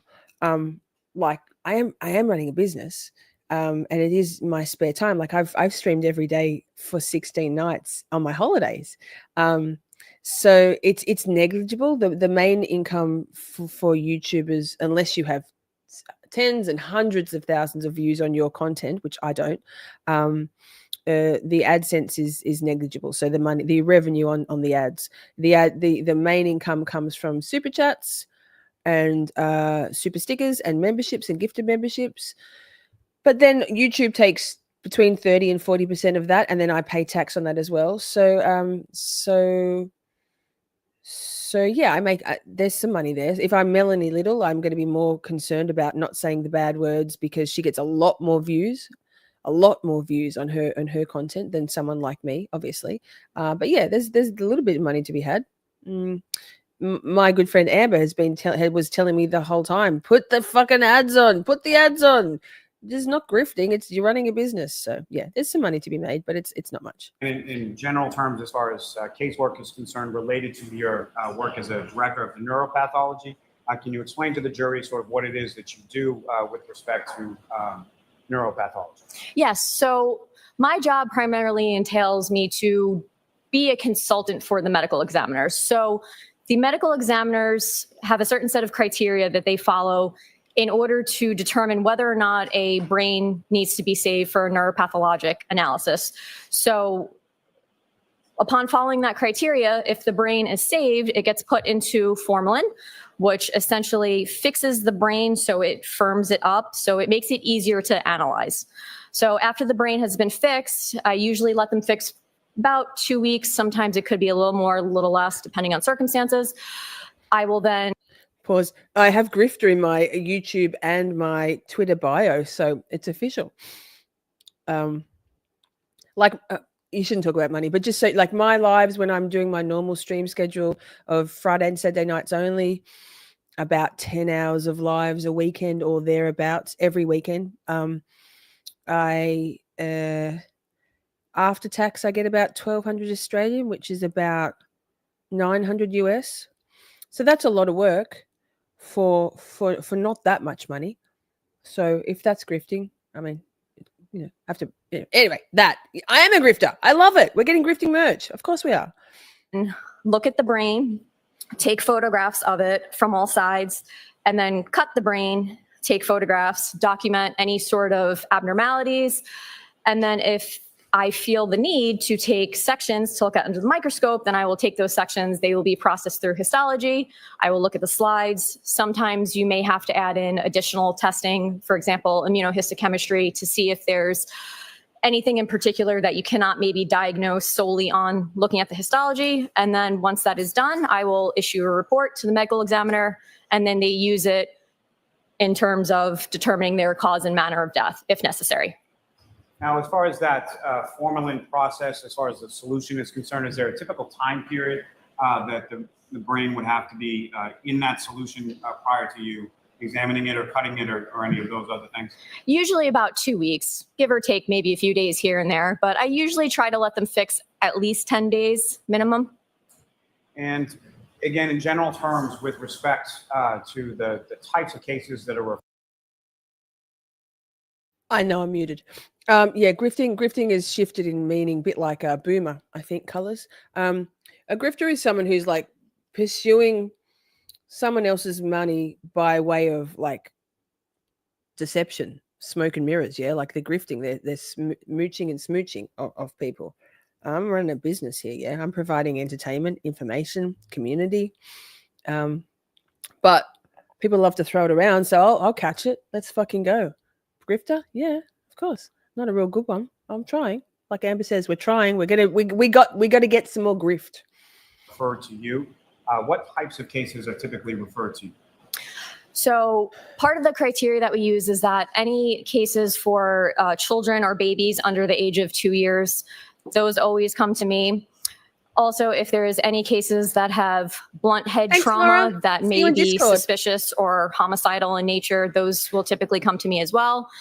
Some of the other cases may be just difficult neuropathologic entity that a non-neuropath trained medical examiner may not be able to really diagnose.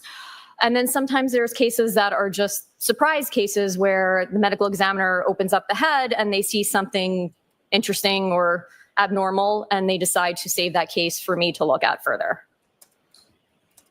Now,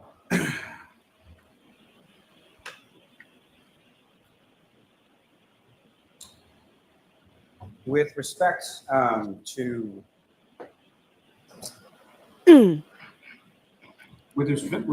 the cases that you do see, at some point did you become involved in analysis or testing of a brain belonging to John O'Keefe? Yes. And who was the doctor that was the medical examiner that made that referral in this case? It was Dr. Irini Scordi-Bello. She's up next. We've already watched her. Your analysis here, obviously, you looked at the brain. What, if any, other sources of information did you look at in ultimately formulating your opinion in this case? So at the time when I was able to cut the brain of Mr. O'Keefe, I had information that was relayed to us from our intake department. So when a case gets called into the medical examiner, it gets taken by the intake department and they're given kind of just a rough summary of the case. I also had the police report, I had the EMS report, I had the medical records from when Mr. O'Keefe was in the hospital. I also had medical records from the primary care physician. I had autopsy photos, and I also had, I believe just refer to my notes here because I had a lot of notes. I also had the inventory and tracking sheets, which are notes created by the medical examiner, and the neuropath request itself. Pause. Yes, LA. When people, here's my thing. As a subscriber, as a viewer for other channels, I am always like yesterday. I spent $60, I think, a bit more on Publicly Buzzed. Like, I appreciate when creators. I appreciate what creators do. If I'm getting company, community, entertainment, knowledge, learning, all of the above from watching a YouTube channel and participating in that community, hell yeah, I'm going to throw money their way. Why? Nobody should work for free. It is work. It's a costly thing. I also spend like an hour. Theoretically, I should spend 2, but 2 hours getting ready for this. And, then I got to pack up all my stuff. I got to, it's just a whole thing. So, if you're able, for me, I'm financially able to, and I've often spent my last dollars giving to other channels. I've spent hundreds and hundreds and hundreds and hundreds, probably thousands of dollars supporting other creators. It's just I appreciate the time and the effort and what they give me. And some people just see YouTubers as being like television, and we get our TV for free. Yeah. unless you've got streaming services, but mainstream media, regular free-to-air TV. We don't pay for anything. So I guess that's kind of the culture of if you're able to, and you have the appreciation for all of the above of any creator. I'm not talking about me. I mean, any creator. It's nice to give back, because that creator is giving so much to you, truly. Now, are you familiar with some terms in relation to injuries that you would observe as far as from a neuropathological perspective?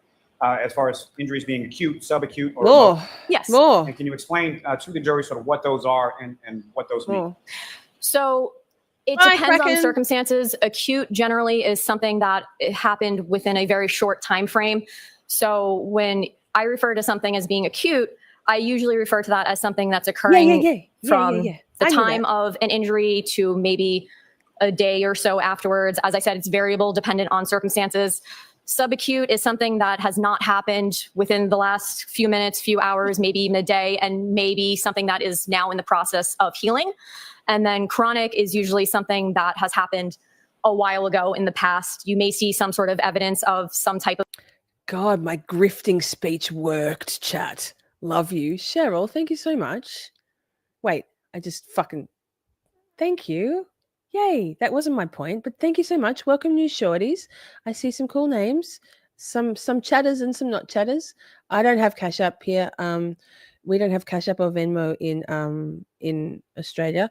Buy me a coffee takes a little bit of a cut, but don't send me money. That wasn't my point. But thank you and thank you and thank you. Yay, new members. Wait, oh, that wasn't very streamlined. Yikes.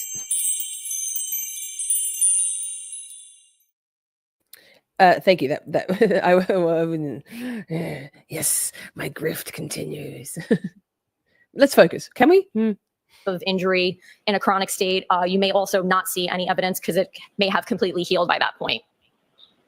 And so from your analysis in this case, how did you characterize in your opinion, from everything that you reviewed as far as the injuries you observed?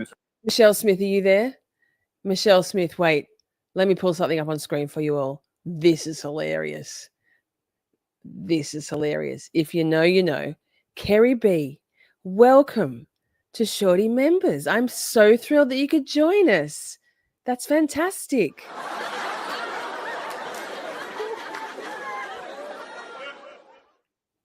I mean, it's kind of awkward. They're always watching you, aren't they, the haters? Lol. Lol. Let me scroll down.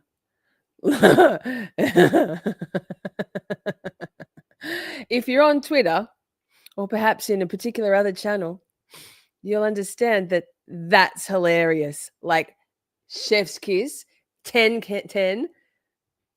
So good. So funny. Hi, Kerry. Mwah. Love your face. How do we buy a coffee? Oh my God. Stop. Yikes. Thank you. Did you see that? Did you see that, Michelle? SWW means social work or perhaps sex work. I used to be a sex worker. Definitely get paid for that. Happy New Year. Thank you, Pia. Thank you. Oh, you guys, stop it. Stop it. That wasn't my point, but thank you. Thank you. Thank you. Oh, stop. Now they're gonna be clipping that shit. They're gonna be, look at, she did this whole grift speech and it worked, and they were throwing money at her, and she's an irresponsible creator. If you know, you know, right? Seen it all now. Nick's still here, right? Right? What's that? What's that? It's so funny. It's the funniest thing ever. What's that? Are you asking about Kerry B? Chat. Fill her in. Go and do mommy things. Yes.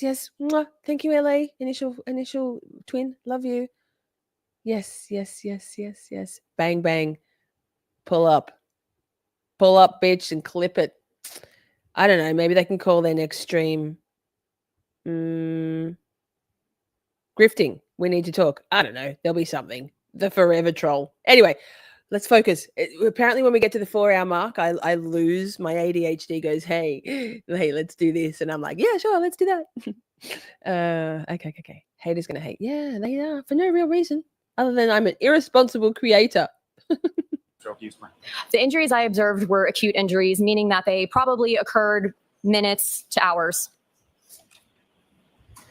Now, if I could turn your attention to your findings as far as when you conducted your analysis and your testing in this particular case, what, if anything? Sorry, one more thing. I have got my PayPal set up, but I couldn't work out how to finish it, and then shit hit the fan, like hardline shit. So that's just all still there. So I will try to get my PayPal set up, but honestly, that wasn't the point. But thank you. Did you find as far as injuries to Mr. O'Keefe's? So when I look at the brain, what I do is I look at all surfaces from all sides. And one of the things that I look for is anything grossly obvious, meaning anything I can look at the brain and see that there's something there that shouldn't be there. So one of the first things I noticed was a subarachnoid hemorrhage.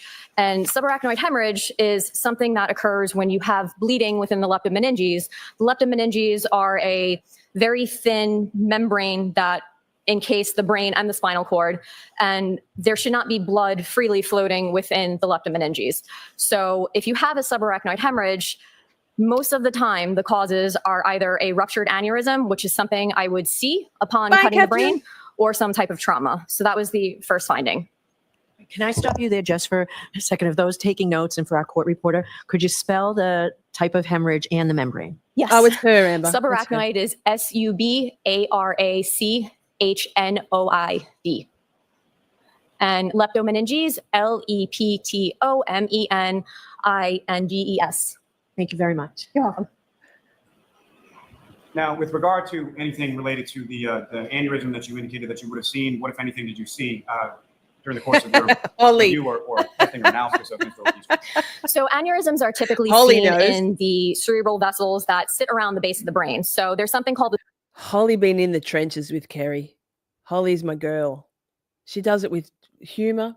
It's the best kind of combating that bullshit, and I appreciate you, Holly, very much. I have my notifications muted on Twitter at the moment because, and I have some of those accounts blocked because, but I see you, Holly, and I appreciate you very, very, very much. the circle of Willis, which is the main arterial supply. It sits around the base of the brain, and it's kind of shaped like a circle that has vessels that come off that extend to other areas of the brain. So typically, if there is an aneurysm that is ruptured, it's going to be located somewhere in one of those vessels. So upon observing those vessels, I did not see any evidence of any aneurysm or any sort of natural disease state that might have led to a rupture in one of these vessels. Also, sometimes these vessels, since they do go deep into the brain, you may only see the rupture upon cutting the brain. And I did not see any evidence of any rupture of any of these vessels anywhere in the brain. Now, as far as the subarachnoid hemorrhage that you observed, where was that located within the brain, if you could? So the subarachnoid hemorrhage was on the frontal poles. Laura B., this is Dr. Renee Stonebridge. She was the neuropathologist in the medical examiner in the autopsy, or Officer John O'Keefe. She did specifically the brain, which is essentially right here in the her testimony came just before Dr. Irini Scordi-Bello. So this is day 28 of trial. She was the preceding witness to Dr. Scordi-Bello. front of the brain. So the frontal lobes obviously sit in the front, and then the poles are the very frontmost portion of the brain. So it was on the frontal poles. It was also on the left temporal pole. So the temporal region is right here in the temporal region. And because of the way that the temporal lobe is shaped, it kind of has a little loop right in the front. So one more thing, if you're heading over to Turtle Boy, that's cool. Gotcha. Get it. Thank you for being here. I love your faces. Make sure you say Shorty sent you. Okay. I don't mind that you're leaving. I get it. I might too, but tell him Shorty said hi, right? Might see you thereafter. it has a pole as well. So it was on the left temporal pole. And then it was also in the left lateral fissure. So you have a frontal pole here. You have the temporal lobe right here. And then the lateral fissure goes kind of in between the temporal and the frontal lobes. So you have the hemorrhage here, and then hemorrhage right there. So it's kind of all concentrated almost in one area. But then there was also hemorrhage of the posterior surface of the right temporal as well. So on this side.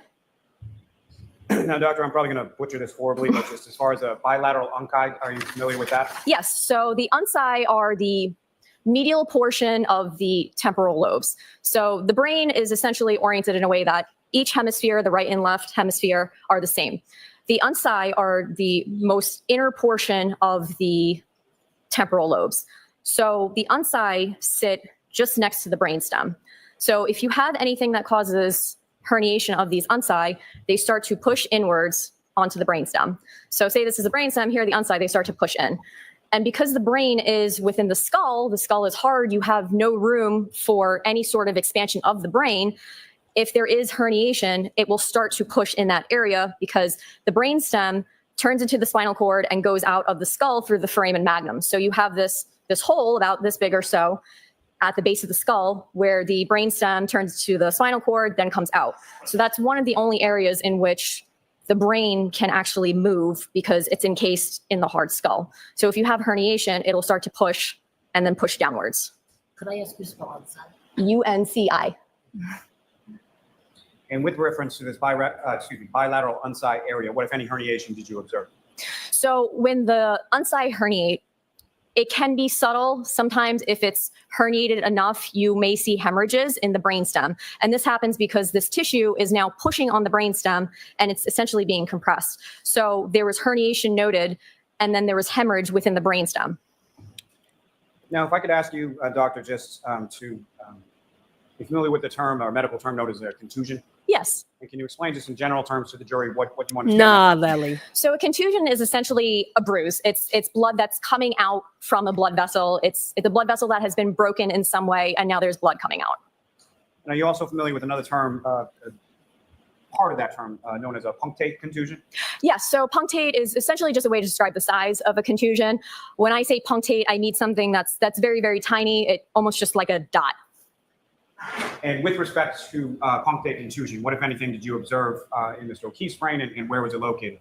So there were punctate contusions in the frontal and temporal cortices. So wait, pause. Sheba, are you still in the chat? Sheba? Did I miss it?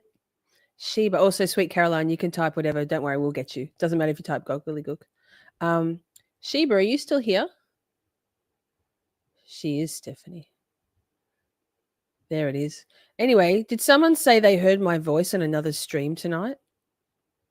Tell me more. What the fuck? Get my fucking name out of your mouth and don't be fucking clipping me. I'm joking. Something is good stuff. I'm sure. Tell me more. I need to know more. Carry on. Frontal, once again, is the front portion right here. Temporal is kind of right behind it in this area. And the cortex is the gray matter of the brain. So it's a thin strip that kind of just goes around the brain, and then the white matter is underneath all that. So in traumatic injuries, you can see punctate contusions or even larger contusions in the cortex. It usually indicates that the brain has been pushed against something, which is now causing these little blood vessels to rupture, hence seeing the contusions because the blood is no longer contained in the blood vessels. Now, doctor, with regard to... Thank you, Ava's mom, for the coffees. I appreciate you very much. Thank you so much. That's really kind of you. Me, grifting. I'm doing better at it. One day I'll be a real YouTuber and a proper grifter. The subarachnoid hemorrhage, is there anything that you're able to do as far as measuring that? It's hard to measure because it's usually pretty vague. It's not usually something that is a well circumscribed, meaning I could say it starts here and ends here. A lot of times it's subarachnoid hemorrhage because it's sitting in this space that it's not supposed to be in. It can spread, so it may be thicker in one area, thinner in another. So you may have some that may appear just as a very faint hemorrhage, and then some that might be very thick, which you can physically measure. So I usually just give an area where it is and say it's here, here, it's there, because it's almost like measuring something that has blurred edges. You can't really get a completely accurate measurement. And what, if anything, were you able to observe or measure with regard to subarachnoid hemorrhage in the area of the left prefrontal lobe? So it appeared thicker in that area, meaning that as opposed to it looking just like a faint red color that should not be that color, it was actually thick enough that it was obscuring the underlying brain parenchyma. If I could turn your attention, doctor, just back for a moment to the punctate contusions that you were testifying about before. As far as your observations of those, was that one or more than one, or how many did you observe? So there were multiple. There were multiple contusions to the point where it's not something that you can count. I mean, you could count it, but it would probably take a very long time. If it had been something like 1 or 2, 3, 4, maybe a handful, it would probably be something I would say there are 3 here, 4 there, but there were so many that it didn't serve a purpose to count. And the number of those, what, if any, significance did that have in regard to your analysis, your observation through your opinion? It was so given that there's multiple, Ask it Taryn. means that there's enough pressure in the brain that there were many surfaces that were pressing on the bony prominences of the skull, which was leading to a lot of blood vessels rupturing, causing these contusions.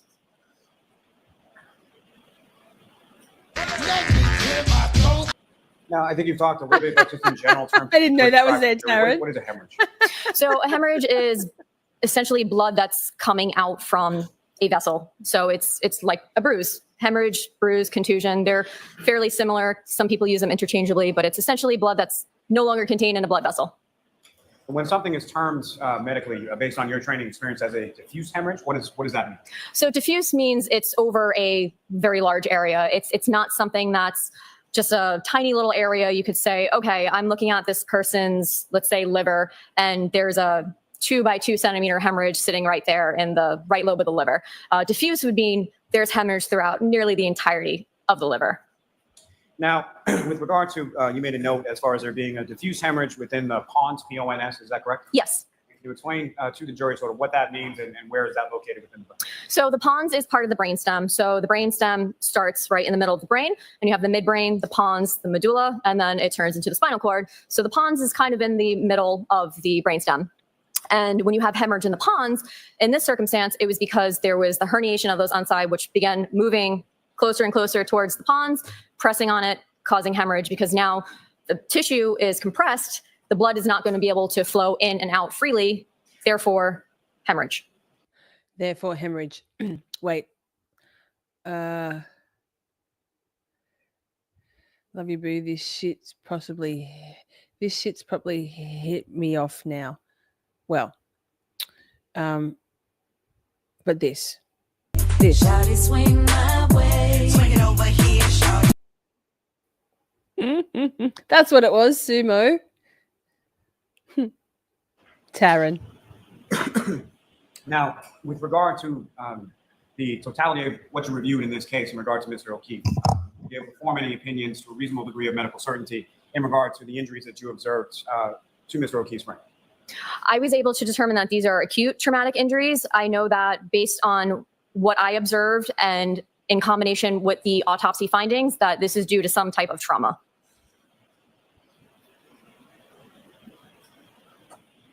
If I could ask, as far as you have certain findings as far as the intraventricular hemorrhage and occipital horns of the lateral ventricles, correct? Yes. Can you please explain to the jury what exactly does that mean? Yes. Lally so doesn't know. The ventricles are Pissing you off. Yes, almost like yes. a tunnel system of the brain in which the cerebrospinal fluid flows through. So the cerebrospinal fluid serves as a fluid that nourishes the brain. It provides a flow of nutrients, oxygen, things like that. And it starts in the frontal portion of the brain, and then it goes backwards towards the occipital, which is the back. And it also flows downward through the brainstem and then into the spinal cord as well. So the occipital horns of the lateral ventricles are in the back of the head, and having hemorrhage in those areas, in any area of the ventricular system, is usually indicative of some type of trauma. So there was should not be 69 blood in freely chat. I missed flowing it. within the ventricular system. Now, Dr. Stonebridge, with regard to your findings, you mentioned that your findings were that the injuries were acute and that the injuries were the result of trauma, correct? Yes. What, if anything, can you say or can you opine as to the mechanism for those acute traumatic injuries? It was something that required some type of force, given that there were skull fractures. I can't say what type of force or how much force, but it was definitely something that caused some type of force, which led to the skull fractures and then the subsequent brain findings. And the brain findings in particular that you made, were those consistent with the fall? They can be, yes. Kevin! Can they also Yay, be Kevin's consistent here. with being struck by a vehicle and then going to the ground? Yes, they can be. Thank you, Doctor. Oh, no further God. questions, Your Honor. You're welcome. Oh, thank God. Oh, thank God. Cross-examination? Oh, thank God. Oh, thank God.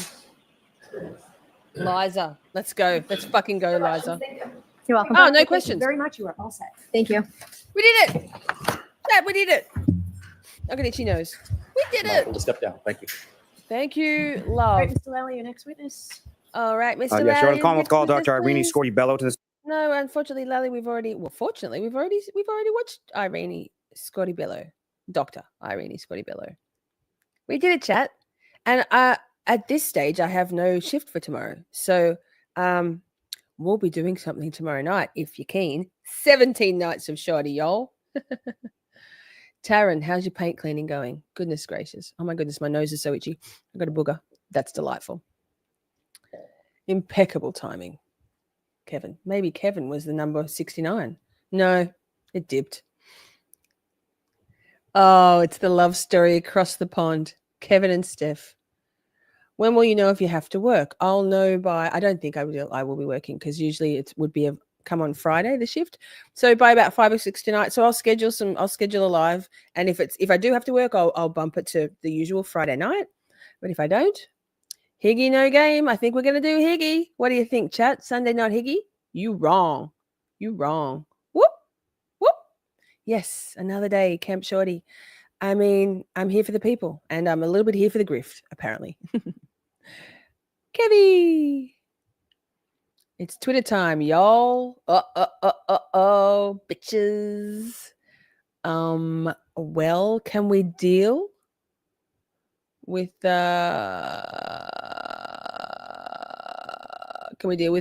Higgy reading those texts? Phoebe. Perhaps she did dip very quickly when I said maybe it was the call out. I don't know. We'll see. We'll see. If she emails me, absolutely. Oh, I don't think I've got an email, but we'll see. She dipped. She dipped. Now on my Spotify. Good night, y'all. Good night, Sue. Thank you so much. You wrong, Grifter. You wrong. Higgy for sure. Okay, it's in. It's done. Call it done. Call it done. Ask and you shall receive, chat. If anybody knows how to turn my music files into a Spotify album, let me know. I think Holly wants it. There's other people. Be interesting to find out. I agree. I'll be there. Is that the right one? No, that's a different I'll be there. Okay. Thank you so much to my beautiful moderators. Love your faces very much. Taryn, you funny bitch. Love you. Thank you, chat. Thank you, Joseph, for the gift of memberships. Flicking out the 5s. Piney became a new member. NH Dude gifted a few. Hope your date's going well, dude. Steve. Miss Mandy with a super chat. Cheryl. I'm dying. Cheryl with the 10. Thank you. Cynthia and Pia and did I miss anybody? Miss Hate Corruption. Thank you. I'm dying. I'm going to go and have some more food. I bought quiche yesterday. I slept all fucking night. Fell asleep at 6:30. Anyway, tomorrow night we'll do, I don't know what time. Sometime. We'll do maybe 6 Eastern. Yes? Yeah. 10 my time.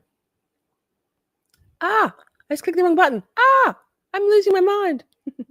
Love you. Love you. Holly needs it. What format are they currently in, Shorty? They are in, I have MP3 files. That's all you need, apparently. Just got to work out how to do it. Easy peasy. 26 songs. Biggest ever debut album. Ever. Complete with a few typos. Lol. You might need some kind of scraper, Taryn, to get, like you use for dishes. But it should come off anything fairly easily.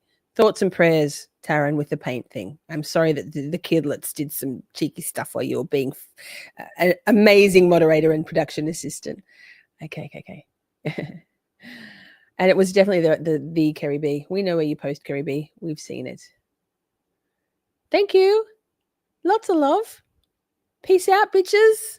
Love your faces, Shorties. Say Turtle Boy portal set up. Go there straight away if you want or not. Make sure you say Shorty said hi. Shorty said sent you. Shorty said sent you. Shorty sent you. Love ya. Mwah. It's on the Shorty New Year. Shorty New Year. Come along to Camp Shorty. We're so glad you're here. Camp Shorty is where you will find family. Our mod Avengers will greet you with glee. At Camp Shorty, you can shine and shine bright because the Shorty Camp leader is a fucking delight.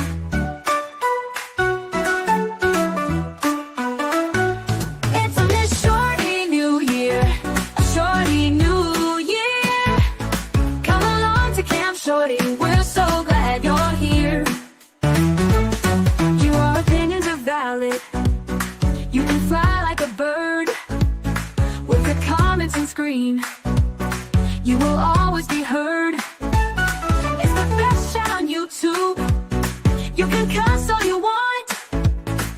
And here at Camp Shorty, we even say cut. It's a Miss Shorty New Year, a Shorty New Year. Come along to Camp Shorty, we're so glad you're here. Let your all caps be free, it's so liberating. We stay on topic, although occasionally things get a bit feral, but it's clear to see.